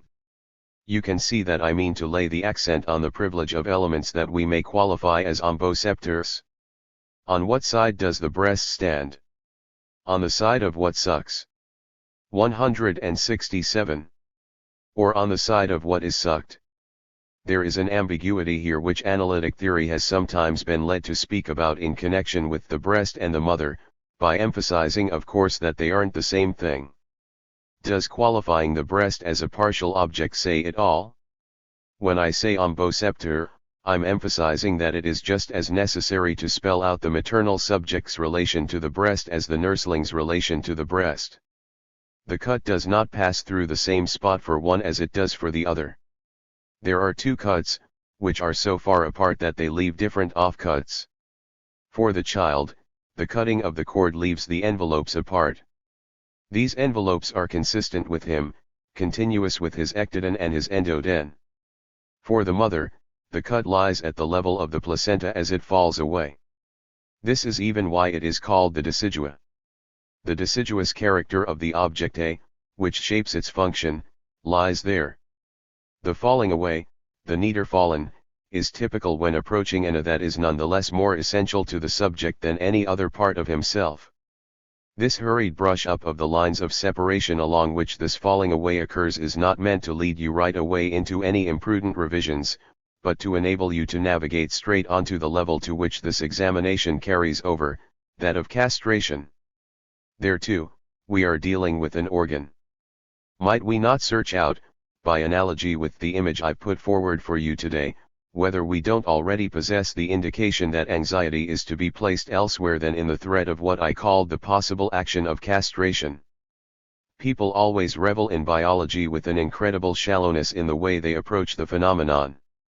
A penis is not limited to the field of mammals. There are loads of insects, repugnant in different ways, from the black beetle to the cockroach, which have darts. That goes a long way in animals, the dart. I wouldn't want to give you a lesson in comparative anatomy today.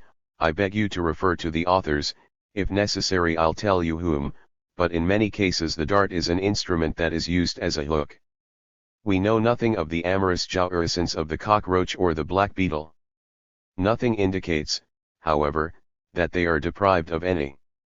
Don't jouissance and sexual conjunction always bear the closest relation? It's fairly likely, but never mind. We can presume that our experience, we men, is that of the mammals who most resemble us, conjoining the locus of jouissance with the instrument, the dart. Moreover, we take it as read, everything indicates this, that when the copulatory instrument is a dart, a claw, a hooking object, in any case an object that is neither tumescent nor detumescent, jouissance is tied to the function of the object. 168. The fact that for us, to stay at our level, the jouissance of orgasm coincides with the instrument's sidelining, or to combat, out of the game, on account of detumescence, warrants not being taken for a feature that belongs to the Wesenheit, the essentiality of the organism, this being Goldstein's term. When you think about it, this coincidence has nothing rigorous about it, and it is not, if I may say so, in the nature of men's stuff. In fact, Freud's first intuition leads him to locate a particular source of anxiety in coitus interruptus where, through the very nature of the operations underway, the instrument is brought to light in its function, which is suddenly stripped away, of being an accompaniment to orgasm insofar as orgasm is supposed to signify a common satisfaction. There are questions here that I'm going to leave on hold, and I'll simply say that anxiety is promoted by Freud in its quintessential function right where the accompaniment to orgasmic build-up is precisely uncoupled from the engagement of the instrument. The subject may well be reaching ejaculation, but it's an ejaculation on the outside, and anxiety is provoked by the sidelining of the instrument in jouissance. Subjectivity is focalized in the falling away of the phallus. This falling away does exist in normally accomplished orgasm as well. Detumescence in copulation deserves to hold our attention as a way of highlighting one of the dimensions of castration. The fact that the phallus is more significant in human experience through its possibility of being a fallen object than through its presence is what distinguishes the possibility of the place of castration in the history of desire. It is crucial to foreground this, because so long as desire has not been structurally distinguished from the dimension of jouissance, and so long as the question hasn't been posed as to whether for each partner there is a relation, and which, between desire, namely the desire of the other, and jouissance, the whole affair is doomed to obscurity. Thanks to Freud, we have this cleaving point in our grasp. This in itself is miraculous.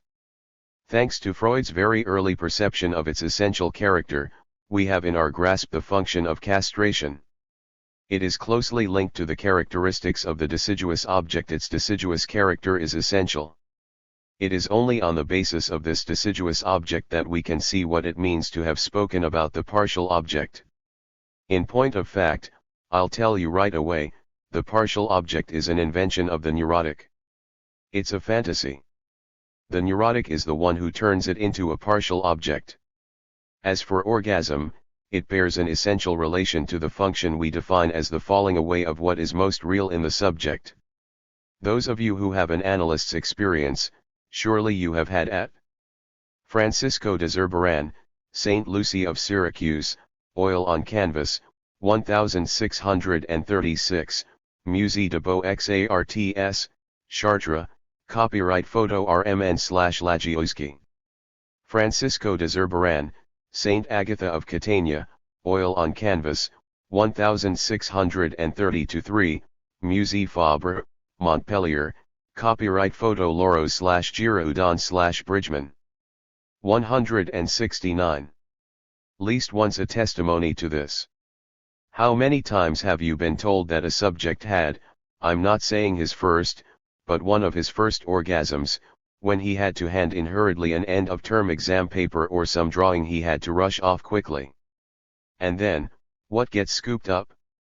His work, the thing that was essentially expected of him. Something is wrenched from him. It's time to gather up the papers, and right then and there, he ejaculates. He ejaculates at the height of his anxiety. We are told of the famous eroticization of anxiety. Isn't it necessary first of all to find out what relations anxiety has with eros? We'll try to make some headway next time on the study of the respective faces of anxiety, on the side of jouissance and on the side of desire. March 6, 1963. 13. Aphorisms on Love. Negation in Russian. Desire and the Professor. The subject of jouissance. The is not a signifier. Man and woman. Several people were kind enough to respond to my complaint from last time, about not having been able to acquaint myself with the Russian term that corresponds to the Chekhov morsel Pierre Kaufman brought to my attention.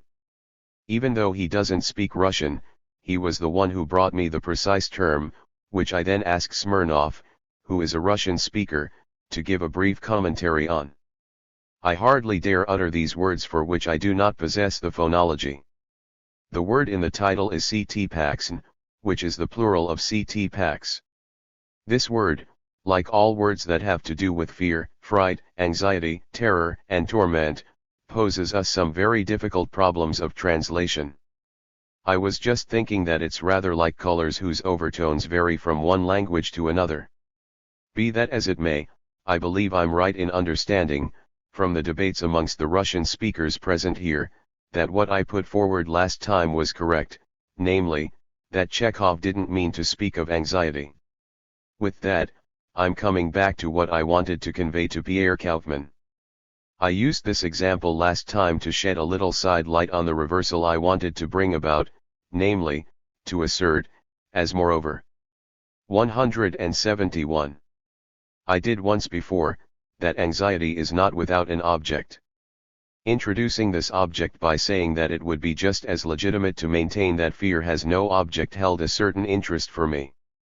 But it's clear that this does not exhaust the question of the nature of the frights, panic fears, or terrors designated in the examples from Chekhov. This is the right moment to point out for you in this regard that in an upcoming piece of work Kaufmann takes the trouble to give a precise articulation focused on these Chekhovian dreads. Before I begin, I'm going to let you profit from another little discovery, once again due to Kaufmann. He found the most frequent term used to say I fear, and that is 6 Mach 1. With that, he amused himself hunting out in Russian the function of negation known as the expletive, on which I have laid such a strong emphasis. You can find it in French in the sentence Je crains tu ilnevn, when you're saying that what you fear is him coming. It is not enough to qualify the ne as discordantial, because it marks the discordance that lies between my fear, because I fear he may come, and my hope, since I hope he won't. For my part, I see it as nothing less than the signifying trace of what I call the subject of the enunciation, distinct from the subject of the statement. Well, going by the Russian, it seems that we see how it has to be accorded even greater specificity, and this goes altogether in the direction of the value I ascribe to the expletive ne, namely, that it really does represent the subject of the enunciation as such and not simply his sentiment. If I understood Smirnov rightly, in Russian the discordance is indicated by a special nuance.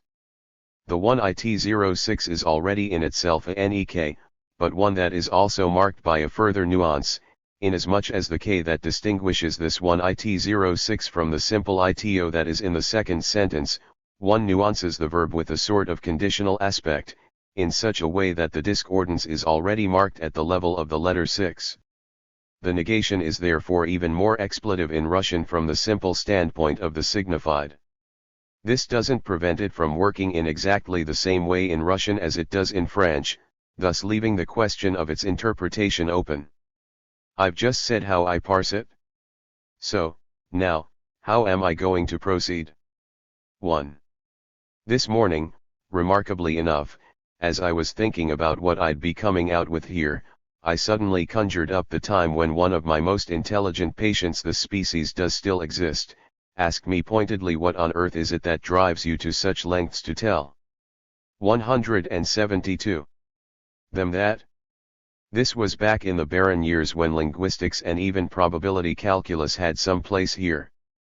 I said to myself that reminding you that there is such a thing as a teacher's desire wasn't such a bad angle from which to introduce the analyst's desire. I won't give you the word right now, and for good reason, but when I feel the stirrings of guilt at the level of what might be called human tenderness, when it so happens that I think of the calm I'm upsetting, it is quite striking how I willingly put forward the excuse that, for example, I wouldn't be teaching were it not for the 1953 size Zion. It's not true. Well, clearly I would have liked to devote myself to more limited works, even more intermittent work, but deep down that doesn't change anything. That one may pose someone the question of the teacher's desire is, to state the obvious, the sign that the question exists. It is also the sign that there is a teaching. And, at the end of the day, this introduces us to the curious observation that, right where the question doesn't get asked, there stands the professor. The professor comes into existence each time the response to this question is, as it were, already written out, written into his manner or his behavior, into the kind of conditioning that may be situated at the level of what we call the preconscious, that is to say, at the level of something that, wherever it comes from institutions or even from what one calls one's penchants, one is able to come out with. It is useful to take a look at how the professor is defined as he who teaches on teachings. In other words, he snips into teachings, he does something analogous to collage. Were this truth better known, it would allow professors to go about it with more consummate art, whose path is shown precisely by collage such as it has taken on its own meaning through artworks.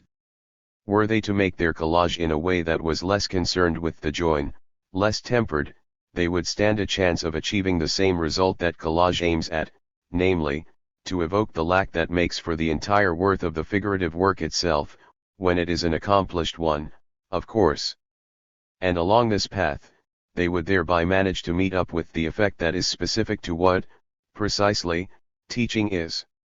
So, that's been said as a way of situating, even of lauding, those who are good enough to take the trouble to see, through their presence, what gets taught here, and of thanking them too. With that, since I can also see listeners who only come along intermittently, I am going to become for a moment the professor of my own teaching and remind you of the major point in what I brought along last time. Starting off from the distinction between anxiety and fear, I 173 strove, at least as a first step, to overturn the opposition that is currently accepted by everyone at the point at which the final elaboration of this distinction has come to a standstill. The movement certainly doesn't lie in the direction of a transition from one to the other. Though traces of this remain in Freud, to attribute him with the idea of reducing one to the other would only be an error. Despite the term objectlos cropping up in one sentence, he says quite clearly that anxiety is Angst vor etwas, anxiety faced with something. He certainly doesn't do this just to reduce it to another form of fear, because he underlines the essential distinction between the points of origin of what provokes the one and the other. What I said in passing about fear has to be borne in mind on the side of the refusal of any accentuation that might isolate the fear of entgegenstehen, what is placed to the fore, from fear as a response, entgegen. In anxiety, on the other hand, the subject is seized, concerned, and implicated in his inmost depths. We already find a first hint of this on the phenomenological plane. In this respect, I called to mind the tight relationship between anxiety and the apparatus of what we call defense, and then, along this same path, I pointed out again how it is on the side of the real, in a first approximation, that we have to seek out what in anxiety does not deceive. This does not mean that the real exhausts the notion of what anxiety targets. What anxiety targets in the real, in relation to which it presents itself as a signal, is what I've tried to show you by means of the table of the subjects signifying division, as it were. It includes the X of a primordial subject moving towards his advent as subject, in accordance with the figure of a division of the subject S in relation to the A of the other, since the subject has to realize himself on the path to the other. I left this subject, in its first position, indeterminate with regard to its denomination, but the end of my talk allowed you to recognize how it could be denoted at this mythical level, prior to the operation being played out in its entirety.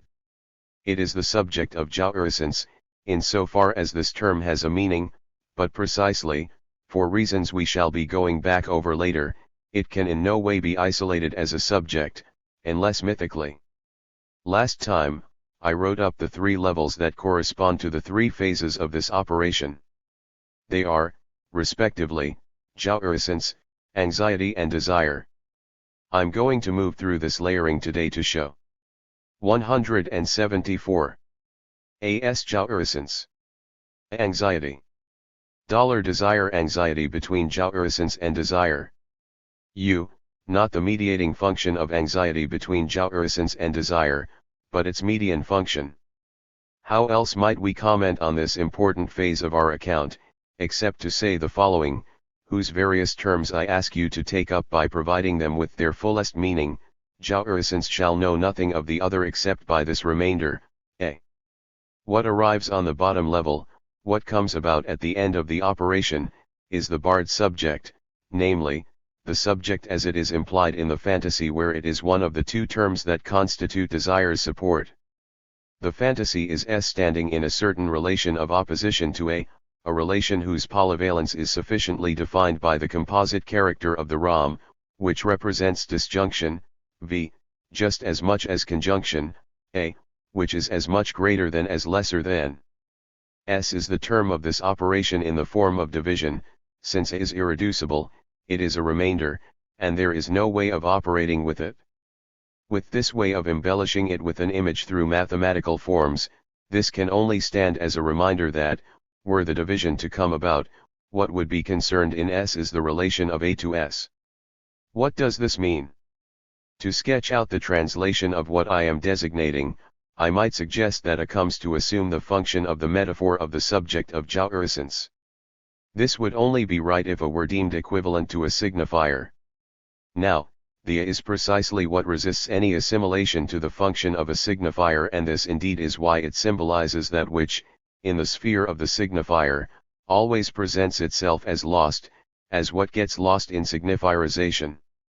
Now, it is precisely this waste product, this scrap, which resists signifierization, that comes to find itself constituting the foundation of the desiring subject as such, not the subject of jouissance now, but the subject on the path of his search, which is not a search for his jouissance. In wanting to bring this jouissance into the locus of the other as locus of the signifier, however, the subject precipitates himself, anticipating himself as a desiring subject. If there is precipitation and anticipation here, it is not in the sense that this step might skip over or move more quickly than its own stages, it is in the sense that it broaches, just shy of its realiza. 175. The gap between desire and jouissance. This is where anxiety is situated. This is so definite that the anxiety phase will not be absent from the constitution of desire, even if this phase is elided and cannot be concretely ascertained. Those to whom I need to suggest an authority for them to trust in my not being mistaken will remember in this respect Freud's first analysis of the fantasy in the analysis of ein Kind-Wort-Geschlagen, which is not only a structural analysis but a dynamic one too. Freud too speaks precisely of a second phase which is always elided in the constitution of the fantasy, and to such an extent that even analysis can only reconstruct it. This doesn't mean that this anxiety phase is always this inaccessible. On a good many levels, it can be ascertained phenomenologically. Anxiety is thus an intermediary term between jouissance and desire insofar as desire is constituted and founded upon the anxiety phase, once anxiety has been got through. 2. The next part of my talk was designed to illustrate something we first caught sight of a long while ago, but which we don't know how to turn fully to our advantage when it comes to understanding what the castration complex corresponds to, which takes on a quite different value in the discourse of the analysts we are. I tell you that at the heart of the experience of desire lies what remains when desire has been, let's say, satisfied, what remains at the end of desire, an end that is always a false end, an end that is always the result of having got it wrong. I spelled out well enough last time, with regard to detumescence, the value that the phallus assumes in its worn-out state. This synchronic element, as simple as a cabbage 2